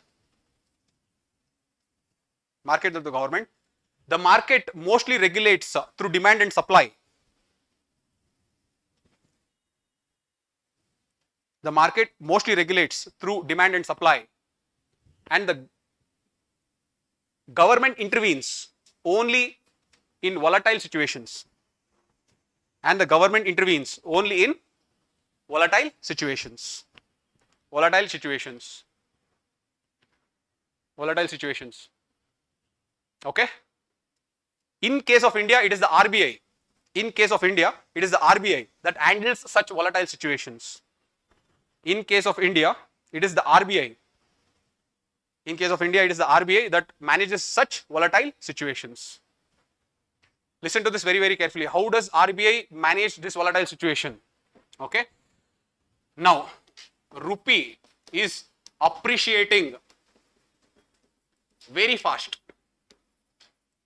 Rupee is appreciating very fast. If rupee is appreciating very fast, then it is a problem for us.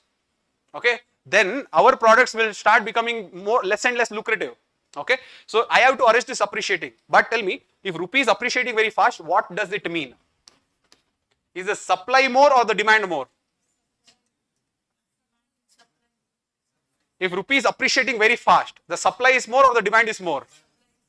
Remember, supply of foreign currency, demand for foreign currency. Which is more? Very good. Supply of foreign currency. If supply of foreign currency is there, that means in our market, dollars are more or less? In our market, dollars is more or less? More. Dollars is more. That is why supply is more. There is a lot of inflows coming. So supply is more. So dollar is more. In the market, the dollar is more. Rupee is appreciating very fast. RBI will now come. And what will RBI do? It will buy dollars. It is going to suck out the dollars from the market so that the rupee should stop appreciating so fast. See, RBI is intervening only in extreme situations. Otherwise, RBI will not do. If rupee is appreciating, RBI will not come. But when rupee appreciates very fast, RBI has to come. Now, I'll give you a second scenario. Rupee is depreciating very fast. Tell me, if rupee is depreciating very fast, supply of foreign currency is more or demand for foreign currency is more? Very good. Demand for foreign currency is more. So, demand is more. Why is the demand more? Because in the market there is less dollars. That's why the demand is more. So, whenever the demand for foreign currency is more, what will RBI do? RBI will come now and RBI will, very good, sell dollars. When RBI will sell dollars, it will try to calm down the demand. When it tries to calm down the demand, automatically the depreciation which is happening very fast will reduce. So, see, this is what is dirty floating. Dirty floating is when RBI will intervene only in these two cases by either selling or by buying. Otherwise, RBI will not interfere in the foreign exchange market and it will leave it completely up to the demand and supply of the foreign exchange. Did you understand this? Write these two scenarios. Very important, they'll ask you the question. When does RBI sell? When does RBI buy? You should know this very well.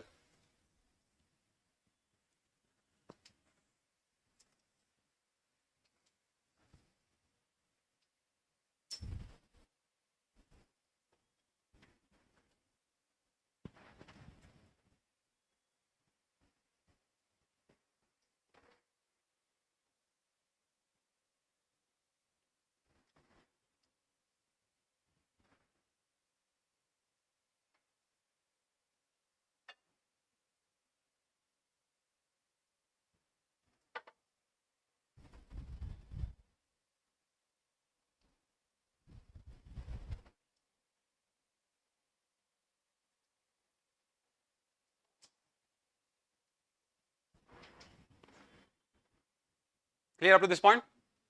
You learned what is BOP, what is foreign exchange market and different types of markets. Okay. You also learned what is depreciation, appreciation, devaluation, revaluation and how RBI intervenes to regulate extreme volatilities. Okay. RBI will only intervene in these volatilities. Clear with this? Let us go to the next concept. We are still in open economy or external sector. Can I proceed? Okay. The next concept is purchasing power parity. Yes.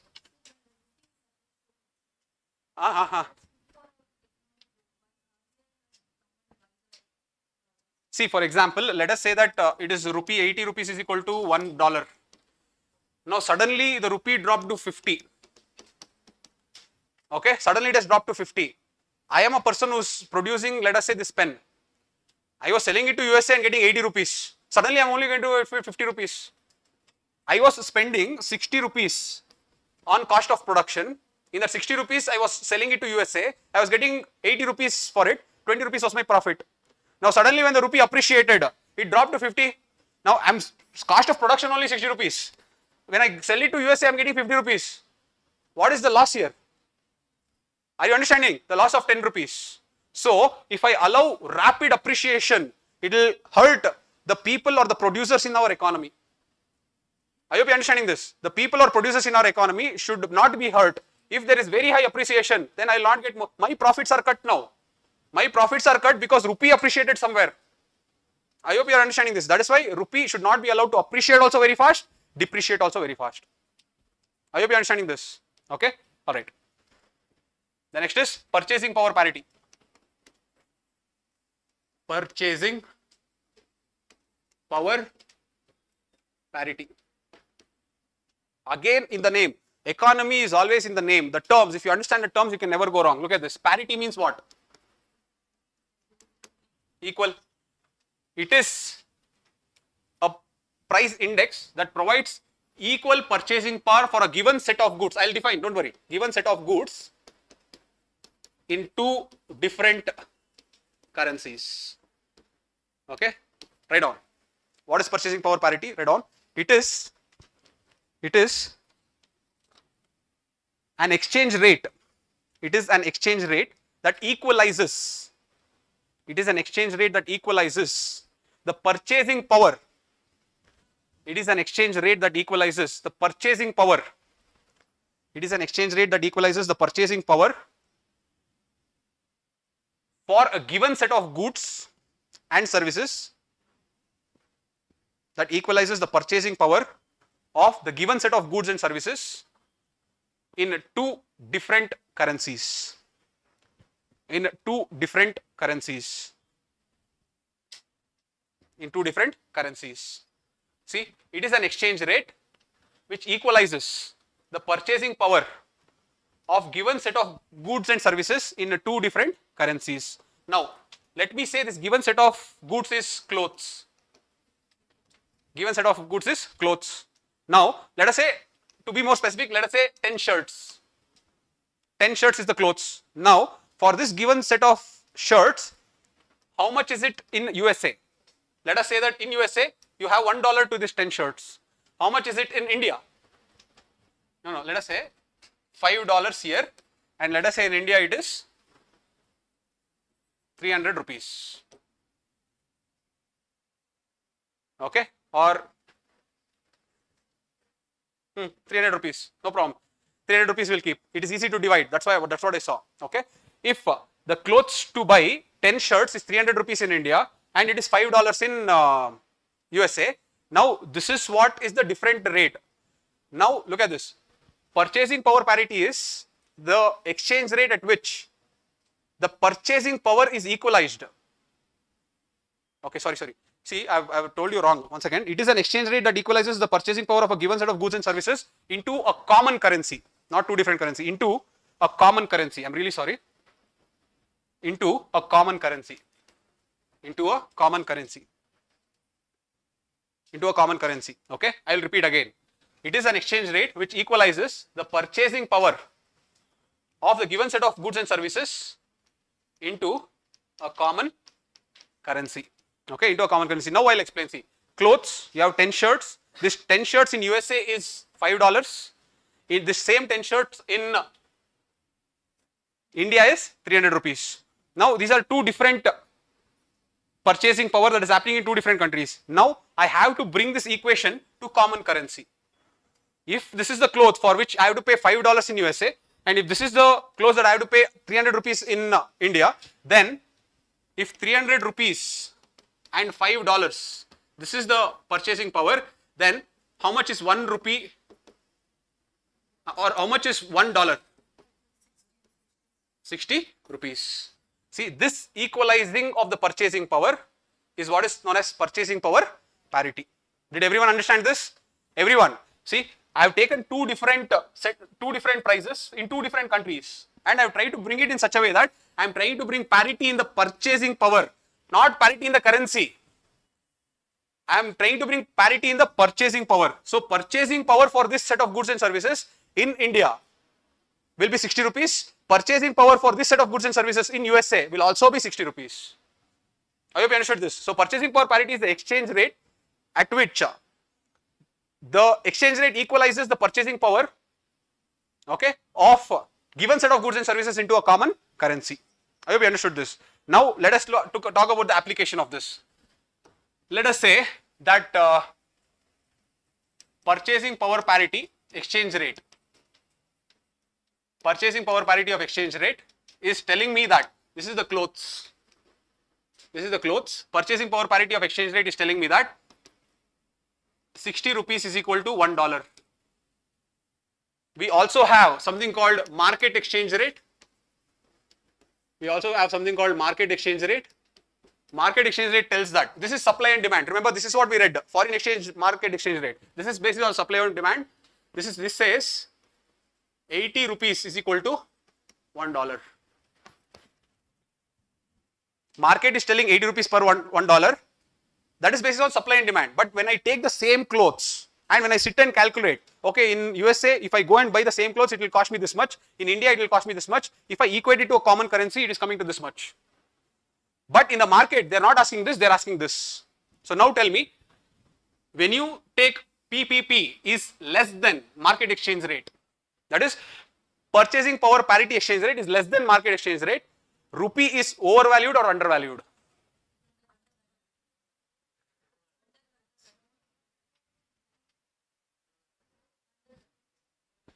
What is the true value of that clothes? 60 rupees. But what are you paying? You are paying more money than required. Are you overvaluing the rupee or undervaluing the rupee? Are you understanding this? Whenever PPP is less than market rate, you have undervalued. That's why you are paying more. I hope you are understanding this. Why are you paying 30 rupees extra in the market? Because you are undervaluing the rupee. That's why you are paying more. I hope you understood this. Now, I'll tell you one more. PPP exchange rate. Let us say this is 90 rupees is equal to $1. This is greater than market exchange rate. This is 80 rupees per $1. Sorry, 80 rupees per $1. Now tell me, the true value, the purchasing power parity tells that for this clothes, I have to pay 80 rupees. But in the market, for the same clothes, I am paying only, the true value is 90 rupees as per the purchasing power parity. But in the market, I am paying only 80 rupees. Now tell me, is rupee undervalued or overvalued? Are you understanding the correlation? They will give you in question, don't get confused. Whenever the PPP exchange rate is greater than market exchange rate, the rupee is always overvalued. That's all. This is the concept of purchasing power parity.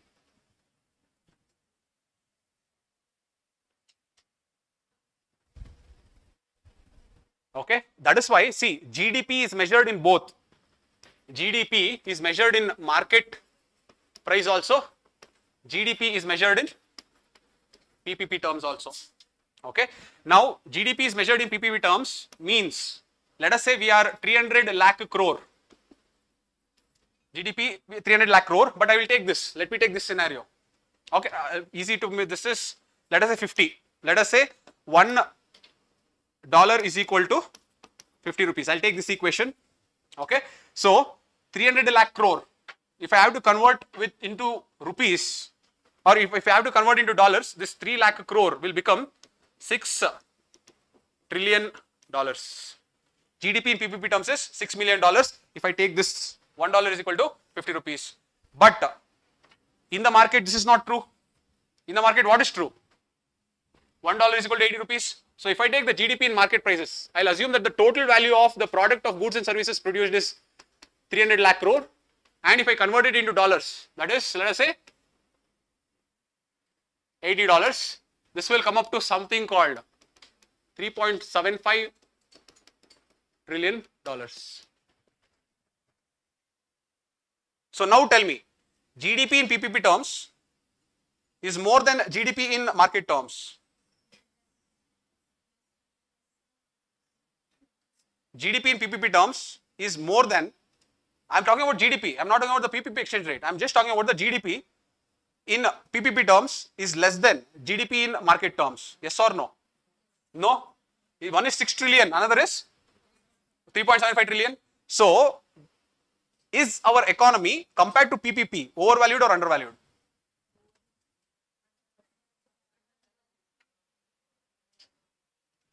Take that only and see.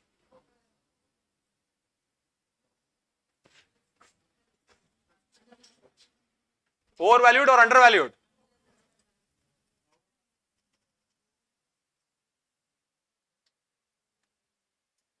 The true price is $6.75 trillion or $6 trillion.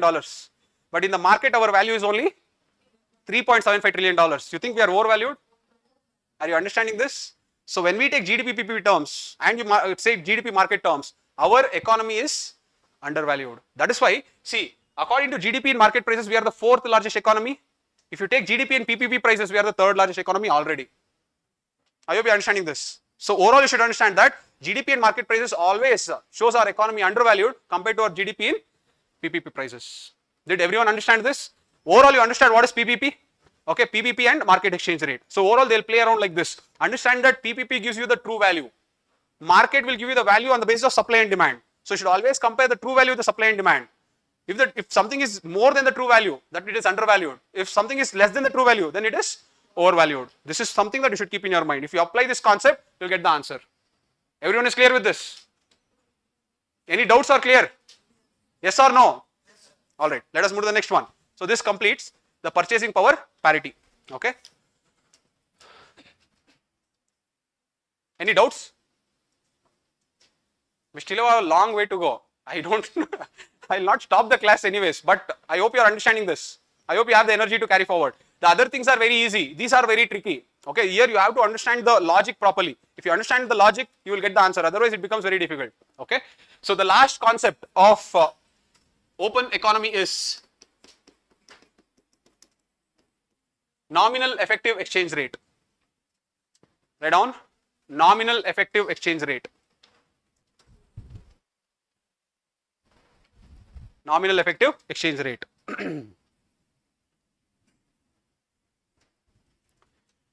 See, I told you what is foreign exchange rate. Foreign exchange market is the rate at which one currency is used to buy another currency. That rate is determined by foreign exchange rate. Now, instead of me trying to tell how much of rupee I need to buy a dollar, instead of telling like this, how much of rupee I need to buy a dollar, what if I say how much of rupee I need to buy the weighted currency of major trading partners? How much of rupees I need in order to buy the weighted currency of major trading partners? Then this is what will go on to become nominal effective exchange rate. What is this? This is just foreign exchange rate. I hope you understood what's the difference between foreign exchange rate. Foreign exchange rate is how much of rupee you need in order to buy one foreign currency. It is usually dollar. Nominal effective exchange rate is how much of rupee you need to buy not one currency, the weighted currency of all the major trading partners. So who are our major trading partners? You have USA, you have Euro, you have pounds, you have yuan, and you have Chinese renminbi, I think, right? Okay, anyways, Japan, yuan is Japan. Okay, Chinese yen. Yen is Japan, is it? Yuan is Japan. Yuan is China. And Japan is? Okay. Japan is yen and yuan is China. So, the weighted currency of this, look at this. Nominal effective exchange rate is how much of rupee I need in order to buy the weighted currency of this. That is all is nominated nominal effective exchange rate. Now, what is this weighted currency? Weighted currency means if I take this 5 currency, I will always give more weightage to dollar and where is China? Yuan. I will always give more weightage to dollar and yuan. Why? Because they are major in major only. They are major amongst the major. So more weightage will be given to this two and lesser weightages will be given to other currency. So overall, these are the 5 currency used, that is there. So overall, this is what is known as nominal effective exchange rate. Now tell me, when the nominal effective exchange rate is increasing, India is exporting more or importing more?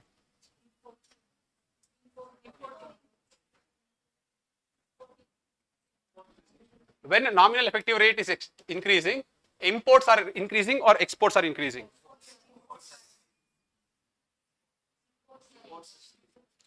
Don't guess, use logic. Nominal effective exchange rate means, will there be demand is increasing means, will there be demand for foreign currency or supply of foreign currency?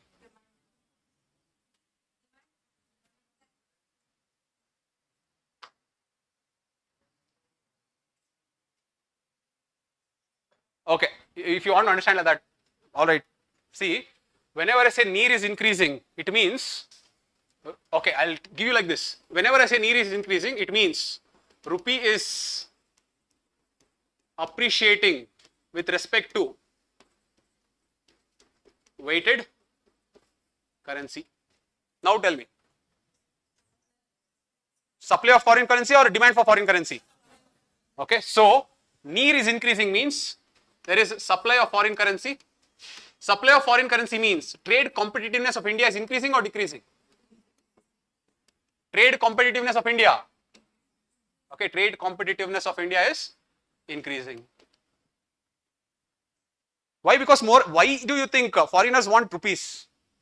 Why do you think foreigners, not only dollars, why are all these foreigners coming into India and wanting rupees? That is what is supply of foreign currency. When all these people come to India and want rupees, the rupee is appreciating. When the rupee is appreciating, the near should increase. I hope you understood this. Near increasing means rupee is appreciating. Understand that. Okay. Whenever they say near is depreciating or decreasing means the rupee is depreciating. Okay. So rupee is depreciating means demand for foreign currency. That means it is losing its trade competitiveness. This is how they use near in order to understand the trade competitiveness of India. All these people should come searching for rupees. We should not go searching for these currencies. That is in short and simple way of telling. When all these people come in search of rupees, my nominal effective exchange rate will appreciate. That will increase. When we go search of these things, NER will decrease. So I hope you understood what is near, right? Near. I'll tell you what is near now. This is near.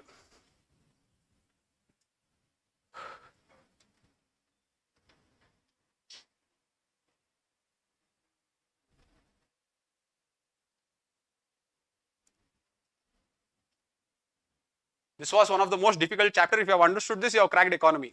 Okay, other things are pure English. You will learn very easily.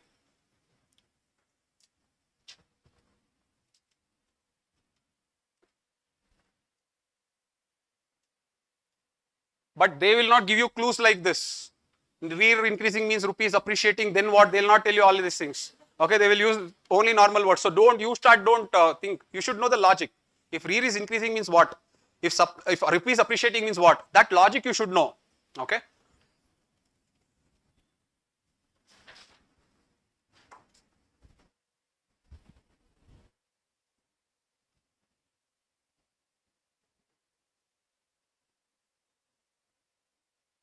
Did everyone understand what is near nominal effective exchange rate? Next, the next is real effective exchange rate. It is very simple. Real effective exchange rate. Real effective exchange rate. Okay, write down if you want, write down.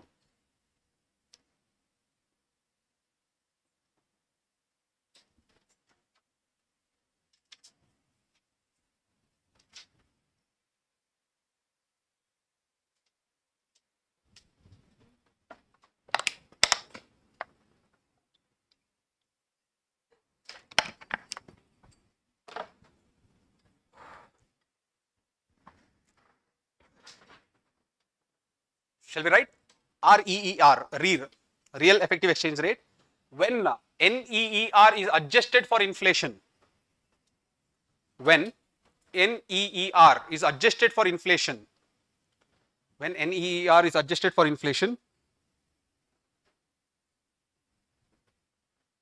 NEER is adjusted for inflation, we get REER. I'll explain what is it. When NEER is adjusted for inflation, we get REER. Next point, greater the divergence between NEER and REER, greater the divergence between REER and NEER, greater the divergence between REER and NEER, divergence between REER and NEER, comma, more is the inflation, more is the inflation, more is the inflation. REER does not indicate any trade competitiveness. REER does not indicate, REER does not indicate any trade competitiveness, but just prevalence of inflation in the economy, but just prevalence of inflation, but just prevalence of inflation in the economy, prevalence of inflation in the economy. Okay, now I will just give you a example. Understand this example. I'll just take $1 and give you. Okay, let us say that NEER is 100 rupees, is $1. I know that REER is not just $1, different currencies, but just for simplicity, I'm telling 100 rupees per $1. But I know that in USA, the inflation is 2%. In India, the inflation is 8%. In USA, inflation is 2%. In India, the inflation is 8%. So what is the difference?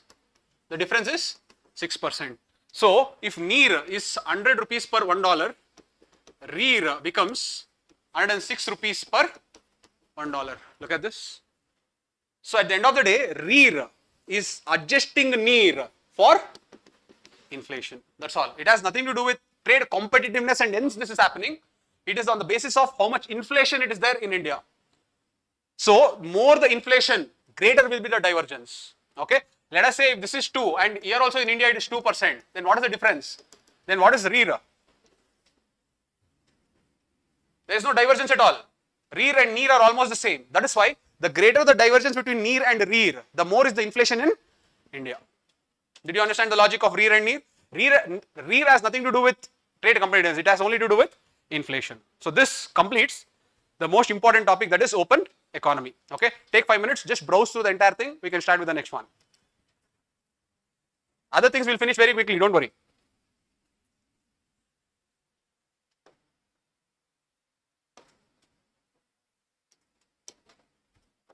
So we have finished, look, we have finished open economy. Other things are purely English.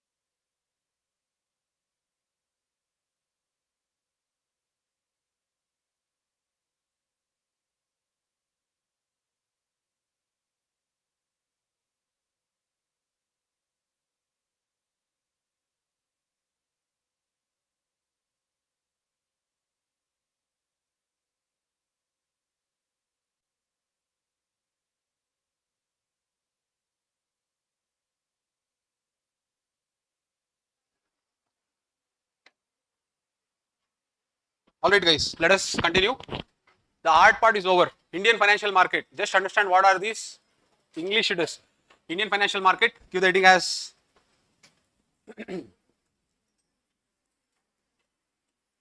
Indian financial market.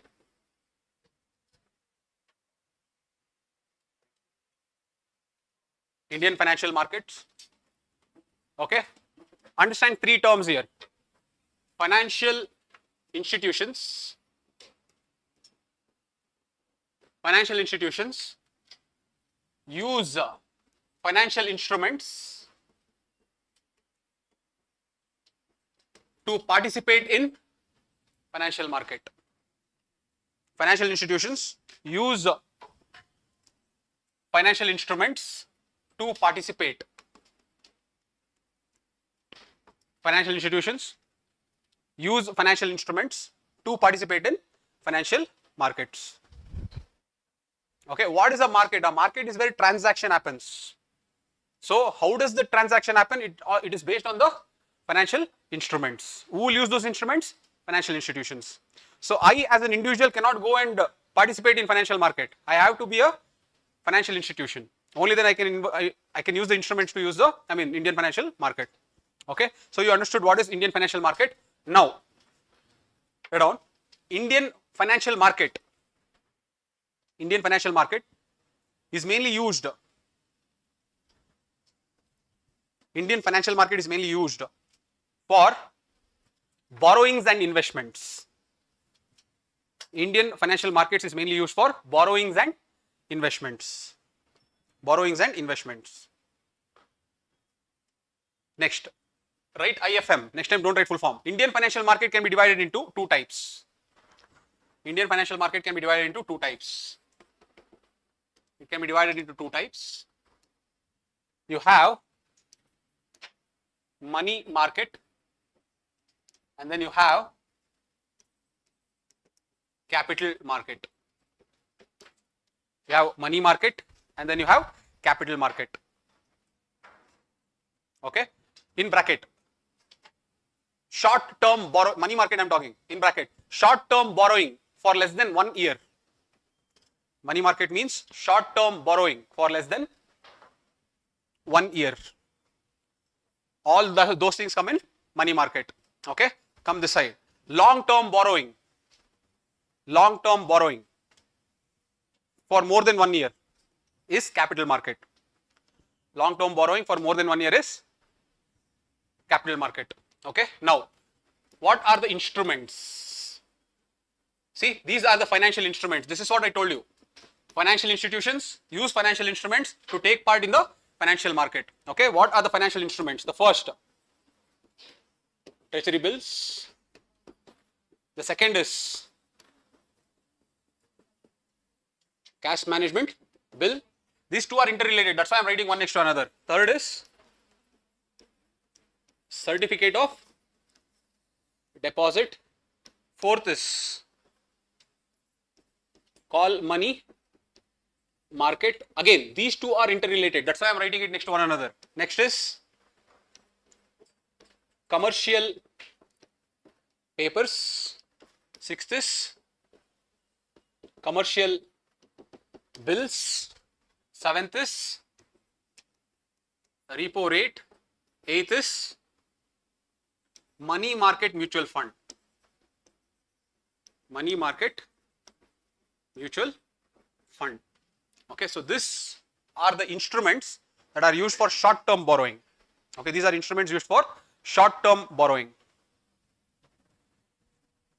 These are instruments used for short term borrowing. I've told the water guys, my brother is getting it. Once he gets it, I'll tell it to keep it here. Okay, you can take it. The water is over, that's why. Okay, so you have treasury bills, cash management bill, certificate of deposit, call money market, commercial papers, commercial bills, repo rate, money market. You don't buy art. Understand the instrument, you will never forget. Don't sit and buy art. Okay, now capital market is long term borrowing, correct? So capital market has two types.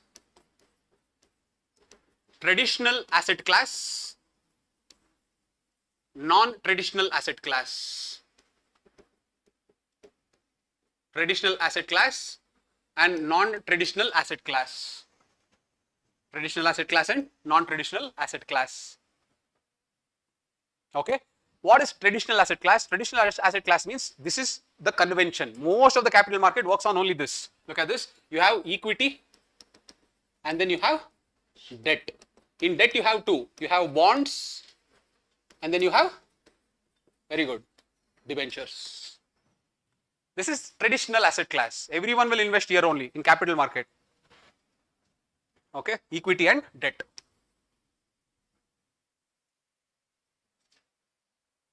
Clear with this?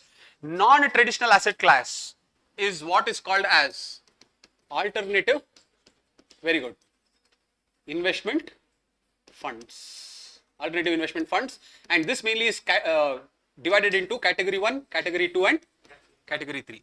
I'll come to that. Category 1, category 2 and category 3. On the basis of the importance to the nation, it is divided like that. How important it is for a nation, not for a person to make profit. This category 1, category 2 to category 3, they're dividing on the basis of importance to the nation. I will tell you there. Okay. But overall, this entire thing together is what is called Indian financial market. That's all. This is this topic. Okay. Let us go one by one. But this is all. If you know this, over. Okay. Now let us go one by one. Treasury bills. Let us write by one treasury bills.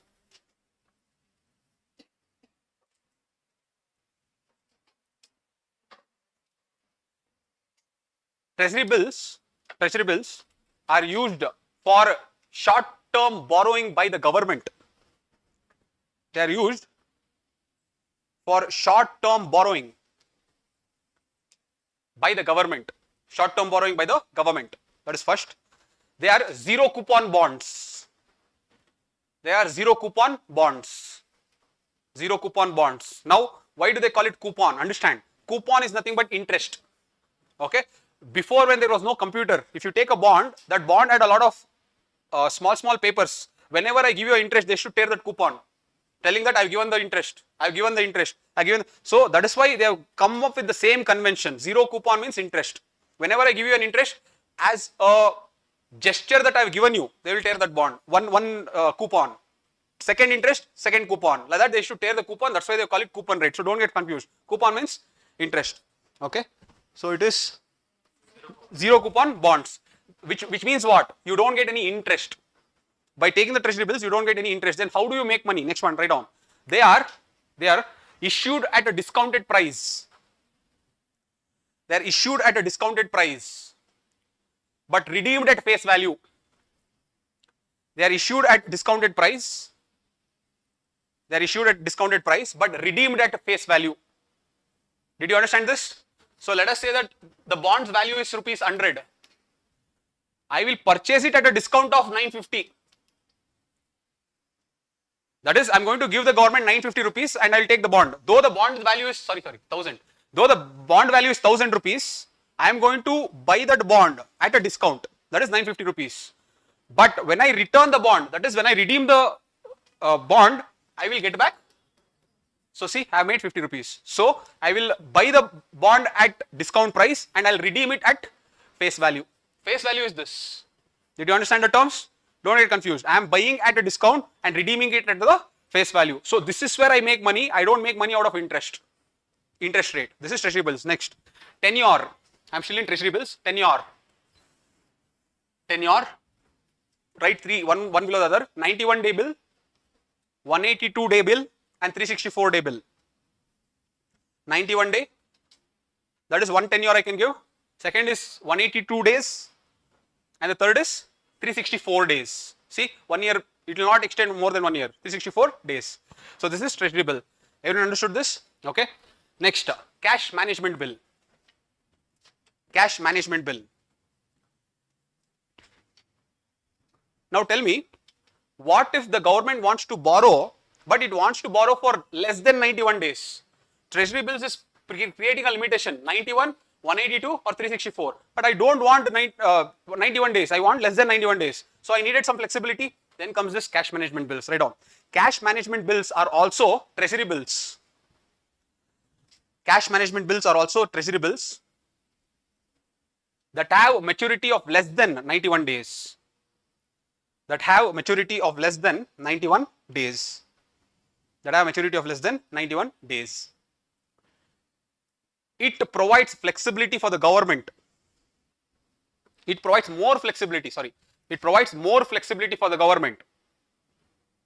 It provides more flexibility for the government to manage short-term liquidity changes. For the government to manage short-term liquidity changes.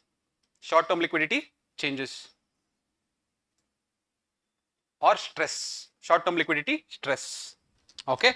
Now, in this too, when you are learning this too, something that you should also learn here is ways, means and advances. 1997, I think. Okay. Ways, means and advances. Now, before 1997, after 1997. Okay. Now look at this. Before 1997, the government will borrow from RBI by creating new treasury bills. Creating new treasury bills.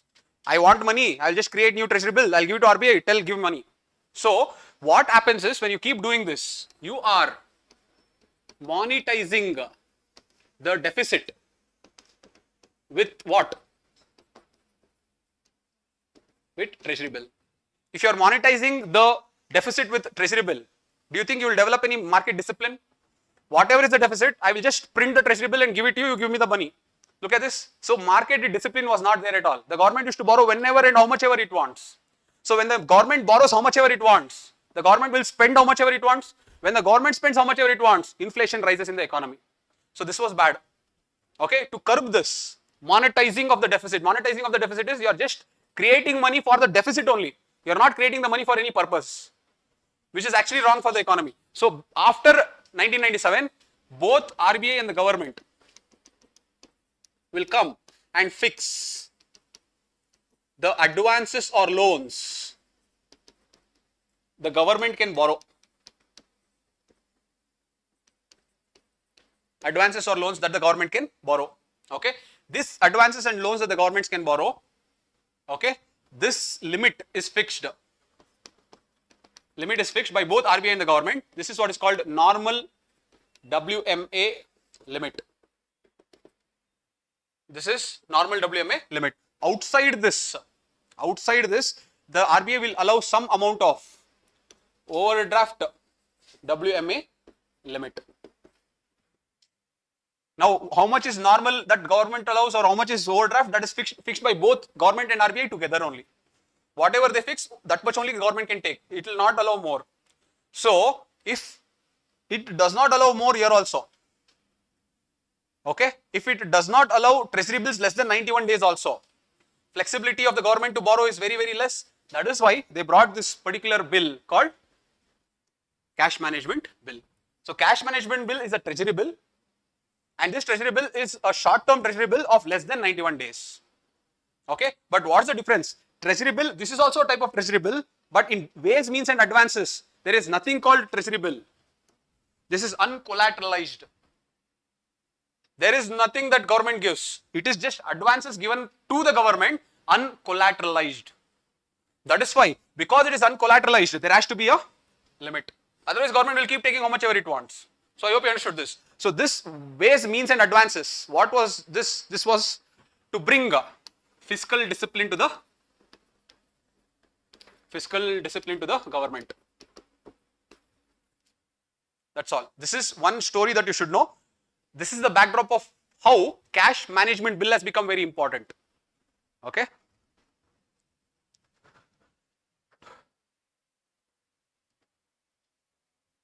Shall we proceed? So you understood what are, see, why I brought that story is to understand why cash management bill is important. That's why. Okay, but don't confuse with ways, means and advances. Ways, means and advances is just like giving loan.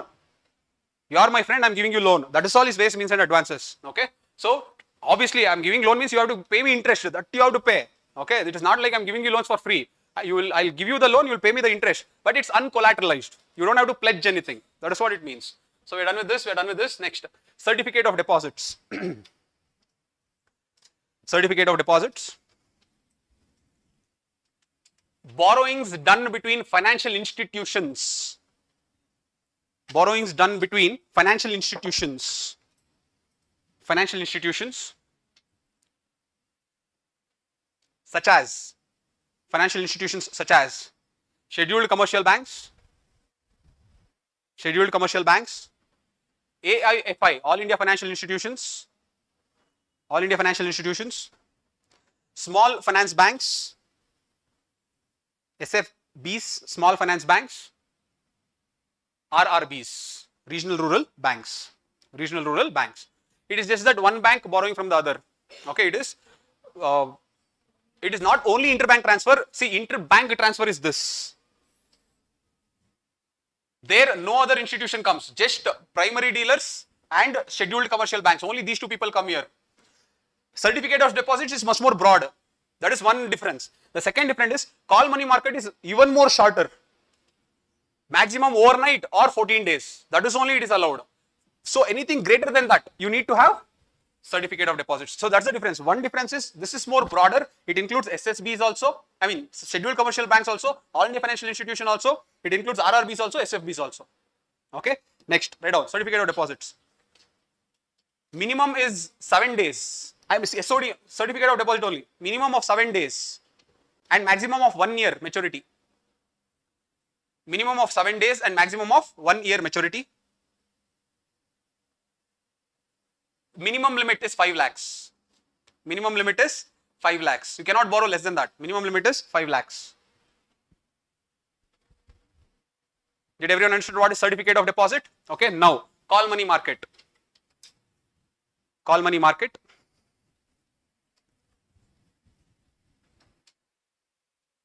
Okay, in bracket sometimes they call overnight borrowing also. Okay, call money market is also called overnight borrowing. Overnight borrowing. Okay, anyways, write down. This is mainly interbank transfers. This is mainly interbank transfers. Interbank transfers. Next, they can be used by one. Scheduled commercial banks. Second, primary dealers. Who are primary dealers? Can anyone tell me? Who are primary dealers? See, understand. If there is RBI and if there is government, okay, primary dealers mainly are the intermediaries between the RBI and the government. Why do you need the intermediary between RBI and the government is, let us say RBI wants money. So RBI will release the government securities. Now, government wants money. So the government wants that money and it will borrow the money with the help of this government securities. RBI will take the government securities. When RBI takes the government securities, RBI does not have money with itself. I will not take government security and give this thing. I have to sell that government security first. So when RBI takes these government securities, it will then call the primary dealers and tell, I've got this many government securities by the government, you sell it. So primary dealers will sell it, and whatever money primary dealers will get, they will give it to this. Whatever money RBI will get, they will give it to this. So are you understanding this logic? So primary dealers, why primary dealers have been given this exception to participate in interbank money transfer is, when government needs money very quickly, primary dealers are the ones who will help them. So if primary dealers means banks only at the end of the day, most of the banks are primary dealers. Okay, so if government wants to mobilize funds very fast, primary dealers has to be given more borrowing power, and that is why the call money market is allowed for both scheduled commercial banks as well as primary dealers. At the end of the day, primary dealers mostly are commercial banks only. Okay, but next, write down call money market only. There are two types.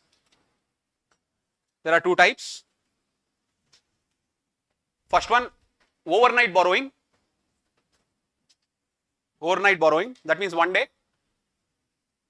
Overnight borrowing, put an hyphen, 1 day. The second is notice money. Then the second is notice money. Put an hyphen, 14 days. 14 days. Last point. It is uncollateralized borrowing. It is uncollateralized borrowing. uncollateralized borrowing. Uncollateralized borrowing. Okay, so you understood what is certificate of deposit and call money market. Okay, the next one, commercial papers. Commercial papers. Write down. These are promissory notes. These are promissory notes given by corporate entities. These are promissory notes given by corporate entities to borrow money. To borrow money that helps them meet their short-term requirements. To borrow money that helps them meet their short-term requirements. Help them meet their short-term requirements. Okay. Next. Institutions which can use this instrument. Institutions which can use this instrument. First one is All India Financial Institutions, AIFI. First one is All India Financial Institutions, AIFI. Second one, primary dealers. And the third is listed companies. In next to listed companies, in bracket you write down, they have to be given credit ratings. Listed companies, they have to be given credit ratings by RBI approved credit rating agency.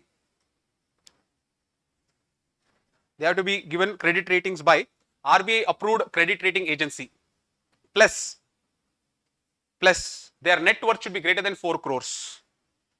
Plus their net worth should be greater than 4 crores. Net worth should be greater than 4 crores. Clear with this? Okay. One fact I forgot to add. Come back to certificate of deposit. I told you that it is nothing but financial transaction that happens between financial institutions. Okay. Short-term borrowing of financial institutions. Write down. Minimum 15 days to maximum 1 year. The tenure for okay. Then I am correct here only. Come to commercial papers only. Yes. Commercial papers. I'm sorry. Commercial papers. Minimum 15 days to maximum 1 year. Really sorry. I thought I forgot there. Minimum 15 days. Minimum 15 days to maximum 1 year. This is what they can borrow. Okay. Next one. They can borrow in the multiples of 5 lakhs. They can borrow only in the multiples of 5 lakhs. They can borrow only in the multiples of 5 lakhs. Only in the multiples of 5 lakhs. Clear with this? So we have understood what is certificate of deposit, what's call money market, what's commercial papers. The next one is commercial bills.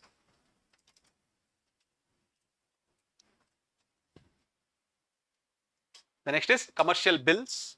Write down. These are bills generated.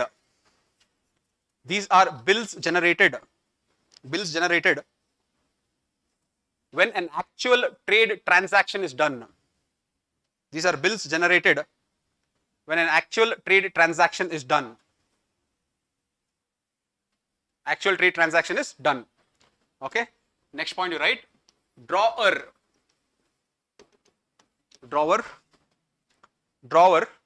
Put a hyphen and write. Is the person who has sold the good. Drawer is the person who has sold the good.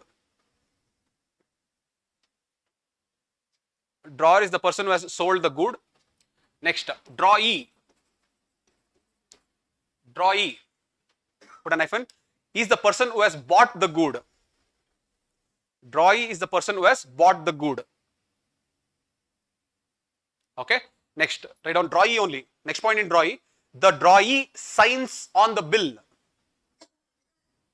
The drawee signs on the bill, promising to pay the bill. The drawee signs on the bill, promising to pay the bill at a later date. The drawee signs on the bill, promising to pay the bill at a later date. Full stop. This becomes trade receivables. This becomes trade receivables. That is what the word they use, trade receivables. Next point, trade receivables are legally enforceable. Trade receivables are legally enforceable. Trade receivables are legally enforceable because of the signature of the drawee. They are legally enforceable because of the signature of the drawee. Drawee. Okay, next. Trade receivables can be traded in the secondary market at a discounted price. Trade receivables can be traded. Trade receivables can be traded in the secondary market. Can be traded in the secondary market at a discounted price.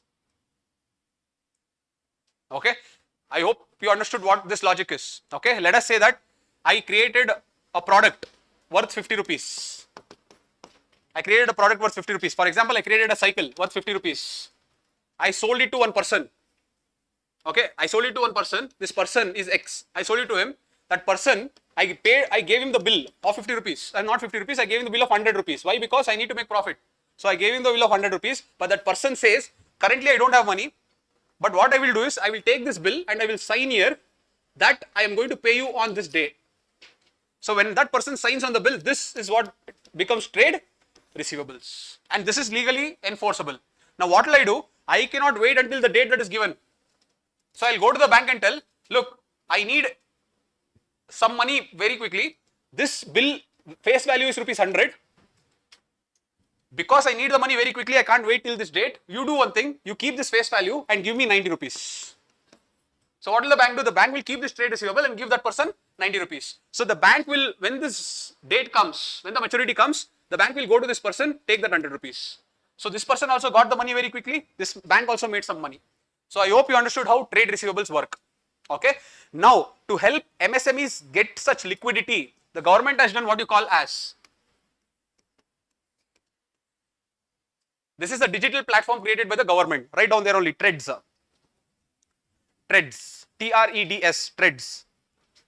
Put an hyphen. Trade Receivable E-Discounting System. TREDS. Trade Receivable E-Discounting System. Trade Receivable E-Discounting System. Made to improve liquidity for MSMEs. Made to improve liquidity for MSMEs. To improve liquidity for MSMEs.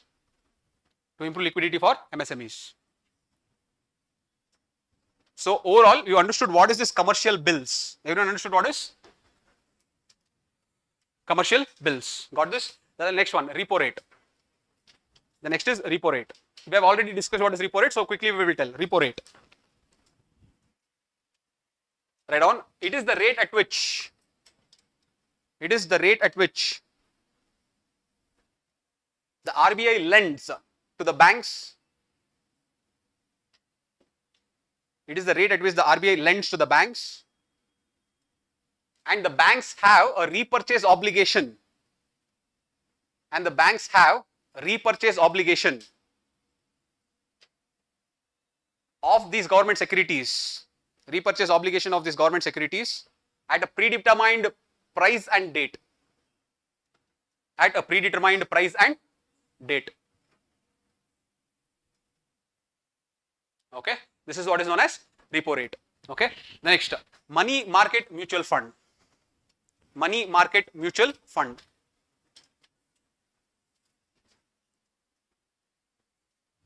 Okay, first, money market mutual fund. First, let us understand of what is mutual fund. Okay, here only, right? What is mutual fund? Write down. Group of investors pooling in money. Group of investors pooling in money which is managed professionally. Group of investors pooling in money which is managed professionally. Which is managed professionally by an asset management company. Which is managed professionally by an asset management company.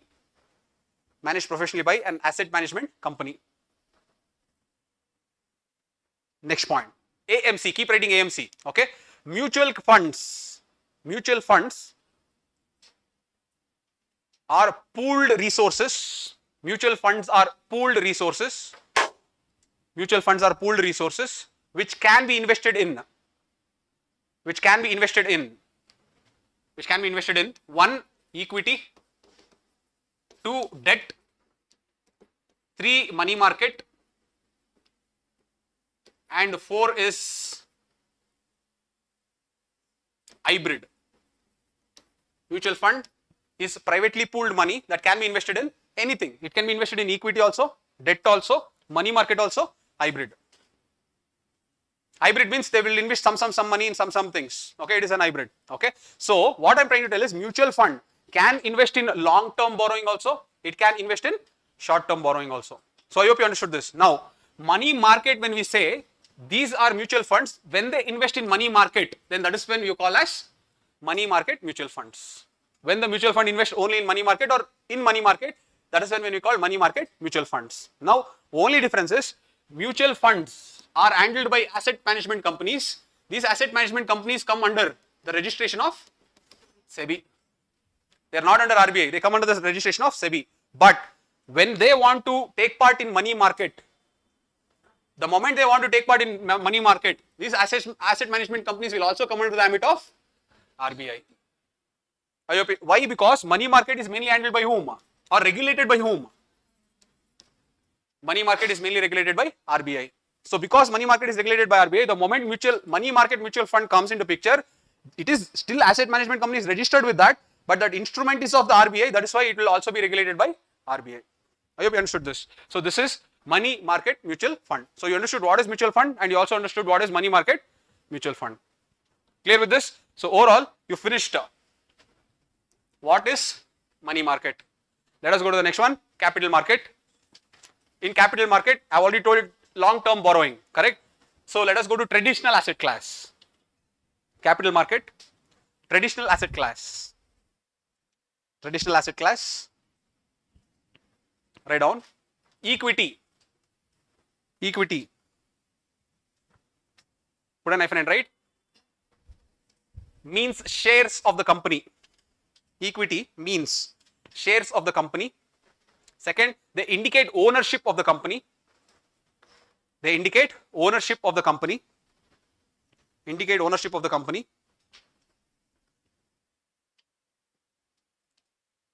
On liquidation,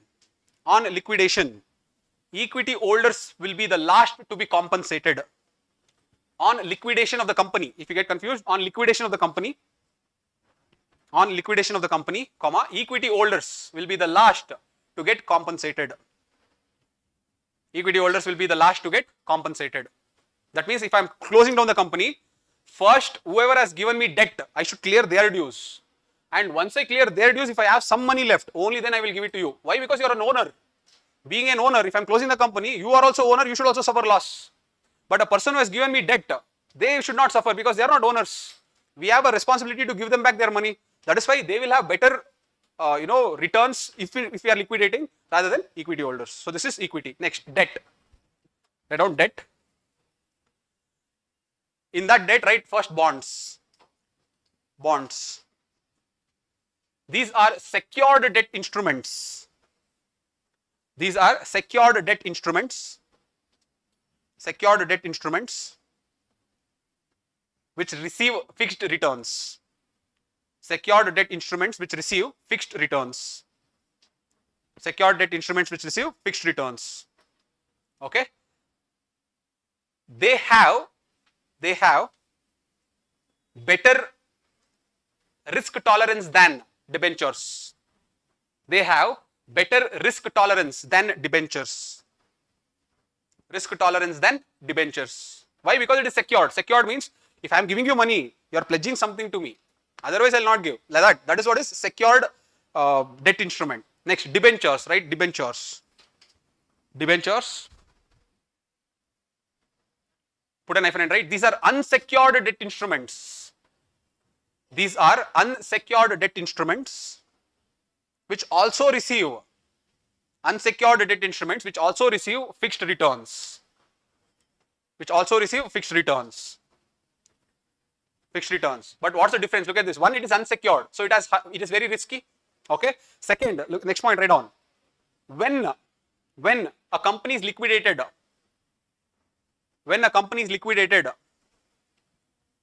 secured creditors will be compensated first. Secured creditors, that is bondholders. Secured creditors are bondholders. Secured creditors will be compensated first, and then unsecured creditors,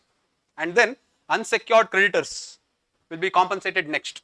Unsecured creditors means debenture holders. Okay, now to infuse confusion in your textbooks, they may give. Right on, next I'll tell you. There are three types of debentures. Here you will get confused. There are three types of debentures.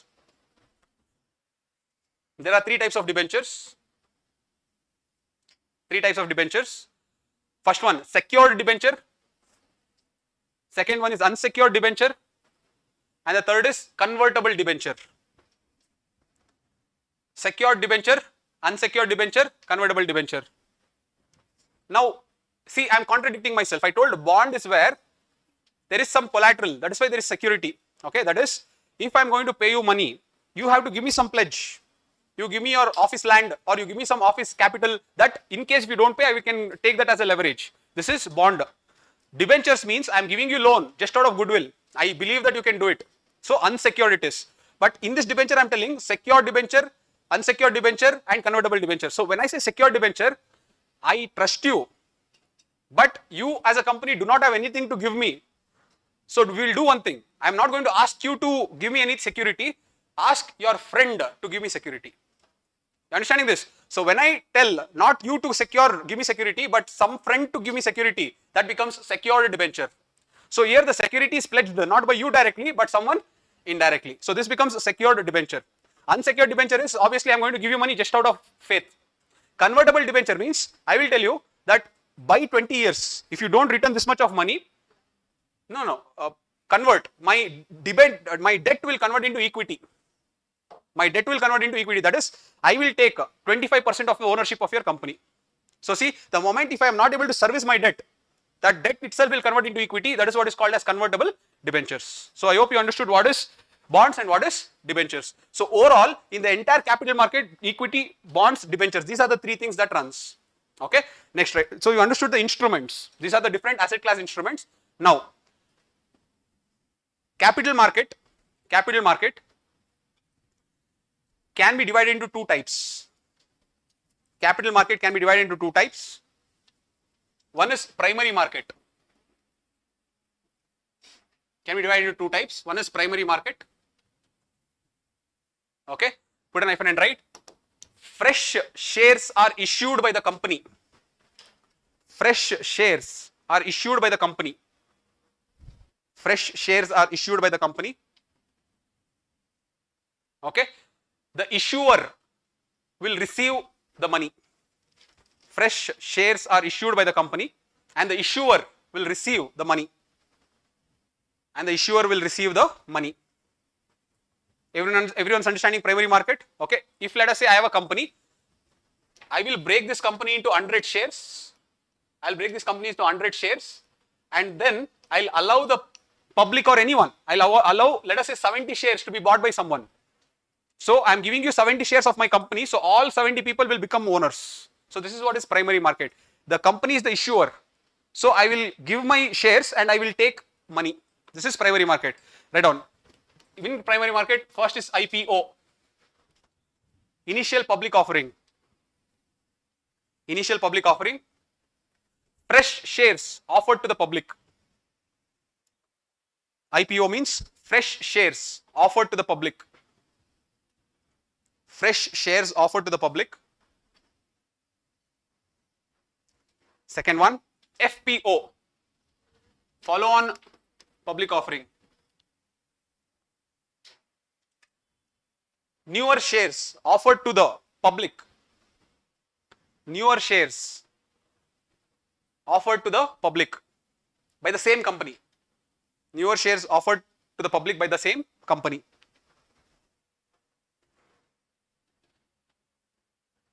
Next one, rights issue. The next is rights issue. The third is rights issue. Providing newer shares to the existing shareholders only. Providing newer shares to the existing shareholders only. I am not going to give it to all public. Whoever has it already, I am going to give it to only them.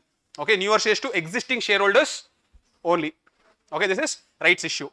Okay, next one, private placement. The next is private placement. Private placement.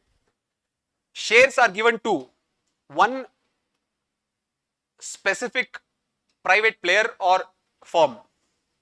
Shares are given to one specific private player or firm. Private player or firm. For example, I have a share. I will tell LIC only can take this much share. If I place it privately to one individual or one firm, then that is known as private placement. So overall, these are different types of primary market. Primary market means what? My company, my share, I am giving it to someone. They become owners. I get money. This is primary market. Next, secondary market. Secondary market. Put an hyphen and write. These are platforms where the shares are traded.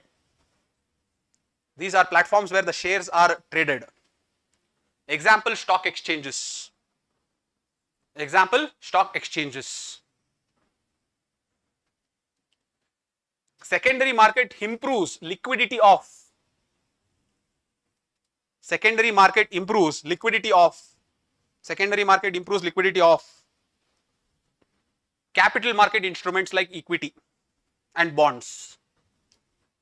Secondary market improves liquidity of capital market instruments. Capital market instruments like equity and bonds.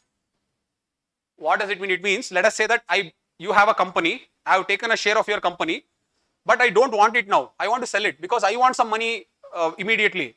Now, if no one is, others are going to take it, then what will I do with that share? I want that money. So no one will go to buy share at all. So what I did, in the primary market, I bought that share from that company. Now I am a owner, but I don't want it anymore. I want to sell it somewhere. So that secondary market is where I can sell these shares. That will help me get more money whenever I want. So that buying and selling of shares will help improve the liquidity of the capital market instruments. If the secondary market is not there, no one will buy in the primary market. Only because secondary market is there, primary market is workable. So don't forget. Okay. So overall you understood what is traditional asset class. Now write non-traditional asset class. Non-traditional asset class. Non-traditional asset class. Put an hyphen and write alternative investment fund.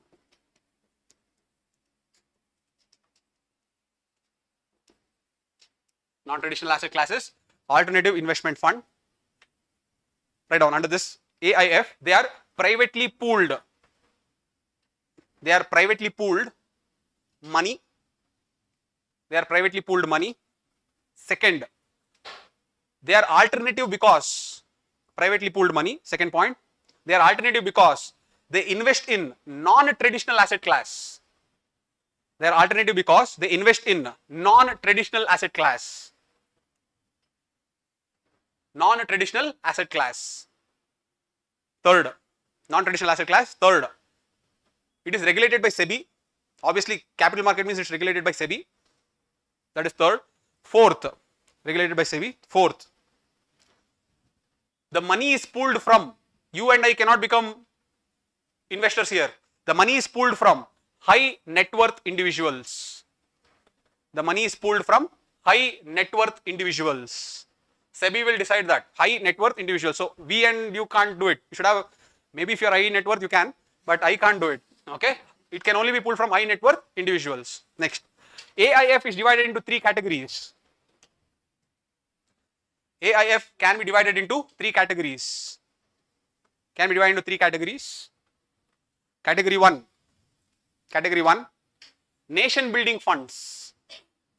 Category 1 is nation building funds. Nation building funds. Example, venture capital for startups. venture capital. Second is social enterprises. See, both are very important for the nation. One is startup, another is social enterprises. Social enterprises will not give you more profit, but it will give you social or public good. Okay, so nation building funds. This is what is called as nation building funds. This is category 1. Okay, category 2. Category 2. Private equity. Put an hyphen and write. Category 2 means private equity. Private equity. Next point, write down. It means investing in non-listed companies. It means investing in non-listed companies. Non-listed means they are not there in the stock exchange. They are not listed in the stock exchange. So, investing in non-listed companies is category 2, private equity. Category 3. Category 3. This is the very, very damaging this thing. That's why they have kept it as category 3. Hedge funds. Hedge funds. Okay, put an hyphen and write. What are hedge funds? They make profit out of price movements. They make profits out of price movements, which is wrong. It will lead to volatility. That's why they have kept it at the end. Okay, they make profits out of price movements. Example, options and contracts. Futures, there is futures also. Futures, options and contracts. These are all hedge funds. Futures, options and contracts. Okay, so overall you understood. This is what is overall the Indian financial market. You understood this? Take 5 minutes, go through it. If you have any doubts, please ask.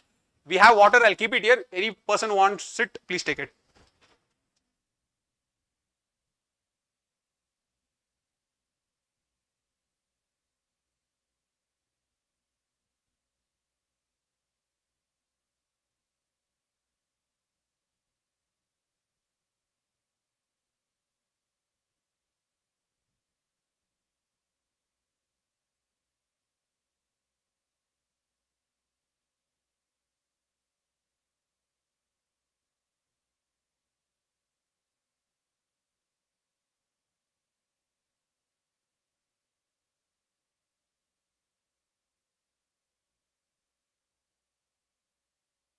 So, we have successfully finished.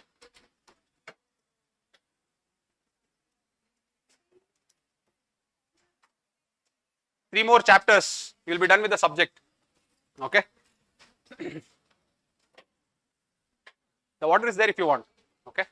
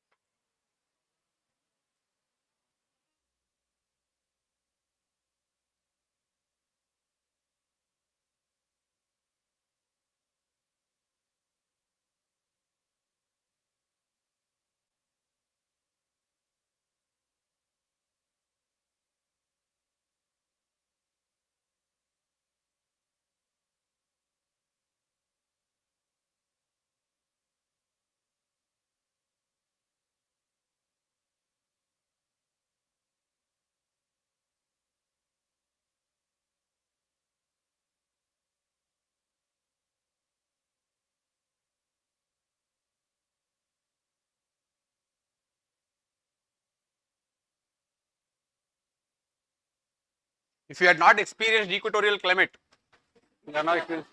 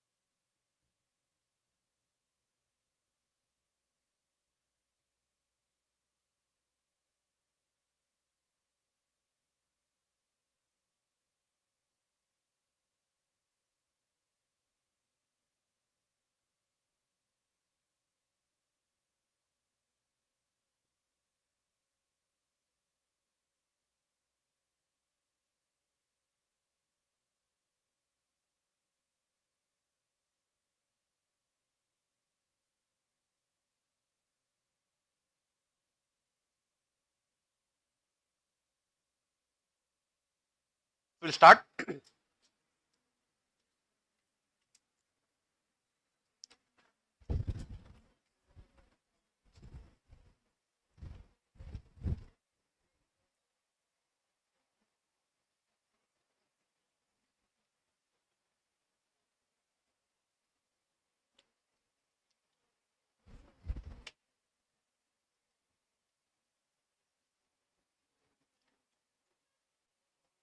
Yes.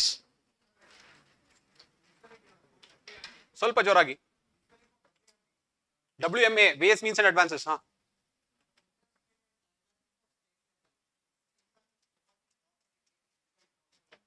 I didn't understand. WMA.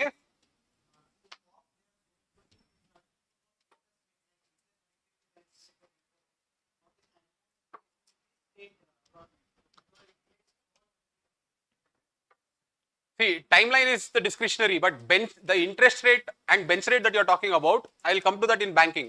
Okay, external bench rate, marginal cost of bench rate, that I'll come to that. I'll come to that. Shall we continue? The next one, let us go to government budgeting. The next is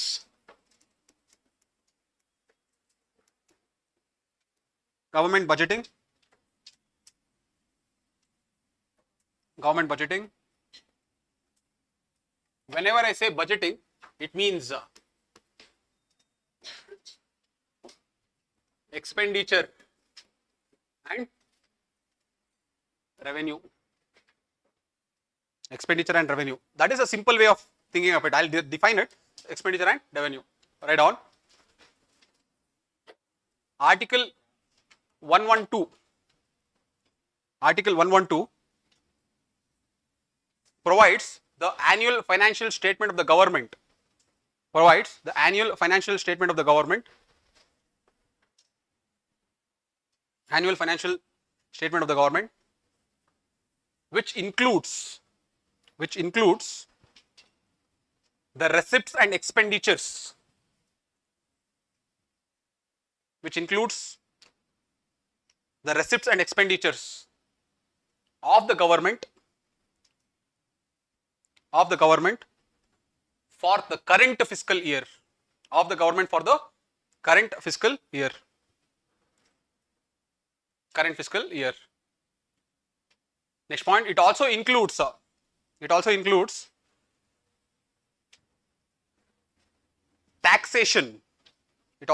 taxation. It also includes taxation. That is enough. Next, next. You can write like this. Government budgeting. Government budget can be divided into two types. One is receipts, other is expenditure. One is receipts and other is expenditure. Okay. In bracket, receipts are revenue. Receipts are revenue or inflows. Receipts are revenues or inflows. Revenues or inflows. Expenditure are spending or outflows. Expenditure is spending or outflows. All outflow need not be spending. That's why I'm telling that. Spending or outflows. I'll tell you why later. Now, receipts can be divided into revenue receipts and capital receipts. Expenditure can be divided into revenue expenditure, capital expenditure. Revenue expenditure and capital expenditure. Okay. Now, if I take this and if I take this, then this becomes capital budget. And if I take this and if I take this, then this becomes revenue budget. Okay. Under this, define revenue budget. Revenue budget. It mainly deals with consumption. It mainly deals with consumption. It mainly deals with consumption. Capital budget, it deals with assets and liabilities. Revenue budget, it mainly deals with consumption.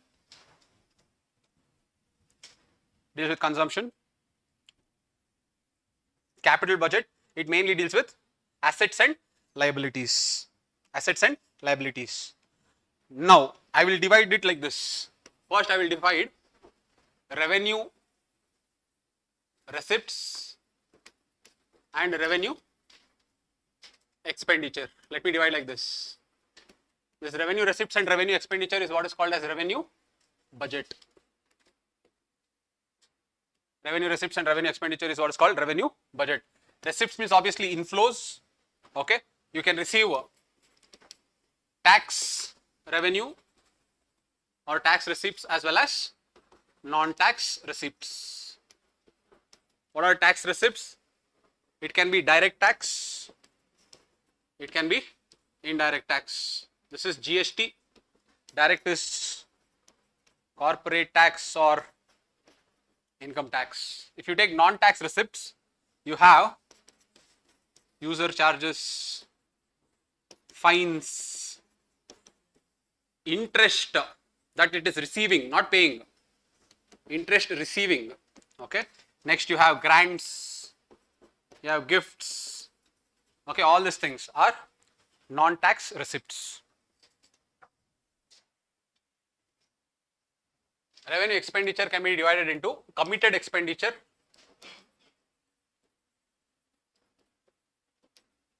and non-committed expenditure. Okay, committed expenditure means salaries, pensions and interest payments. Salaries, pensions and interest payments. Non-committed expenditure means subsidies, grants, etc. Here it is grants given. Here it is grants received. Don't get confused.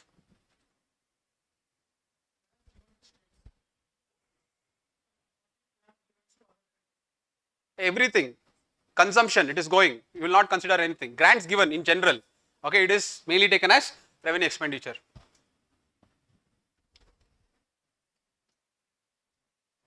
It does not create any asset or liability, means it does not come in capital budget. Okay, that's why I'll tell you. When I go to capital budget, I'll talk. Very simple it is. This is very simple. Capital budget is where you will get confused. Which is increasing asset, which is reducing liability. That is where you should be careful.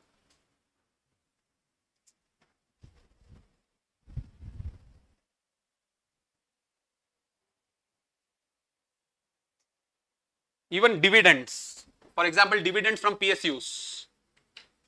Dividends from PSUs will also come to revenue receipts.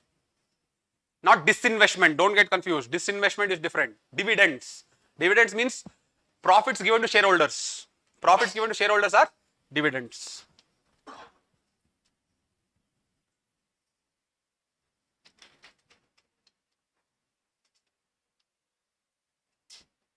Shall we move to capital budget? Okay. So this is revenue budget. The next is capital budget. Capital budget. You have capital receipts and you have capital expenditure. Capital receipts or capital expenditure. Now I will tell you, see, receipts means incoming, expenditure means outgoing. Keep that in your mind. Receipts means incoming. It can income in the form of recovery of loan. It can come in the form of borrowings. It can come in the form of disinvestment. So incoming, keep that in your mind. Incoming. This is outgoing. So I can spend it to build infrastructure. I can spend it also to give a loan to someone, or I can send it to give a loan or repay the loan. Repay the loan. I can repay the loan also I am giving one more loan also, or I am investing in infrastructure. Let us say I am repaying the loan to USA, but I am giving the loan to Bangladesh. Keep that in your mind. Both are capital expenditures. Okay.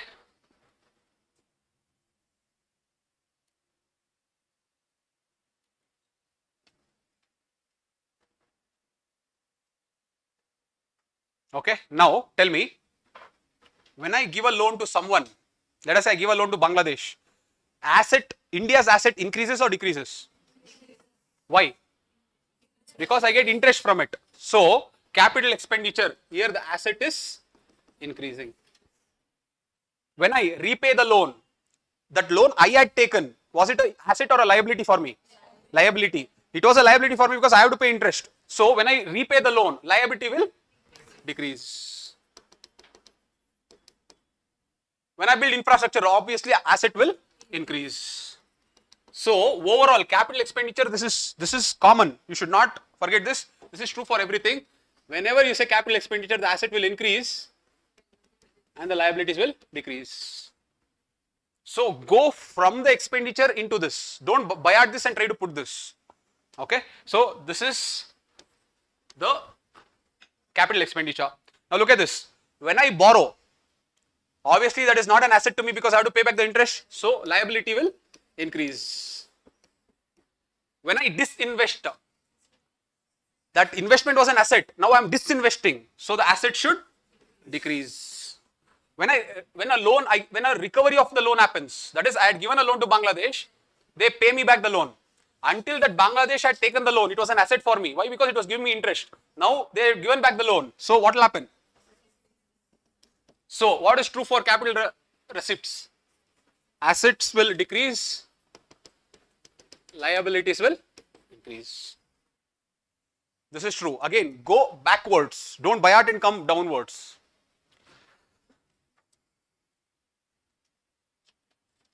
Okay.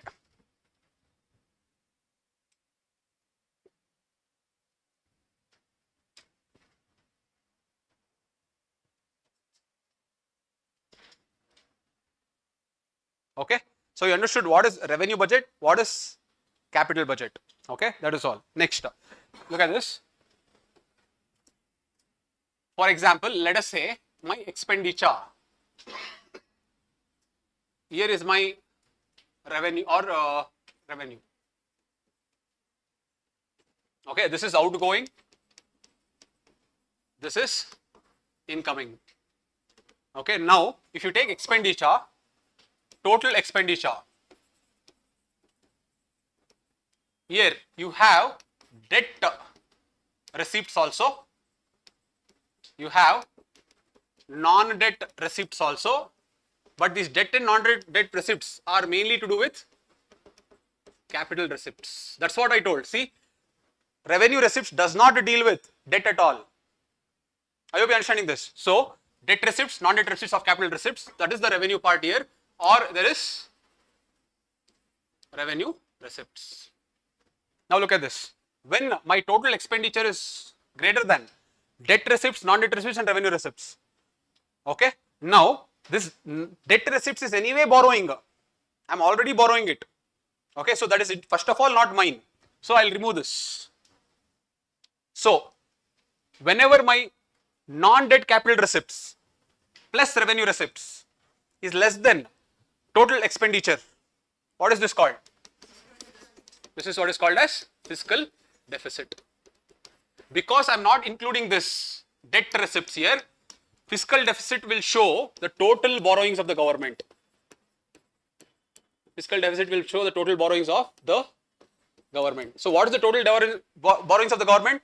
Obviously the debt receipts is there, that is a borrowing only. Apart from that, I have to plug this gap. See, I am spending more than I earn. If I am spending more than I earn, where is that extra money coming from? Borrowings. That extra money that comes from the borrowings is what is called as fiscal deficit. So fiscal deficit will always show the total borrowings of the government. So fiscal deficit, technically speaking, is total expenditure minus revenue receipts plus non-debt capital receipts. You understood this? You can write this.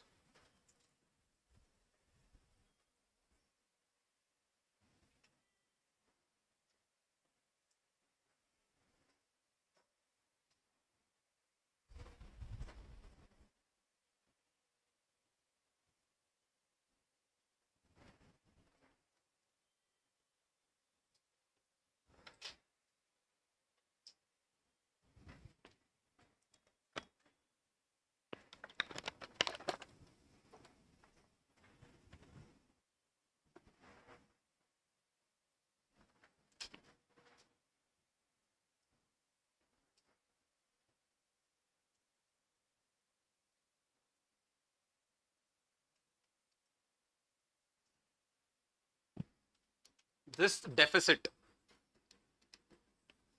is what is called fiscal deficit. When my spending is more than the revenue, the deficit is what is called fiscal deficit.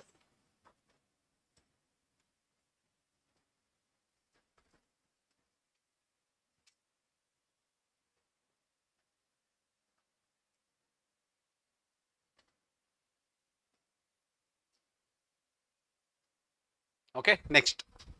Revenue deficit. Next and all is very easy. Revenue deficit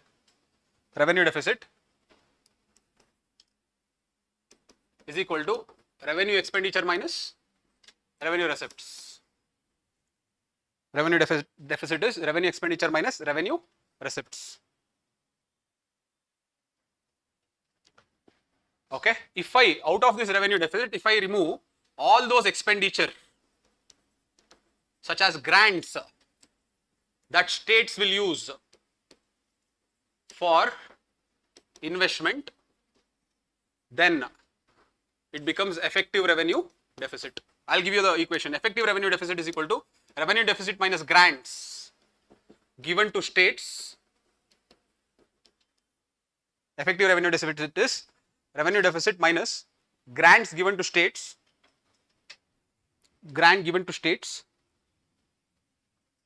for investment or creation of assets. Both are okay. For investment or creation of assets. For investment or creation of assets.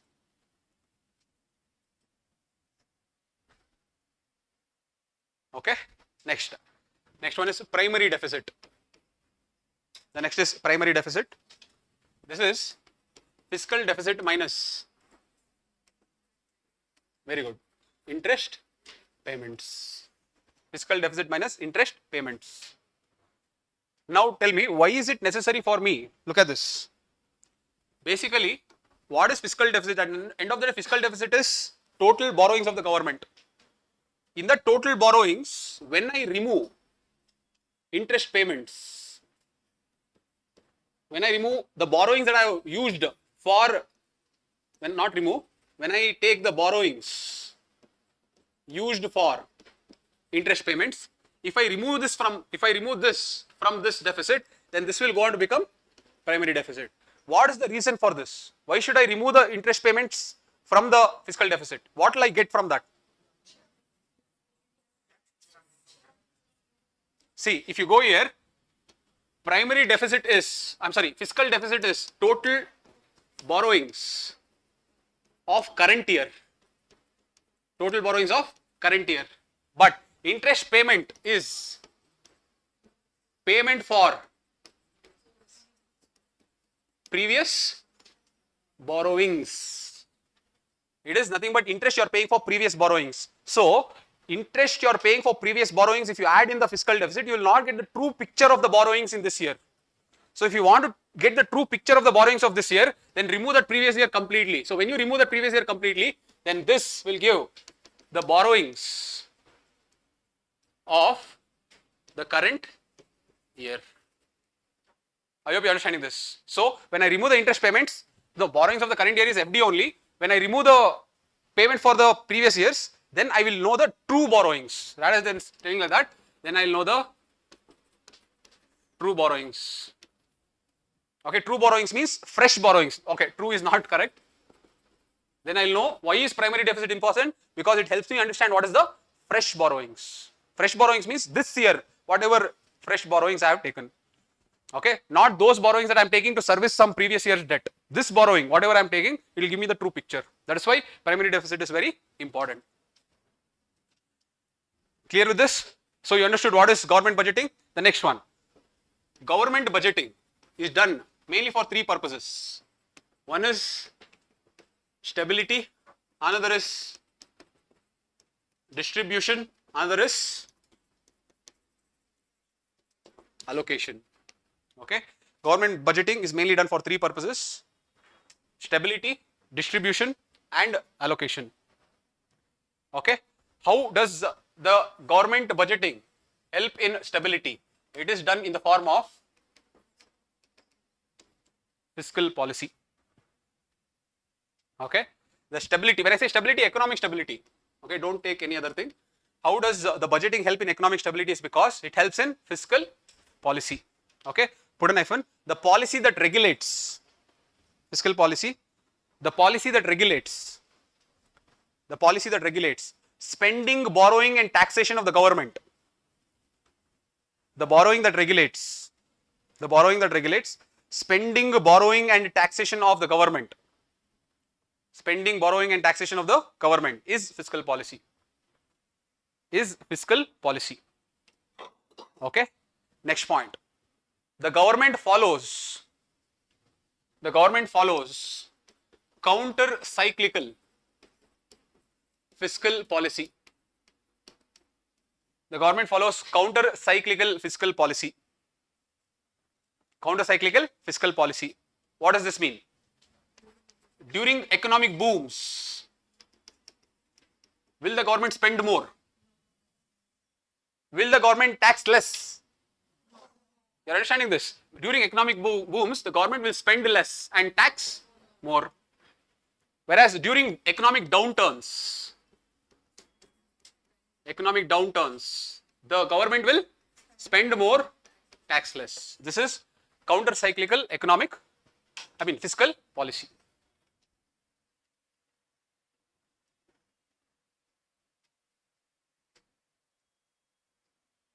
Counter-cyclical fiscal policy. Okay, next. Distribution. The government follows progressive taxation. The government follows progressive taxation to minimize inequalities in the economy. The government follows progressive taxation to minimize inequalities in the economy. Okay, you know what is progressive taxation? It means more you earn, more you pay. Less you earn, less you pay. That is what is progressive taxation. The opposite of that is proportional taxation. Irrespective of what you earn, give me 10% of your income. That is proportional taxation. I earn 10 lakh also 10% you give. You earn 10 crores also 10% you give. That is proportional. Progressive is not like that. For a person who is earning up to 20 lakhs, don't pay.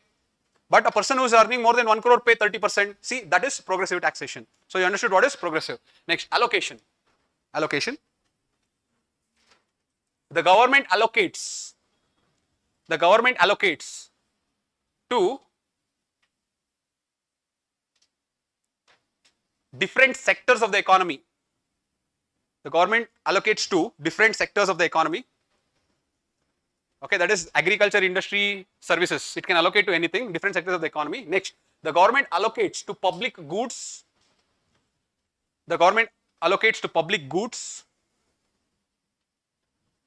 Public provisioning, public goods, public provisioning, public goods, public provisioning, and public production. Public provisioning and public production. Okay. Now, these I have used 3 keywords. Understand what are these 3 keywords? Public good. Put an hyphen and write. Public good. Public good. They are non-excludable and non-rivalrous.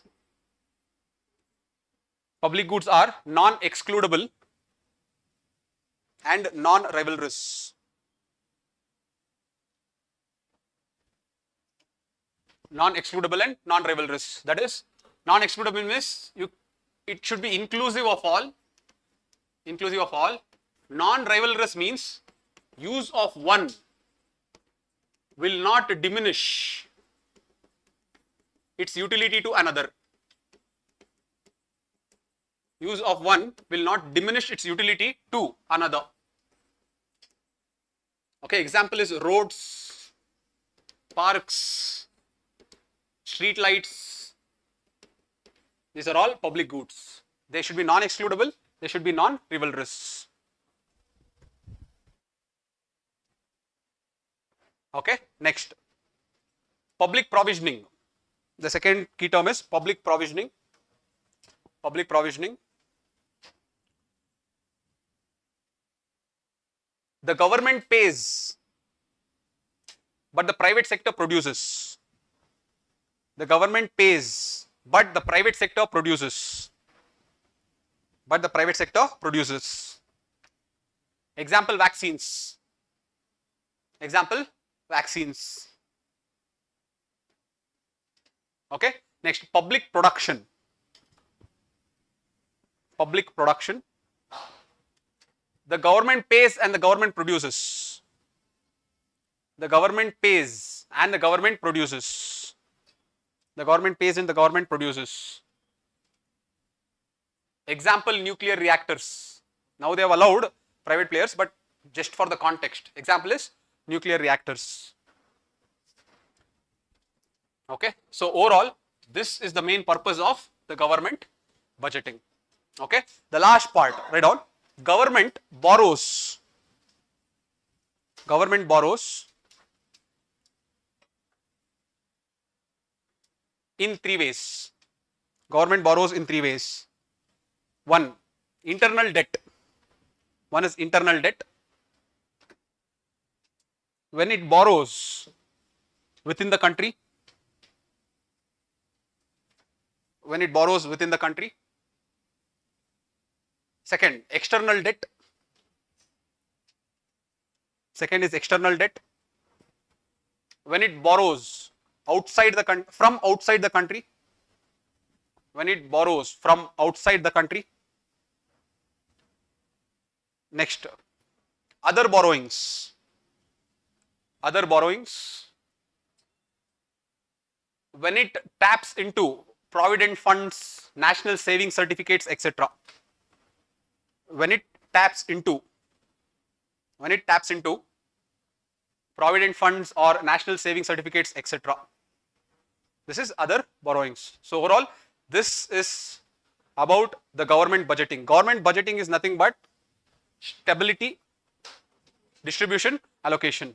And government budgeting is nothing but you are trying to handle your spending, expenditure, taxation. Your spending, expenditure, taxation is what is known as government. But from economic angle I am talking about, this is what is known as government budgeting. This completes government budgeting. Take 2 minutes, revise the entire thing. We are done with this block.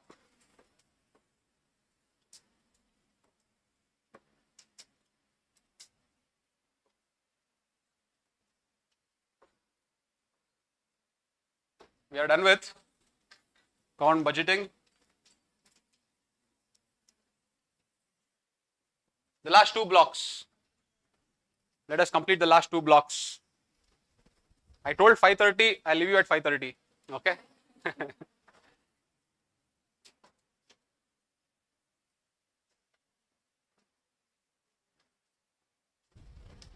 Yes, yes. In the context, sovereign fund means that is a fund managed by the government. Non-sovereign fund means it is not managed by the government. You mean sovereign funds? It depends on the fund. In which context are you telling? See, local governments don't have funds. Sovereign funds means what? You let us say that I am government of India. I have set up national manufacturing fund. Now that national manufacturing fund is there in order to fund other funds. Now because this fund is created by me and I am the guarantor of that particular fund, then that becomes sovereign funds. Yes, yes. That is why they call sovereign. For example, UAE has created one fund. From that fund, UAE is investing into India. So that fund from where UAE is investing into India, that fund is sovereign fund of UAE. Okay, so if the government is the guarantor or the custodian, then that is sovereign. I can go to the government and ask, look, from your funds I had given you the money, now give me back the interest. So when you can go ask, then that becomes sovereign. If you can go to the government and ask.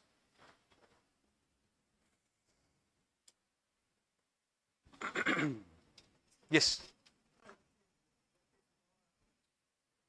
Internal debt is more, obviously internal debt will be more. External debt usually will be less because, see, which is more costlier for the government, external debt or internal debt? Why? Because the currency fluctuates, then we will have to pay. So usually the internal debt will be more compared to the external debt. Okay. But you should look at such figures in the economic survey once. Not only this figure, what are the three most exported merchandise? Or how is our agri sector doing compared to service sector and industrial sector? That you should do, but we will do that later. Don't get confused.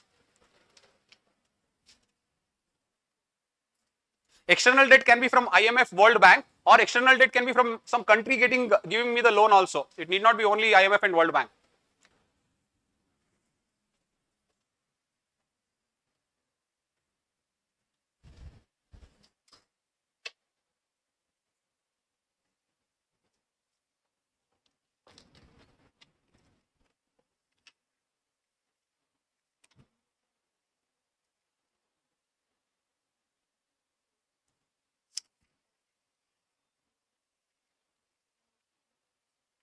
Inflation is very simple. Everyone will know inflation.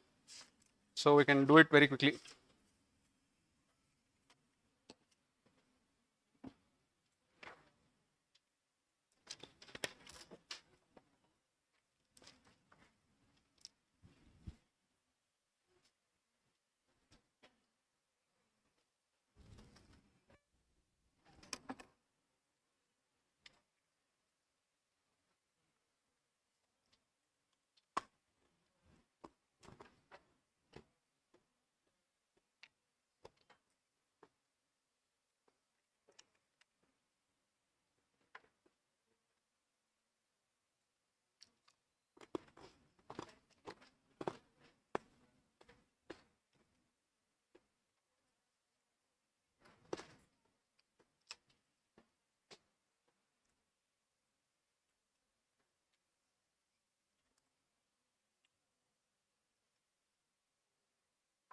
Shall we start? Okay. Inflation. Give the heading as inflation.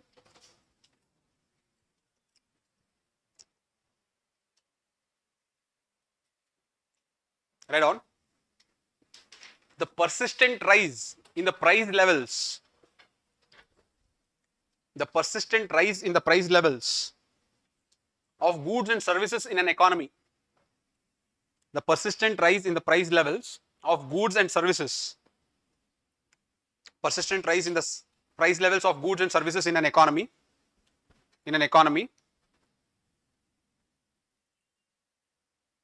Is inflation. Is inflation.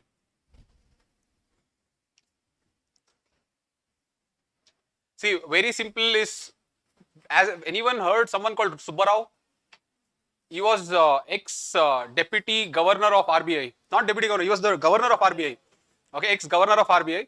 So, someone in the press will ask, what is inflation? Can you define for a local man? He says, when I was young, I had thick hair. I used to pay only 10 rupees for my haircut. Today I have no hair. I pay 100 rupees for my haircut. This is inflation. Okay. So, overall, the persistent rise in the price levels, it should not happen in 1 or 2 days. There should be persistent rise in the price levels of goods and services in the economy. Then that is what is known as inflation. Okay. Next point. This is true. I didn't make up. He has told like this. Okay. You can check it out. Next. Inflation erodes the purchasing power of money. Inflation erodes the purchasing power of money. Inflation erodes the purchasing power of money.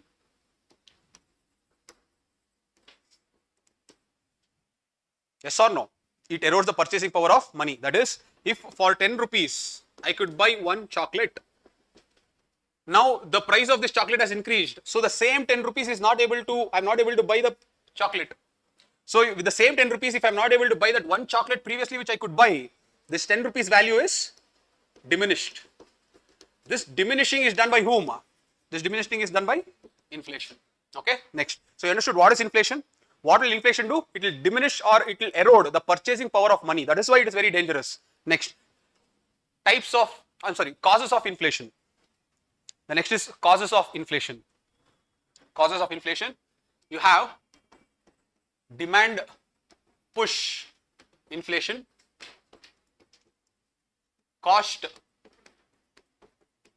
demand pull inflation and cost push inflation. Demand pull inflation, that is demand will pull the price up, cost will push the price up. That is why demand pull inflation and cost push inflation. Okay, right this side. Too much money chasing too few goods. Too much money chasing too few goods. Too much money chasing too few goods.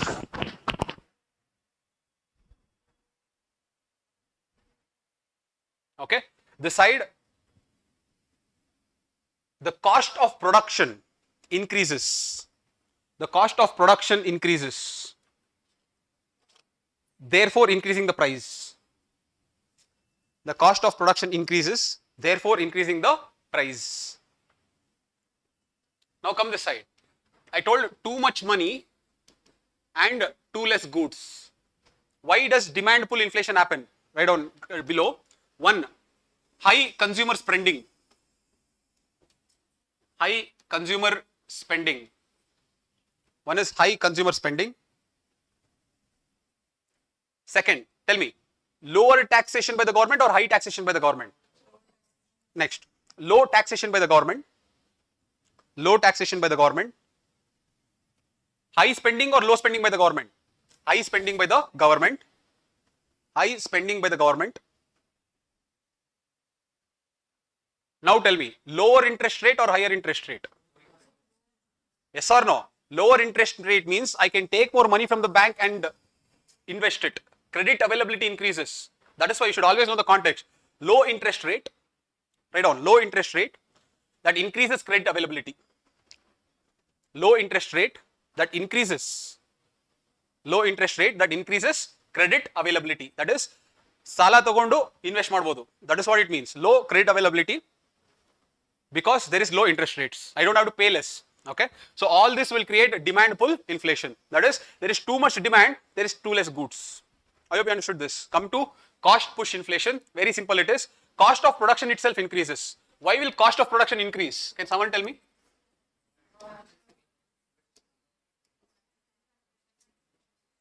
That's all. Okay. When cost production increases? Because factor payment increases.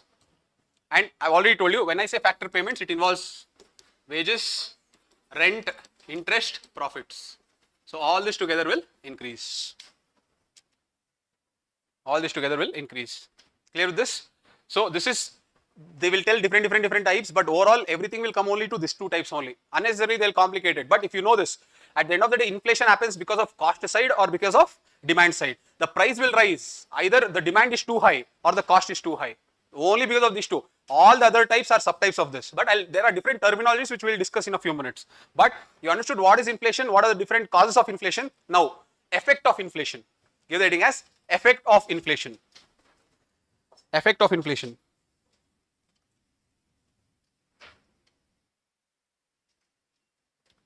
Write down. First one is debtors. Debtors means people who have taken debt. Debtors. Will they benefit or will they be in a problem? Yes or no? If I have taken 100 rupees, now inflation is very high. Though I am paying back 100 rupees, that 100 rupees has lost its value. So I am actually paying less than what I had borrowed. Okay. So debtors, put an hyphen. They gain due to inflation. They gain due to inflation. They gain due to inflation. As they pay back lesser value. As they pay back lesser value than they borrowed. As they pay back lesser value than they borrowed. Though same money only they gave, the value is less. As they pay back lesser value than they borrowed. So you understood debtors. Next, creditors.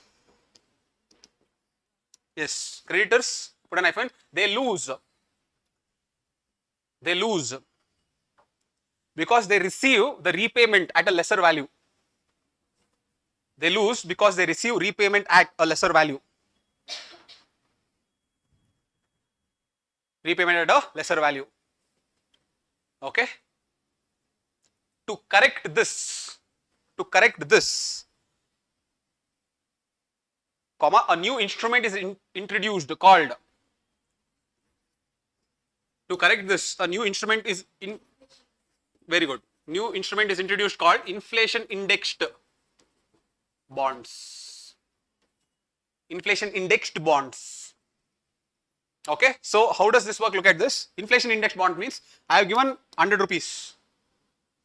You have to give me 10% interest. So you have to give me 10 rupees. But let us say inflation is 10%.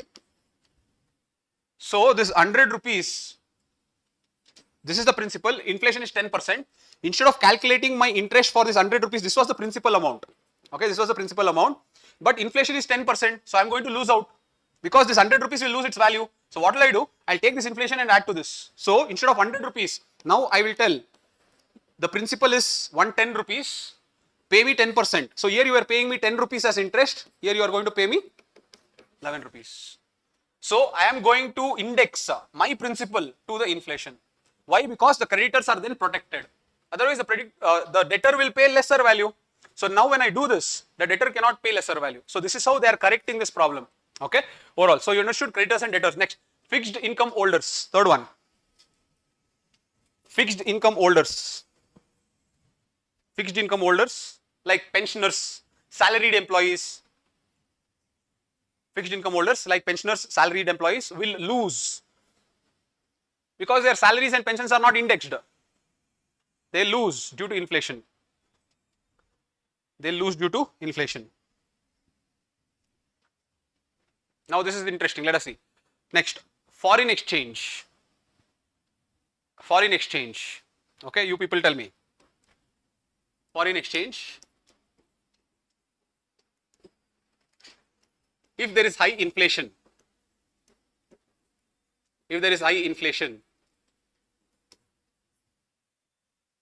will it help improve our exports or imports?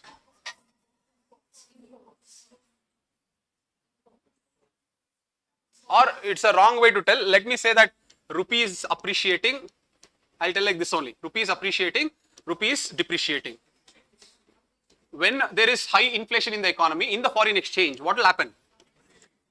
Rupee will? Yes or no? Can someone tell me the logic why it will depreciate? It loses the value. No. It loses the value in implicit terms. You cannot apply that only until depreciating. Depreciating will happen in real terms. For $1, instead of paying 80 rupees, I am going to pay 90 rupees. The depreciating is happening in real term. Why? Because, see, when my purchasing power, see, what is inflation? Inflation is persistent rise in the price levels. So, the goods in India is becoming more and more costlier, or yes or no? Goods will become more and more costlier. When the goods become more and more costlier, will there be supply of foreign currency or no supply of foreign currency? Forget demand. Will there be supply of foreign currency or no supply of foreign currency? They will not come. Why? Because our prices are high. When our prices are high, supply of foreign currency will not come. When supply of foreign currency will not come, appreciation will not happen. What will happen then? If supply only is not coming, then obviously our rupee will depreciate. So write down foreign exchange market. When there is high inflation, comma, the rupee depreciates.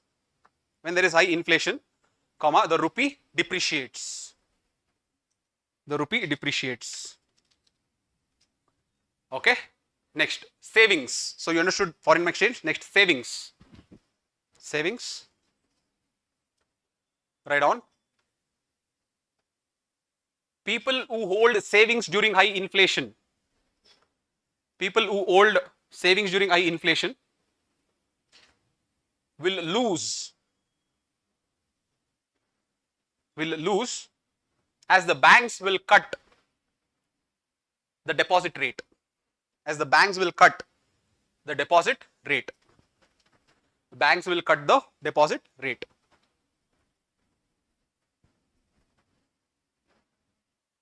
Okay, so with all different angles, I have told you how can inflation affect different sectors of the economy. The last one, if you want, inflation and government bond. Can someone tell? How will inflation affect government bond? Just think like this. Government bond as creditor also, government bond as debtor also. Who is the creditor in government bonds?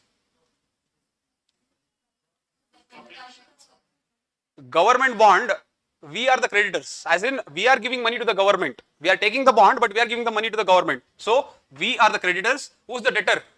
The government. So who will profit out of government bonds during high inflation? Debtors will always profit. Creditors will always lose. So that is how you should always come back to the basics. If you come back to the basics, you will always get the answer. Okay. So government bond, governments will gain, the markets will lose. Not us, markets will lose. Government will gain, markets will lose.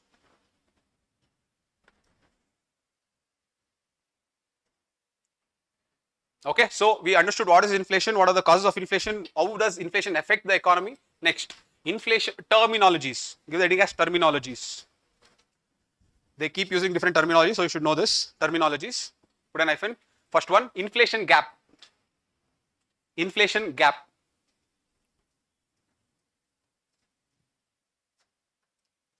When the, put an hyphen and write, when the government spends more than the revenue, then when the government spends more than the revenue, when the government spends more than the revenue, comma, the excess of spending, the excess of spending will create inflationary tendencies,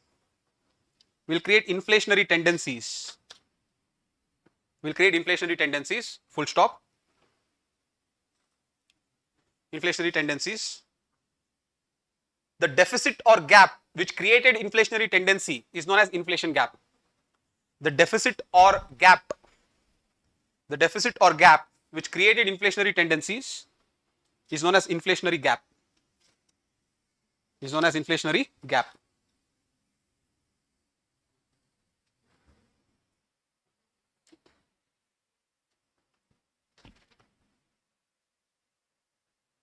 The excess of spending will create inflationary tendencies. The deficit or gap which creates inflation is known as inflationary gap. Next, inflationary premium. Give the next term as inflationary premium. Put an hyphen and write. It is the extra money that we have to pay to purchase the same goods. It is the extra money that we have to pay to purchase the same goods. Extra money we have to pay to purchase the same goods.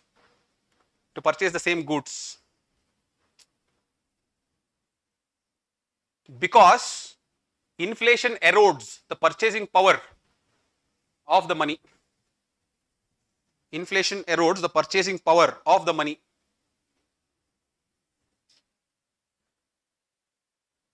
Inflation erodes the purchasing power of the money.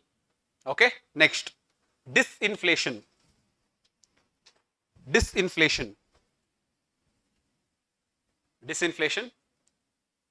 Slowdown of inflation is known as disinflation.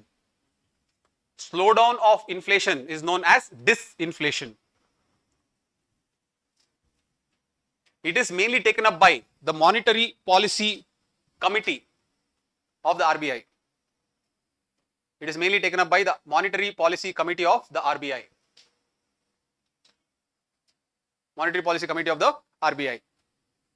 See, when I say at the end of the day, what is disinflation? Disinflation means from, let us say, March to July, August, September, October. Okay, the inflation was plus 6%. From October to February or March, the inflation went to plus 3%.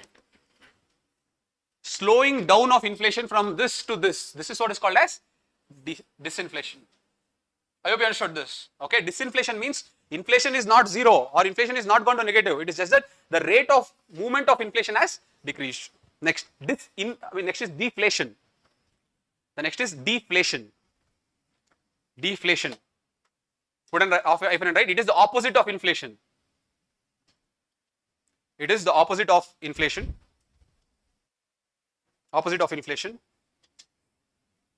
That means persistent drop in the price levels.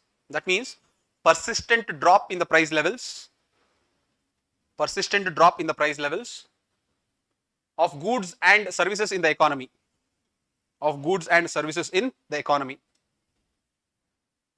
Okay.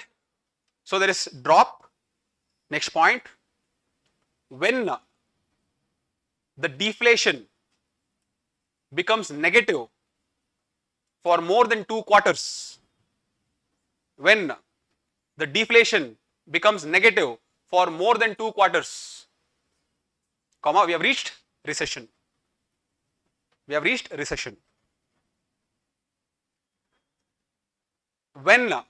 the deflation is negative for more than 1 year, depression. When the deflation is negative for more than 1 year, comma, it is called depression. Depression is very rare.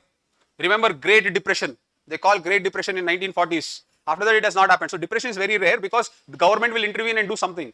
Do something means it will start putting money. Okay. But deflation, depression, recession can happen. Depression is very rare. So you understood what is the difference between disinflation, deflation, recession and depression. So you got that term. Next, give the heading. structural inflation, structural inflation, structural inflation, or bottleneck inflation, structural inflation or bottleneck inflation. Wrong definitions they give in the books. Structural inflation means, put an hyphen, the supply side is working robustly, the supply side is working with stability, you can say supply side is stable or working with stability or robustly, as well as the demand side is stable, as well as the demand side is stable, demand side is stable, but demand side is stable, but supply constraints are created by logistics. Supply constraints are created by logistics. Supply constraints are created by logistics. Look at this. If this is the supply and this is the demand and this is logistics. So logistics job is to take from supply to demand, but the problem is, look at this, this is the constraints. So when it creates a constraints, this is what is known as bottleneck or structural inflation. Bottleneck or structural inflation. For example, transport strike. For example, transport strikes, or someone had told about the recent fuel problems. Okay, when such thing happens, then the problem is structural inflation. Okay, that is, here the problem is mainly with the logistics, it is not with the supply, it is not with the demand. Okay, this is structural inflation.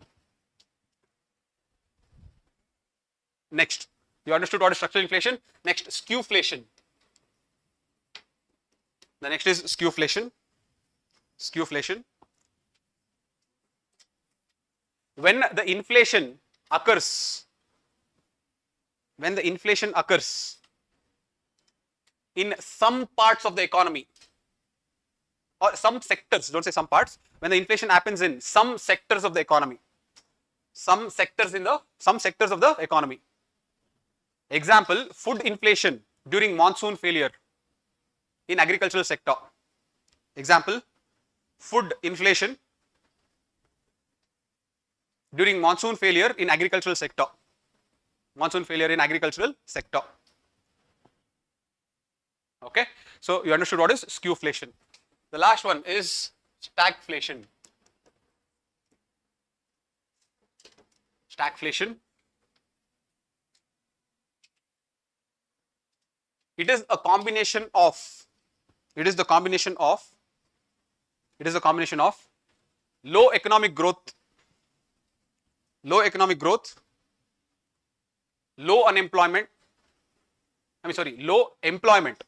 low economic growth, low employment or high unemployment, you can say anything, low employment or high unemployment, and high inflation, It's a very rare combination, this is, okay, low economic growth, high unemployment and high inflation. Okay, example, COVID pandemic, during the times of COVID pandemic. Okay, the next one is Phillips curve. Then next is Phillips curve. Write down, it provides the correlation between unemployment rate and inflation. Correlation between unemployment rate and inflation. Okay, write this. Unemployment rate is inversely proportional to inflation. Unemployment rate is inversely proportional to inflation.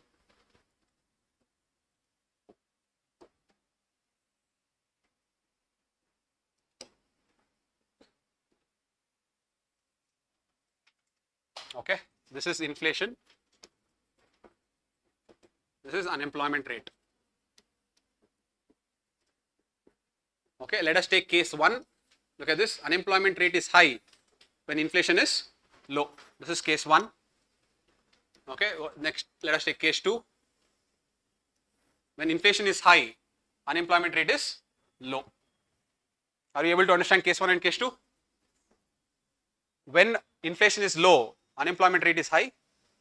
When inflation rate is high, unemployment rate is low. I'll tell you the reason now. What Phillips tells, I will tell you.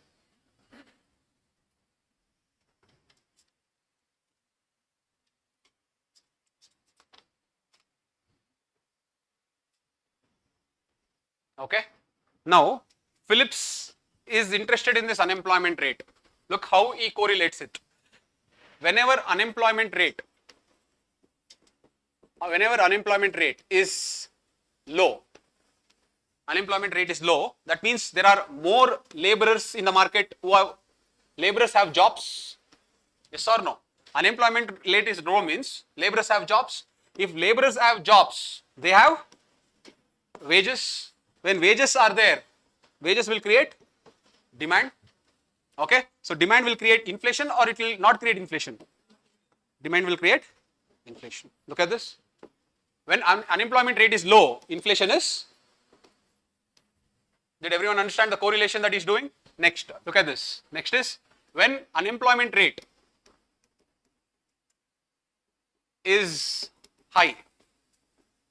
When unemployment rate is high, that means less workers have jobs. When less workers have jobs, there is low demand. When there is low demand, obviously the inflation is low. Look at how he creates this. These are the two cases. This is how he says unemployment and inflation rate is inversely correlated. Write this.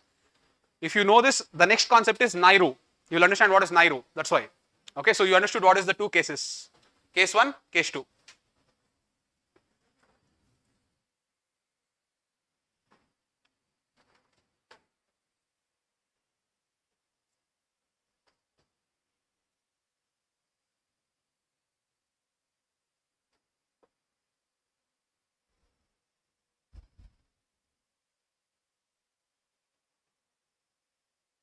Which is case 1 here? High inflation, low unemployment. This is case 2 and this is case 1.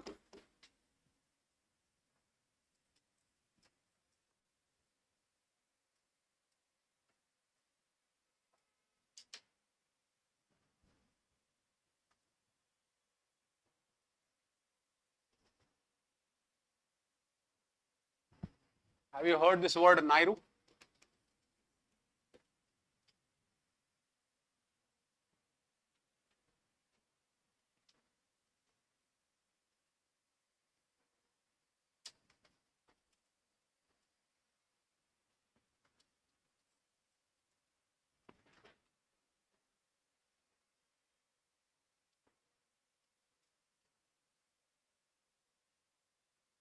Yes. Unemployment rate, yes. Unemployment rate, okay, sorry. Unemployment rate is low, that means more laborers have jobs. I'm really sorry.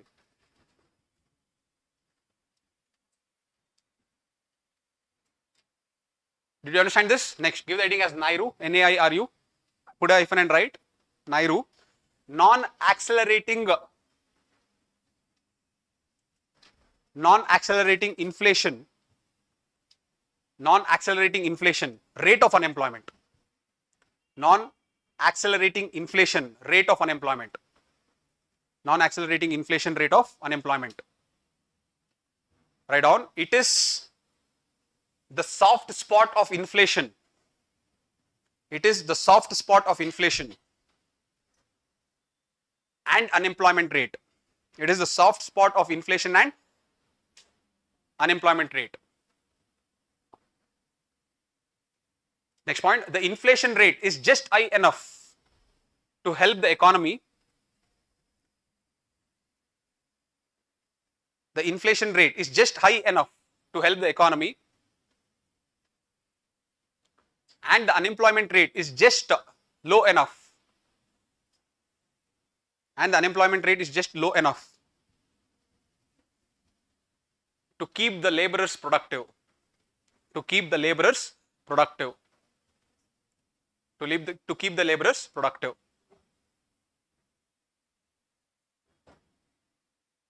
Did you understand what is Nairu?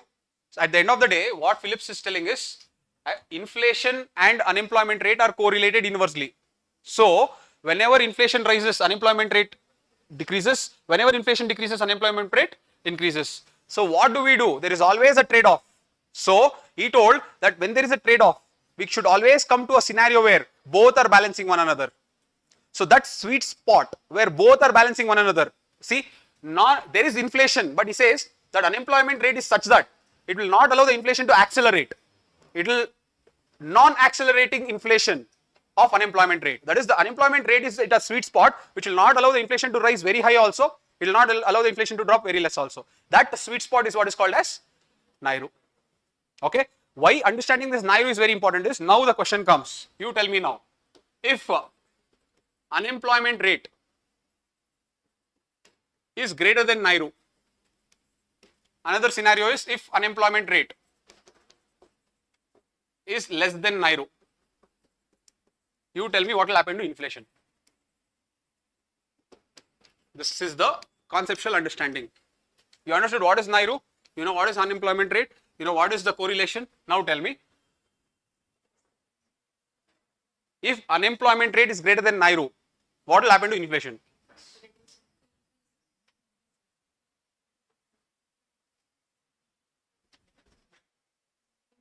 That is what, don't overanalyze. Just because I have given a term here, don't think. At the end of the day, what is NAIRU? NAIRU is a sweet spot. That much you know. If the unemployment rate is greater than the sweet spot, that means there are more laborers with no jobs. Yes or no? If it is greater than sweet spot, that means there are more laborers with no jobs. When there are no laborers with more jobs, demand will be high or low? If demand is low, inflation is? See, that is how you should think. Okay, now unemployment rate is less than sweet spot. If unemployment rate is less than sweet spot, that means more people have jobs. If more people have jobs, that means demand is very high. That will result in, see, that is why conceptual understanding is important. This is why NAIRU, we should always track the NAIRU, because it will help us balance inflation also, it will help us balance unemployment rate also. Okay, so this is the conceptual understanding of NAIRU.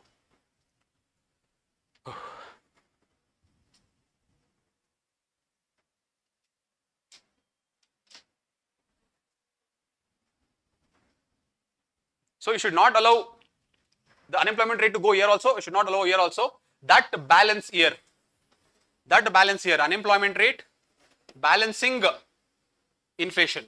Okay, balancing inflation, this is what is called as NAIRU. Okay, that sweet spot here is what is known as NAIRU. Non-accelerating inflation rate of unemployment. Non-accelerating inflation rate of unemployment. So I hope you understood what is NAIRU. Okay, now we are done with this. Next, measurements of inflation. The last topic is measurement of inflation. Measurement of inflation. Right on. The first is GDP deflator. The first is GDP deflator. GDP deflator. Put an F in it, right? It is a price index. It is the price index. It is the price index that measures the changes in the price levels. It is a price index that measures the changes in the price levels of all goods and services. Of all goods and services. Of all goods and services in an economy. In an economy. GDP deflator is equal to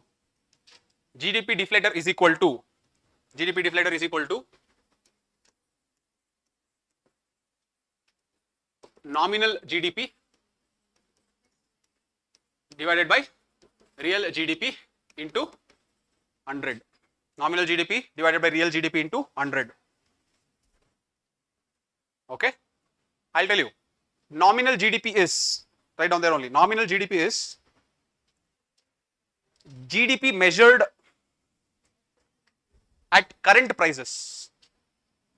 Nominal GDP is GDP measured at current prices. GDP measured at current prices. Real GDP is, yes, real GDP is GDP measured at constant prices. GDP measured at constant prices. Underline constant prices and write. Constant prices are prices that prevailed in base year. Constant prices are prices that prevailed in base year. Constant prices are prices that prevailed in base year.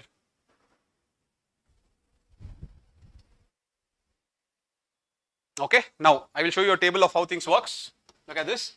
If you take year, let us say this is 2012 and this is 2023. This is the production. production, here you have 100 units, here you have let us say 200 units. Let us say price, here you have rupees 10, here you have rupees 15. Then you have price index. Price index. Understand that GDP deflator is, in the definition only I have told you, this is nothing but a price index. Okay. So if I take this as base year, then two things that you should understand. The moment I take that as base year, this will become the constant prices, and the price index by default in the base year becomes 100, because that is the comparison that I am going to do. So the moment I declare something as base year, so this is the constant prices and this will be the price index. The price index is by default taken as 100. Now see, in the current year, this is the current year. In the current year, we have produced 200 units at the prices of 15. So what will, if this is 200 units and this is rupees 15, 200 into 15 is what? 3000. So what is this? This is real GDP or nominal GDP? Yes or no? This is the current prices. So this becomes nominal GDP. But I want real GDP. What is real GDP? If I have to calculate the production in constant prices. So what is nominal GDP? If I take this production and calculate with constant prices. So the same 200 into 10, this is equal to, this is what is known as, is everyone clear? You understood what is nominal GDP measured at current prices, what is real GDP measured at constant prices. Now I have GDP deflator. GDP deflator is what? Nominal GDP, that is 3000 divided by 2000 into 100. So this goes and this goes. 2 by 3 is what? 1.5. 1.5 into 100 is, so 150 that I got is the price index. So I'll put it back in the price index. So if I take the price index of the base year as 100, then the price index of the current year is 150. So how much has the price levels increased from its base year? Look at this. So the price levels that has increased of all the goods and services produced in our country is 50%. Did everyone understand how GDP deflator works? So this is how GDP deflator works. So overall, whenever I say GDP deflator, it is mainly to do with price index. Everyone understood? So you understood the concept of nominal GDP, you understood the concept of real GDP. You want to write down or can we move on? Move on? Okay, alright. So this is GDP deflator. The next is wholesale price index. The next is wholesale price index.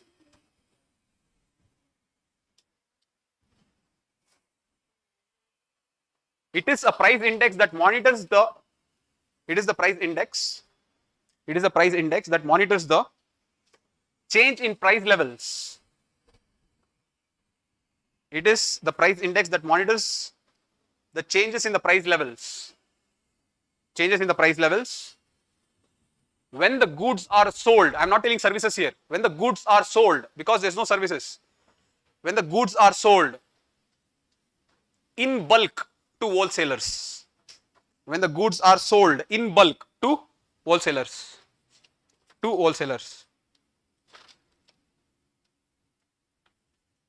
Okay. Next point. The base year is 2011-12. The base year is 2011-12. Next, it is released by Office of Economic Advisor, Ministry of Commerce. Released by Office of Economic Advisor, Ministry of Commerce. It mainly has three baskets. Manufactured goods, food articles, then you have fuel and power. Manufactured goods, food articles and fuel and power. Okay, I'll just tell off the percentage, write it there only, put a hyphen and write. Manufactured goods, the percentage is 64.23. The percentage is weightage, I'm telling about the weightage. 64.23 is the weightage of manufactured goods. 22.62 is the percentage of weightage of food articles or primary articles, I'm really sorry. Primary articles. Okay, food articles is part of this. Primary articles means anything that comes from natural resources. Okay, primary articles. 22.62% is primary articles. The last one, fuel and power, is 13.15%. 13.15%. Last one, total commodities is 697 items. Total commodities is 697 items. 697 items. Okay, so you understood what is WPI. Next, give the heading as CPI. You have CPI. In that you have CPI combined. Very good. CPI rural, CPI agriculture, agricultural laborers, and you have CPI industrial workers. Okay, these are all not that important, but you should know some amount of facts about it. Okay, this is very, very important. This is also called CPI rural plus urban. This is also called retail inflation. Retail inflation. Okay, now RBI will use the monetary policy committee. I mean, RBI with the help of monetary policy committee will target inflation. Inflation targeting. That inflation targeting is done on the basis of this CPI combined only. Okay, CPI combined. Again, they have done recently changes, so you should know the changes. I'll come to that.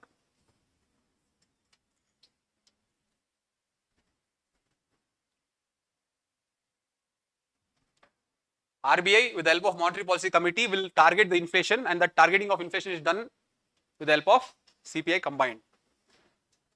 Okay, the range is like this. It wants to keep the inflation at plus 4%. There is tolerance range of plus 2 year, minus 2 year.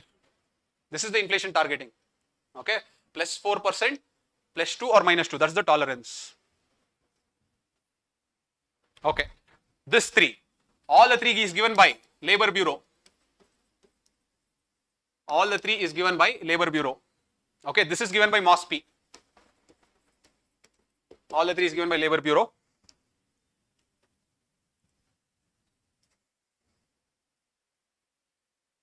Okay, now CPI industrial workers is used in order to work out the dearness allowance. Dearness allowance. Okay, dearness allowance. Dearness allowance is the part of wages. Okay, dearness allowance. The next is agricultural laborer. It is used in order to calculate the wages of laborers. Wages of laborers. Okay, rural, CPI rural is used in order to understand the living standards of rural areas. Living standards of rural areas. Living standards of rural areas. Okay, the base year is 2016. 2016. These two, the base year is 2019. The base year is 2019. Base year is 2019. Okay, now write down CPI combined. They have done this year. They have changed the CPI combined this year. Write down the base year is 2024. The base year is 2024 from 2012. The base year is 2024 from 2012. They use household consumption expenditure survey. They use household consumption expenditure survey. Household consumption expenditure survey. Expansion of basket from 299 to 358 commodities. Expansion of basket from 299 to 358 commodities. 299 to 358 commodities. Services basket is enhanced from 40 to 50. Services basket is enhanced. Services basket is enhanced from 40 to 50. In that point only write down new services included are. New services included are. New services in that point only. New services included are OTT subscriptions, OTT subscriptions, e-commerce transactions, airfare. That is, common man is also started to travel in air, so that is also becoming a part of the index. Airfare. Okay. Next one. The major structural shift is reduction of weightage on food. Major structural shift is reduction of weightage on food. Next point, old CPI gave a weightage of 45.86. Old CPI gave a weightage of 45.86.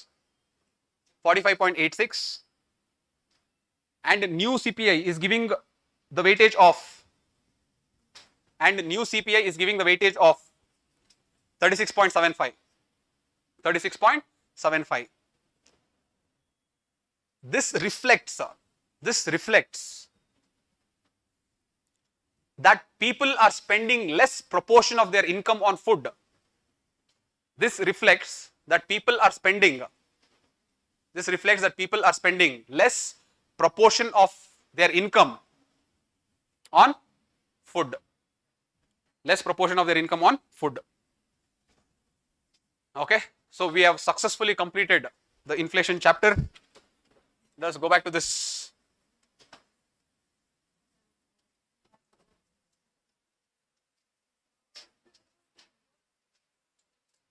We have successfully completed inflation. Okay, let us go to the last block. Okay, take 5 minutes. Okay, go through the topic. If you have any doubts, you can ask. Then we can start with the last one. 15 to 20 minutes or 30 minutes maximum. Banking is pure, very simple. Okay, we'll finish it off. 5 minutes. Go through it. If you have any doubts, you can ask.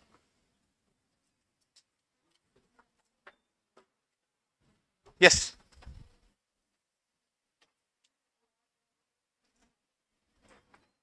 Yes. Effect of high interest rate on? Welcome.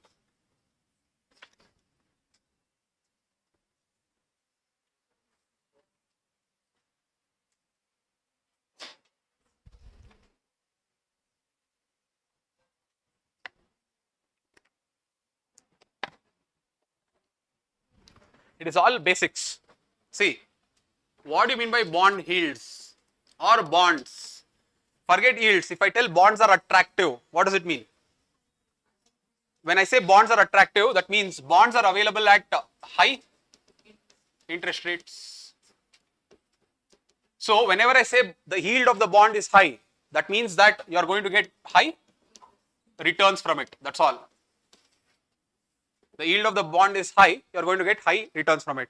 Okay. Now, if I take the interest rate, why in the question they keep asking that is because they are only testing you that same thing, the liquidity trap or the speculative demand for money. Okay. Interest rate, what is your doubt? Interest rate is high. If this interest rate is high, then this bond yield will obviously increase because people will invest here. Why? Because interest rate is high, because they feel that the interest rate will fall. Why will I keep in the bank? I will invest here. So when all the people will go and invest here, the bond yields will increase because the demand for the bonds is high. Okay. Now the interest rate is low, but the bond yield is always high, already high. Interest rate is low, bond yield is already high. Now speculative demand increases. I will not invest here. I will not invest here also. I'll keep the money with me. When I keep the money with me, when the interest rate is low here, I am not investing here also. What will happen to bond yields? The returns on the bonds. The demand increases or the demand decreases? The demand decreases. I hope you are understanding this. When the demand decreases, when this becomes low, again I will not keep the money with me. Here anyway it is low. I will not invest. I will wait for it to rise. I will go and invest here only. Again the bond yield will increase. That is why speculative demand for money will never get into liquidity trap. Why it will not get into liquidity trap is this yields of the bond keeps changing. If this yield of the bond becomes fixed, that is, let us say that now everyone invested in bonds, so the bonds became high. Now this bond is high only, it is not coming down. Then I will also not invest only. I will hold the money and keep with me. Why? Because your interest rate is also low, your bond rate is also high. That will create liquidity trap. I hope you are understanding this. So the bond yields will decrease when the interest rates are low. When the bond yields decrease, I will invest in bonds. I hope you understood the flow. Okay. Okay.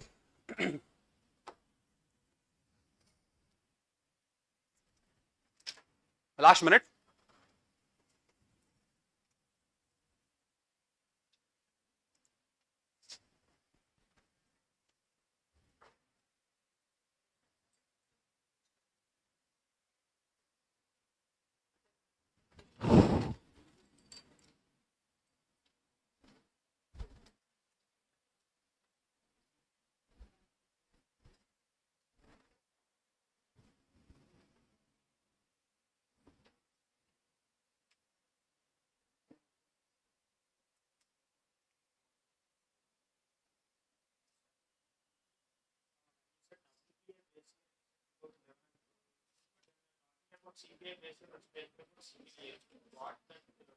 I didn't understand. Come again. Base year of WPI is 11, 12. CPI is 24. No, you can take it like that only. I think I just told like that. You can take the concurrent year. See, in India, inflation is always measured point to point. Inflation is always measured point to point. That means if you take one place, they will not say that what is inflation year. They will always say what is inflation from this point to this point. So base year also you have to take from one point to one point. So I will told like that, you check and write that. Okay, it is always concurrent 1 year, 1 point to another point. Okay. 2023, 24 I think. I told 2024 only. 2023, 24 you can add like that. Okay. Shall we start banking? Yes or no? No energy at all. Huh? You people are young or I am young? I am. You should tell it to my wife. Okay, next. Banking. Give the heading as banking.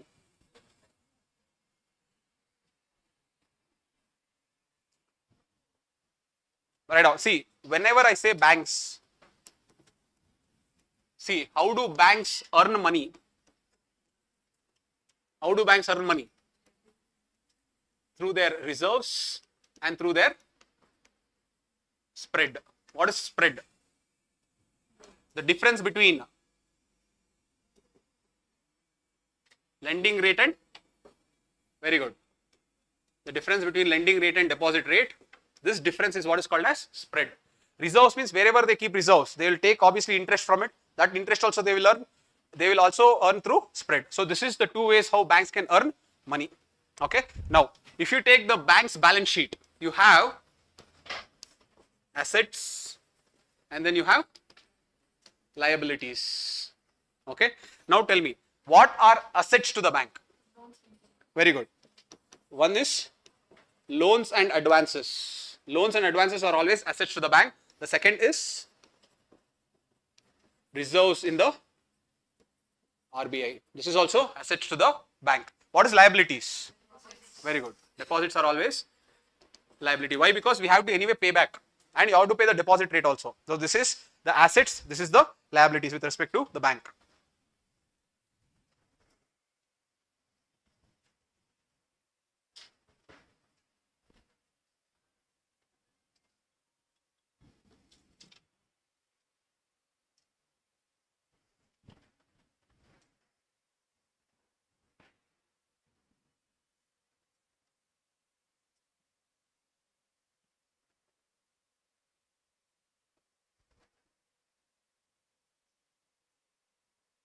Okay. Now let us talk about this. When I tell banks, you mainly have, on one side you mainly have, yes, scheduled commercial banks, you have private banks, you have private foreign banks also, it is okay. The next is you have regional rural banks, you have small, local area banks, and then you have small finance bank, Then you have, yes, payment banks. Payment banks. These two banks are called as, why are they called differentiated? You don't tell financial inclusion.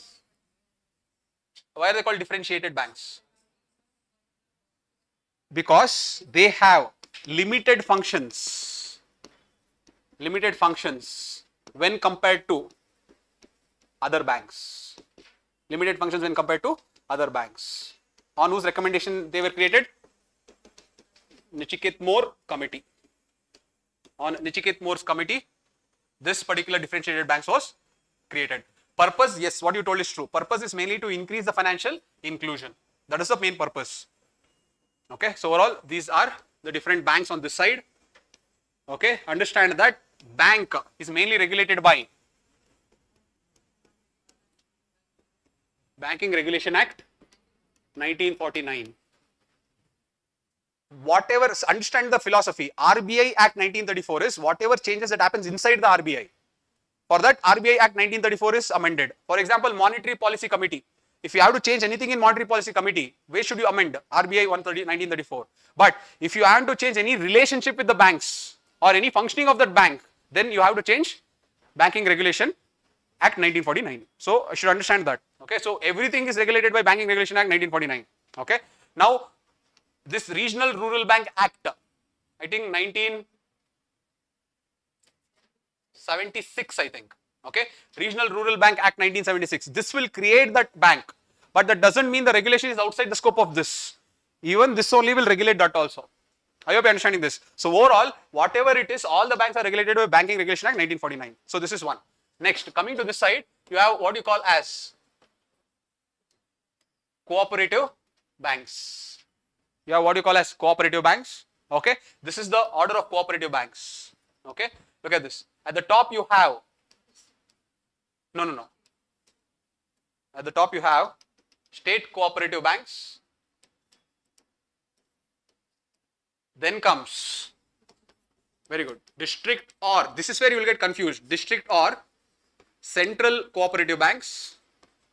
Why are they called central is because they come in the central of this hierarchy. Okay, because they come at the center of this hierarchy, they are called central, not because central government has anything to do with it. Okay, below that comes primary agricultural credit societies. Primary agricultural credit societies. Apart from this, you have something called, there are two other banks, you call something called, very good, land area banks. This is one more. Outside this hierarchy I am talking. One more is, very good, urban cooperative banks. These are outside the hierarchy of this, urban cooperative banks. Now, what is the regulation of cooperatives? It is usually done by NABARD, and the law that takes care of this is State Cooperatives Act 1904. State Cooperatives Act 1904. So, NABARD plus Registrar of Cooperatives. NABARD plus Registrar of Cooperatives. These are the two people. NABARD obviously is the regulator. Registrar of Cooperatives are at state level. Every state will have Registrar of Cooperatives. They are the one who will manage the administration or governance. Administration or governance. Now, whenever it comes to transaction, it also comes under Banking Regulation Act. Only with respect to administration and governance within the cooperatives, it is this. So don't think that monetary transactions are also done by this. So if RBI tells that I want cooperatives to keep CRR, RBI will tell it with this. Because this, every state it will be different. Okay, it can change. So RBI will always tell. So what I am trying to tell is cooperatives overall are also monetarily regulated by Banking Regulation Act only. But when it comes to administration, when it comes to governance of the cooperatives, it is done by State Cooperatives Act. Okay, so understand this.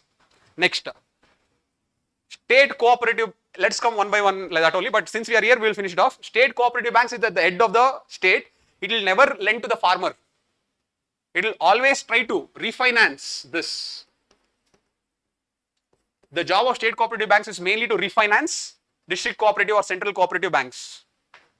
District cooperative or central cooperative banks. Okay, they are never going to interact with the farmers at all. Okay, that is one. Next, district cooperative or central cooperative banks mainly will refinance this. Will mainly refinance this. Mainly, I am telling not only, because sometimes they can lend to farmers. For example, in some district cooperative banks, there will be very less PACS. In that case, even they can lend. They can. So, there are cases where district cooperative banks can also lend to farmers, but very rare. But their main function is to refinance primary agricultural credit societies. So, coming to primary agricultural credit societies, they lend to farmers. They lend to farmers. Okay. Now, will they lend short term or long term?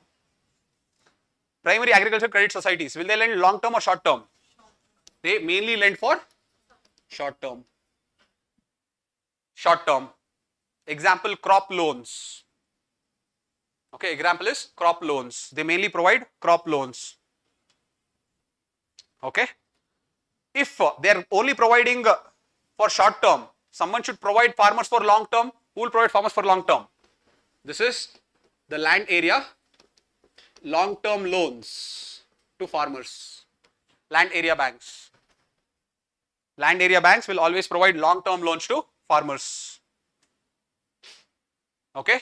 Next, it will usually range from 10 to 20 years. The maturity usually ranges from 10 to 20 years. Ranges from 10 to 20 years. The full form of this is land area development banks.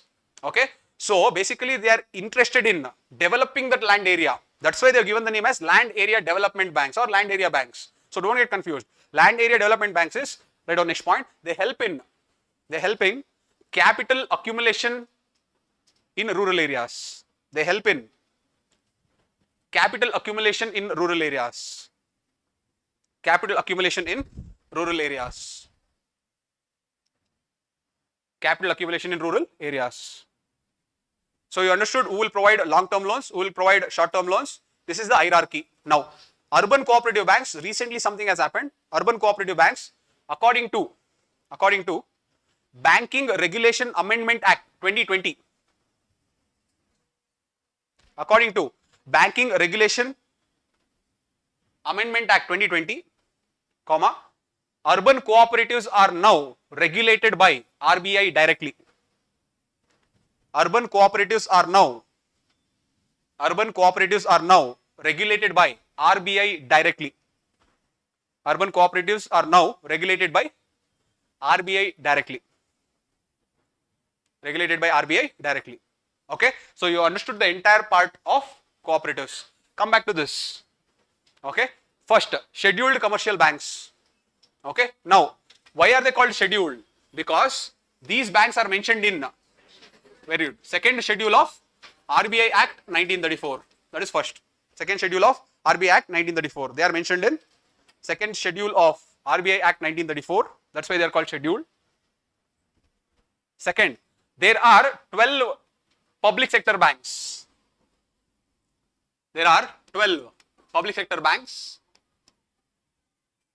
These are created through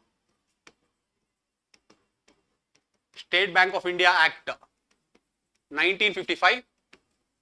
You have Banking Company Acquisition and Transfer of Property Act 1970, and you have Banking Company Act 1980. These two, this is what is known as banking nationalization. Okay, those two acts were passed in order to nationalize the banks. Okay, so these 12 PSBs are mainly created by this. Created, I am telling, regulated by Banking Regulation Act only. Don't get confused. It is regulated by Banking Regulation Act only. It is created by these acts. Okay.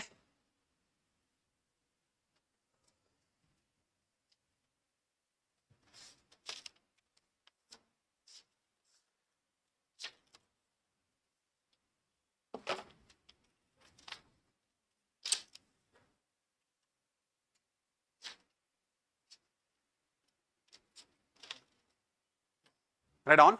The FDI in PSBs are limited to 20%. The FDI in PSBs. The FDI in PSBs are limited to 20%. FDI in PSBs are limited to 20%. Okay. So you understood what is this scheduled commercial banks. Next, private banks. Right on, private banks. Owned by private entities. Owned by private entities. FDI is allowed up to 74%. Owned by private entities. FDI is allowed up to 76%. Sorry, 74%. Sorry. FDI is allowed up to 74%. And 49% is through automatic route. And 49% is through automatic route.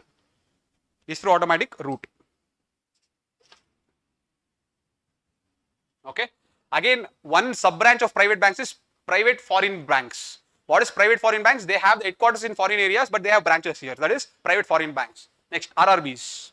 Give the heading as RRBs. They are created under Regional Rural Bank Act 1976. They are created under Regional Rural Bank Act 1976 under the recommendation of Narasimhan Committee. Regional Rural Bank Act 1976 under the recommendation of Narasimhan Committee. The ownership of RRBs is as follows.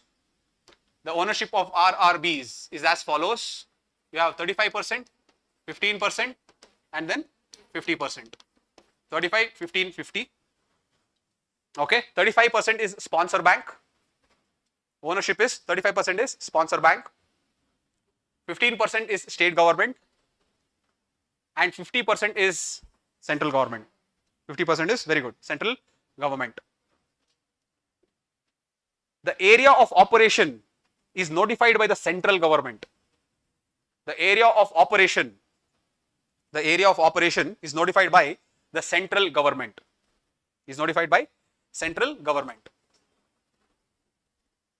Okay. So you understood what is private banks, scheduled commercial bank, rural banks. Next, local area banks.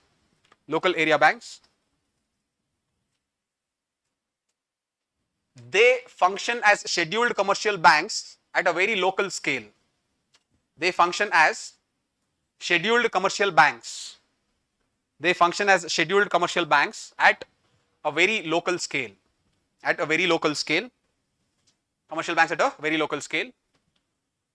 The local scale is defined as follows.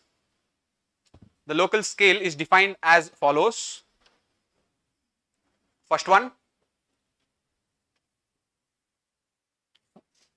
maximum of 3 states. Second, it should be contiguous in. It should be contiguous in 3 districts. Okay, it should be spread. Maximum is of 3 states. It cannot go in 4-5 states. The second condition is, even though it's in 3 states, that area should be contiguous for at least 3 districts. Okay, contiguous for 3 districts. Next one, the focus must be strictly local.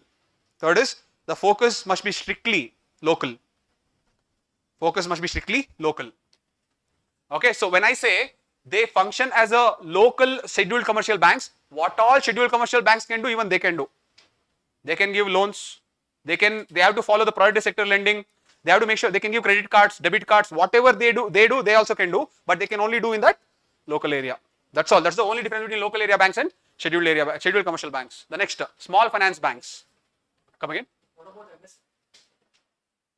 MSF you can. MSF. It does not need MSF. See, MSF, why you take short-term liquidity challenges? They don't get any short-term liquidity challenges. Okay. Small finance banks. Right on. They can allow demand deposits. Second, they can issue debit cards and credit cards.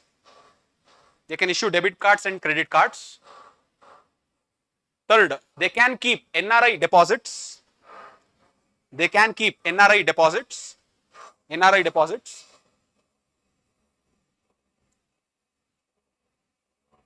They can keep NRI deposits. The only difference why they call it small is now. Look at this. Next, write down. 60%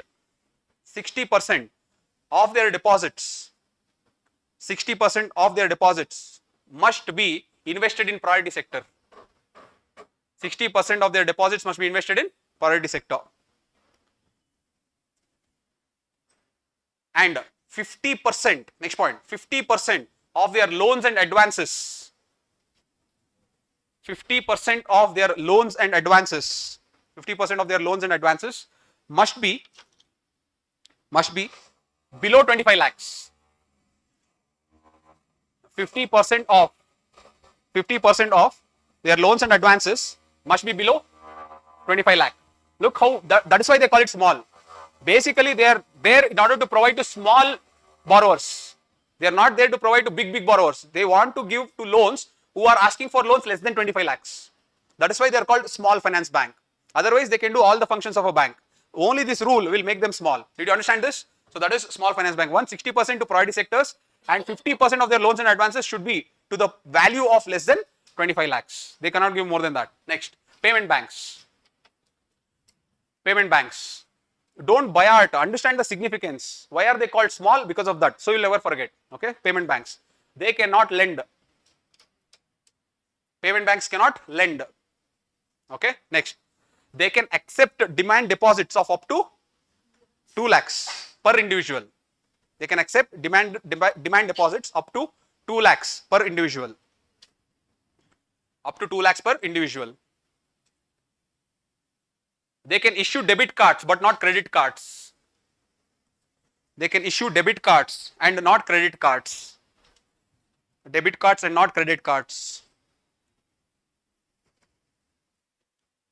They cannot have NRI deposits. They cannot have NRI deposits. See, whenever we have NRI deposit, that means that person is depositing foreign currency. So foreign currency comes into India, that capital account transaction is very complex. That's why they have not left the payment bank to have this.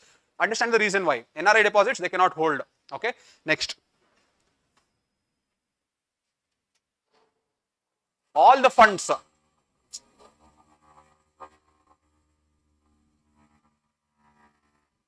One second.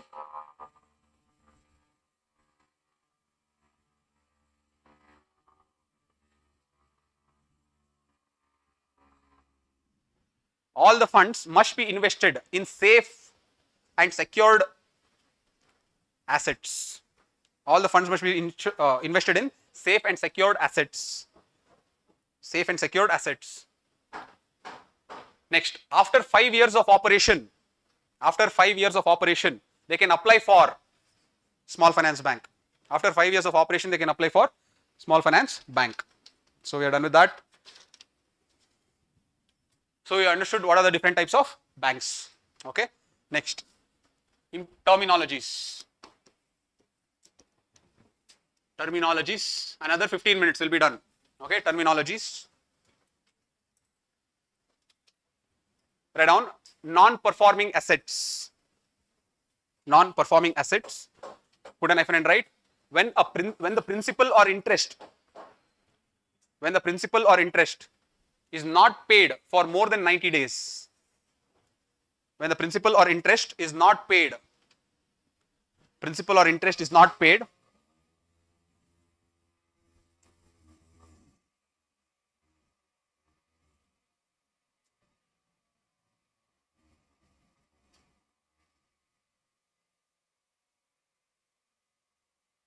Principal or interest is not paid for more than 90 days. This is what is known as non-performing asset. Next, substandard asset.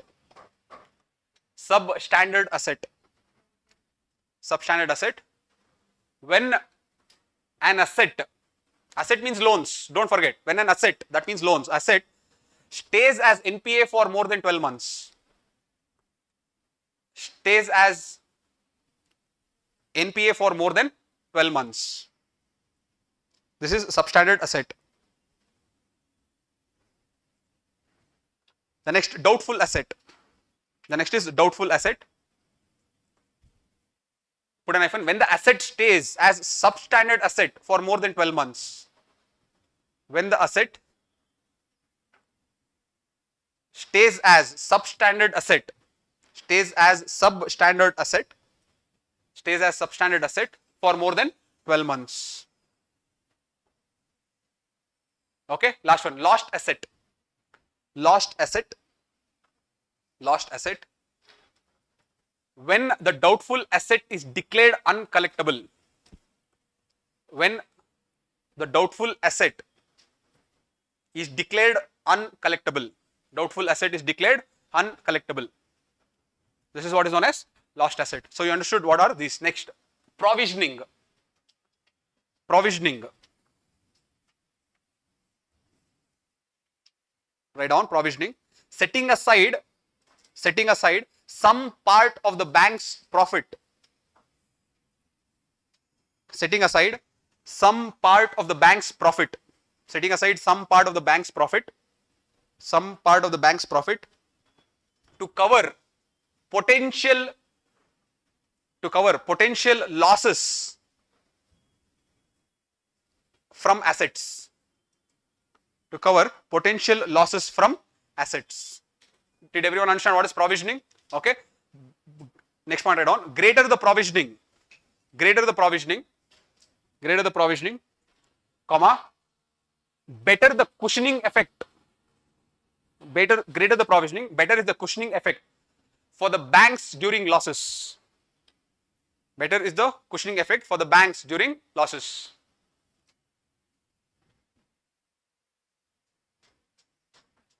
Next, write off. The next word is write off. Write off. Put an hyphen and write. When an asset is declared as lost asset. When an asset is declared as lost asset. When an asset is declared as lost asset, comma, it is taken off the books. It is taken off the books. It is taken off the books. And the loss is recorded. It is taken off the books and the loss is recorded. Okay, full stop. This is write off. The loss is recorded. This is write off. So, the difference between provisioning and write off is provisioning happens before the loss. I am trying to predict that that particular asset can create a loss. So, I am saving some money so that in case if it results in a loss, I will use this money. That is before loss. Write off happens after loss. So, you understood what are these terms. This is also done. Next, give the heading as Basel norms. The last part of banking. Give the heading as Basel norms. One more part I just forgot before Basel norms. Just give the heading there. Willful defaulters. Willful defaulters. Willful defaulters. Okay, three definitions they give. Willful defaulters. One, they have the ability to repay but will not. One is they have the ability to repay. They have the ability to repay but will not. That is one willful defaulter. Second, they have reinvested the money elsewhere. They have reinvested the money elsewhere. They have reinvested the money elsewhere.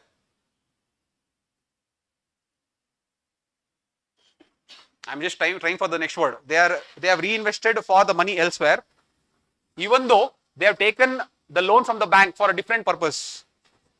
Even though they have taken the loan from the bank for a different purpose.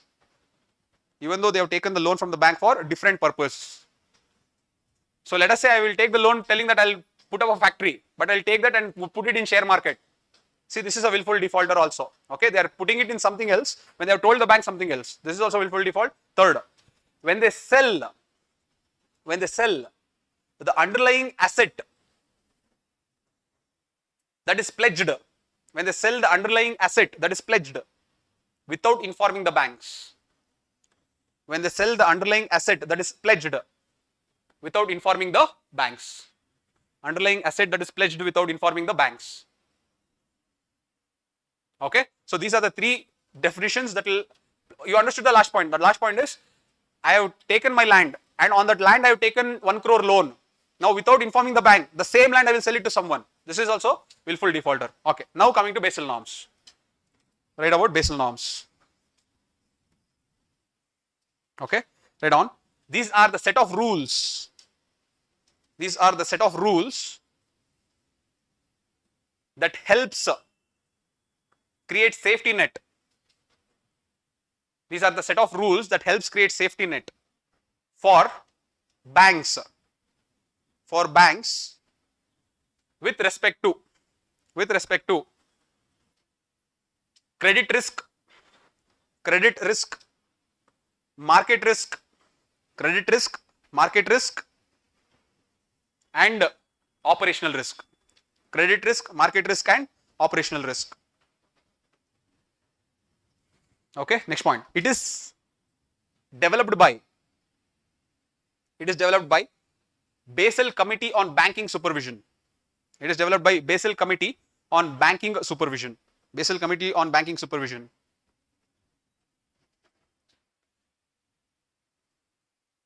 Next, Basel I norms. Basel I norms. Basel I norms. It was released in 1987. Basel I norms released in 1987. Next, it introduced the concept called capital adequacy ratio.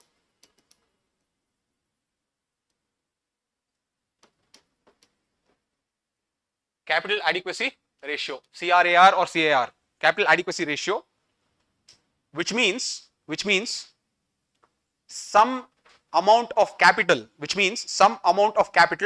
must be set aside. Some amount of capital must be set aside in proportion to, its risk weighted assets. Again, see, risk weighted assets. What are assets? Assets are nothing but loans. So if the loans are given to the government of India, obviously the weight of risk is less. But if that loan is given to some infrastructural company, obviously the risk is more. So because the risk keeps changing on the basis of different assets, so you have to give the weightage and then create one index. That is what it means. But when you create that index, let us say with that index you are given different weightages and you created 100 rupees. In that 100 rupees, they say that you have to keep 8% as capital buffer. Okay, so that's what Basel I norms. Write down. CAR is equal to 8%. This is the recommendation. CAR is equal to 8%. Next point. At least 4% should be of tier 1 capital.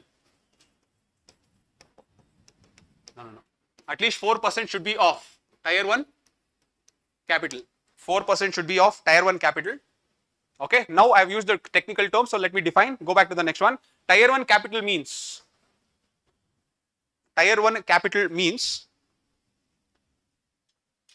the capital that is saved to absorb losses.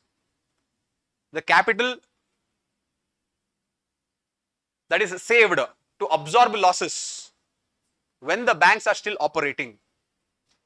Capital that is saved to absorb losses when the banks are still operating. Okay, this is tier 1 capital. Tier 2 capital. Put an F and write. This is the capital that is saved to absorb losses. This is the capital that is saved to absorb losses. Capital that is saved to absorb losses when the banks are winding up their operations.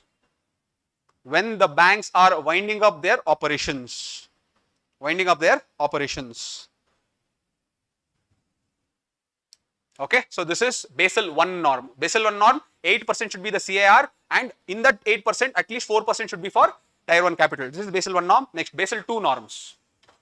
Give the heading as Basel II norms.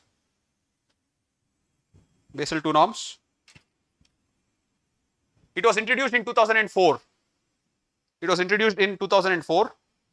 Next, they keep the CAR at 8%.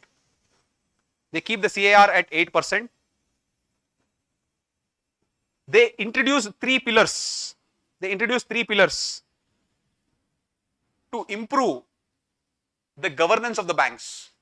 They improve three pillars to they introduce three pillars to improve the governance of the banks. To improve the governance of the banks. One is minimum capital requirements. One is minimum capital requirements.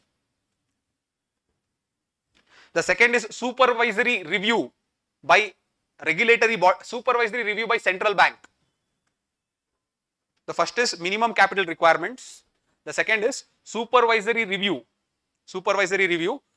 by the central banks. In India, central bank is RBI. So supervisory review by RBI, supervisory review by central banks. Third one is market discipline.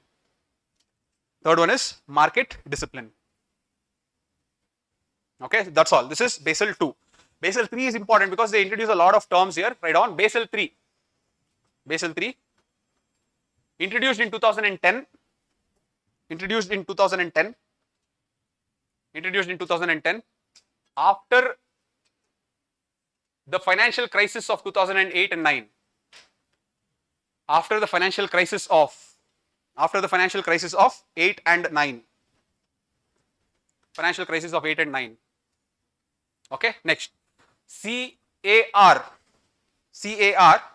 is fixed at 8%. CAR is fixed at 8%. Tier 1 capital, put an hyphen, Tier 1 capital, at least 6%. Tier 1 capital is at least, there was 4 before, now they are telling at least 6%. Third one, capital conservation buffer. Capital conservation buffer, 2.5%. Capital conservation buffer is 2.5%. Now, what is this capital conservation buffer? Write in bracket. It is the capital to be saved. It is the capital to be saved as a buffer above CAR. It is the capital to be saved as a buffer. Capital to be saved as a buffer above CAR. This is what is capital conservation buffer. That is 2.5%. Next, leverage ratio. Next, leverage ratio is 3%. Leverage ratio is 3%. Put an F and write. What is leverage ratio?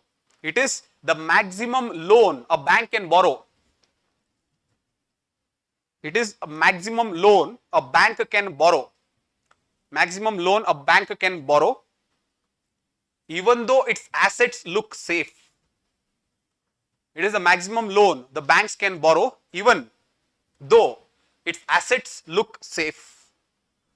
Even though its assets look safe. So basically I cannot tell that my assets are all performing good, so I can keep borrowing. You cannot do that. Leverage ratio is the one that will limit what is the maximum that you can borrow. Okay. Now next point, write down leverage ratio is equal to Tier 1 capital divided by total exposure into 100. Tier 1 capital, total exposure into 100. Tier 1 capital, total exposure into 100. So look at this, total exposure. Okay, what is total exposure? Write down the total liabilities of the bank. Sorry, the total assets of the bank. Sorry, the total assets of the bank. Total exposure is the total assets of the bank. Now look how the leverage ratio will fix the this thing. See, what is Tier 1 capital? Tier 1 capital is the capital that I save in order to absorb the losses when the bank is operating. Yes or no? So the more I have Tier 1 capital, the more I can absorb the losses when it is operating. Now, if I take leverage ratio is, Tier 1 capital is 10 and total exposure is 100 into 100. What will be the leverage ratio here? 10%. Yes or no? This will go, this will go. Leverage ratio is 10%. Now, let us say that hypothetically 3 is a little difficult to multiply, so I am using leverage ratio as 10%. Let us say a bank should always maintain a leverage ratio of 10%. If the bank has to maintain the leverage ratio of 10%, now my total exposure is nothing but total assets. I want to give more loans. I want to borrow and give more loans. Now, if my total exposure is just 100, I want to increase it to 200. Let us say I want to increase it to 200. But if I want to keep the leverage ratio as 10%, I have to increase my Tier 1 capital also. That is where leverage ratio will stabilize the bank. Look at this. If I have to, this is 100. Leverage ratio is 10%. Okay, I want to increase my total exposure. So how much should be the tier 1 capital here? See, the leverage ratio is making sure that I always keep the tier 1 capital. If the tier 1 capital is not there, I'll keep borrowing more and more and more and more, and I'll not have any type of buffer. I hope you're understanding this. That is why leverage ratio is the one that will limit the bank from borrowing, even though its assets look safe. Did everyone understand this? Next, write down. Counter cyclical capital buffer. Counter cyclical capital buffer. Counter cyclical capital buffer 0 to 2.5. It is not compulsory. That's why they are told 0 to 2.5. 0 to 2.5. Again in bracket, write down. The banks are supposed to save more capital. The banks are supposed to save more capital during economic booms. The banks are supposed to save more capital during economic booms so that they can develop resilience during economic downturns. So that they can develop resilience during economic downturns. Resilience during economic downturns.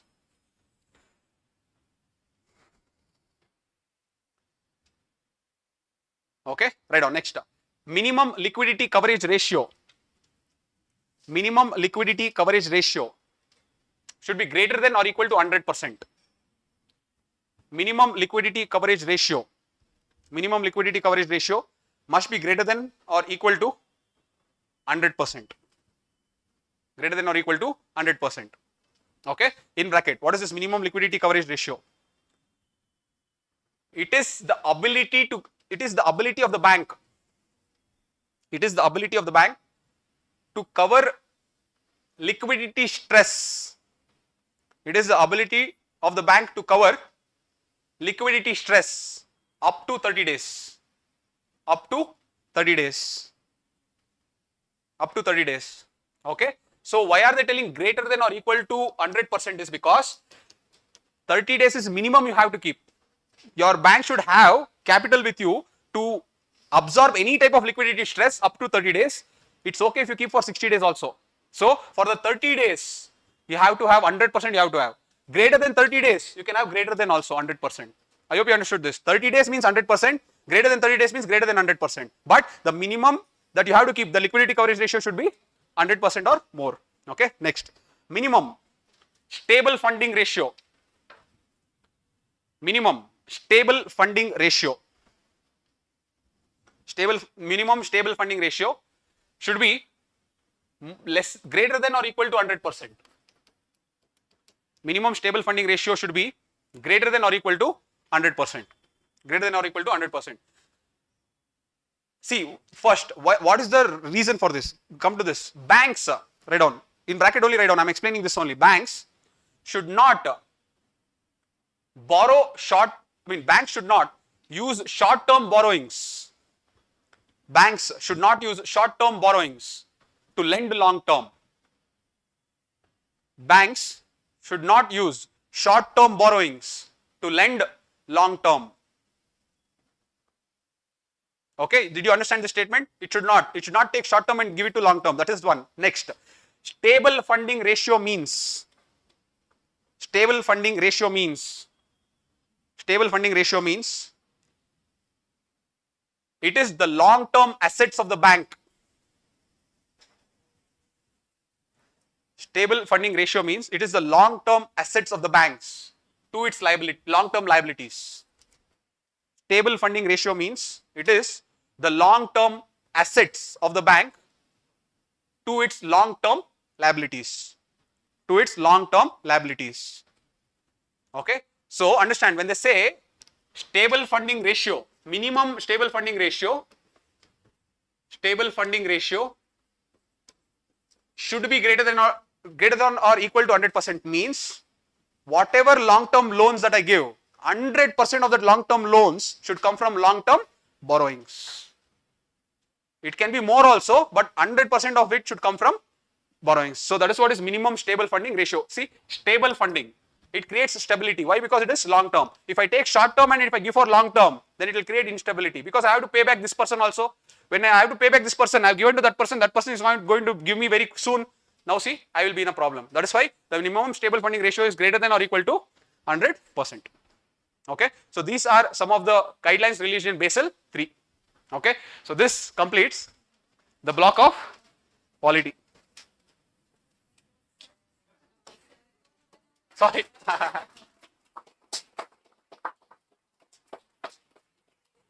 Thank you. Thank you.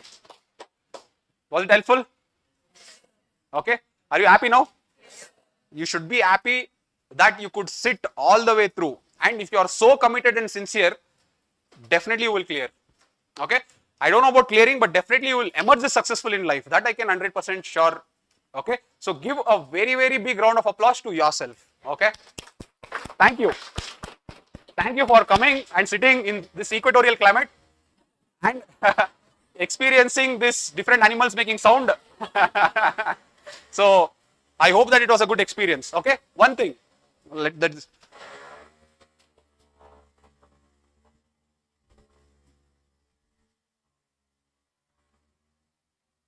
When you do the mock tests,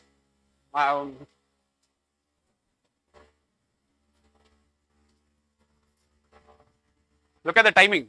I want to wrap it up and that guy is not. Anyways, see, when you do the mock test, that is when you try to build the depth.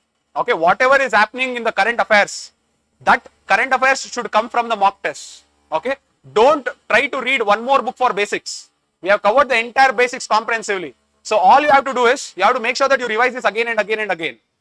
See, at the end of the day, if you really are preparing for UPSC, and if you are there in that competent people, you should be able to finish a subject in one day.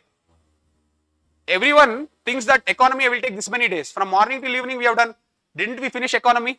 In the same manner, every subject it is possible for you to finish. The only thing or the only mindset that you have to change is, it is possible. If you go with the mindset that, oh, I need 2 to 3 days to finish a subject, obviously you will not finish. Any subject if you take, if you can try to push and finish in one single day, that means that you are there in that competent people. So please make sure that whatever you do, keep revising as many times as possible, but come to that situation where I can revise in one possible day. Okay. Now, economy, coming to the basics part, this is more than enough. Don't worry about the nitty-gritties and numbers. In UPSC, they will not play with numbers. In UPSC, economy I'm talking about. Others they can play. In economy, they usually don't play with numbers. They usually play with logic. So if you can understand the underlying logic, you will definitely get the questions right. Will you do it? Okay. All the very best, guys. God bless. Thank you. Online guys, I know that I couldn't answer a lot of your doubts, but please do leave a message in the Telegram. I'll get back to you people. Okay. Thank you so much for tuning in. I hope it was helpful. Please make sure that you share the video with as many people as possible. Thank you so much, guys.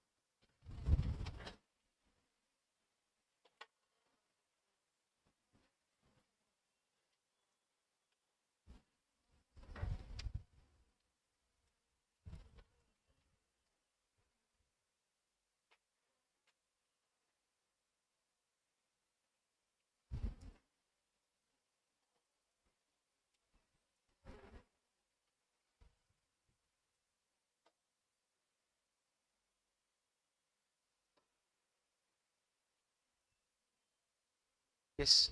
Thank you so much, sir. This was my first online class.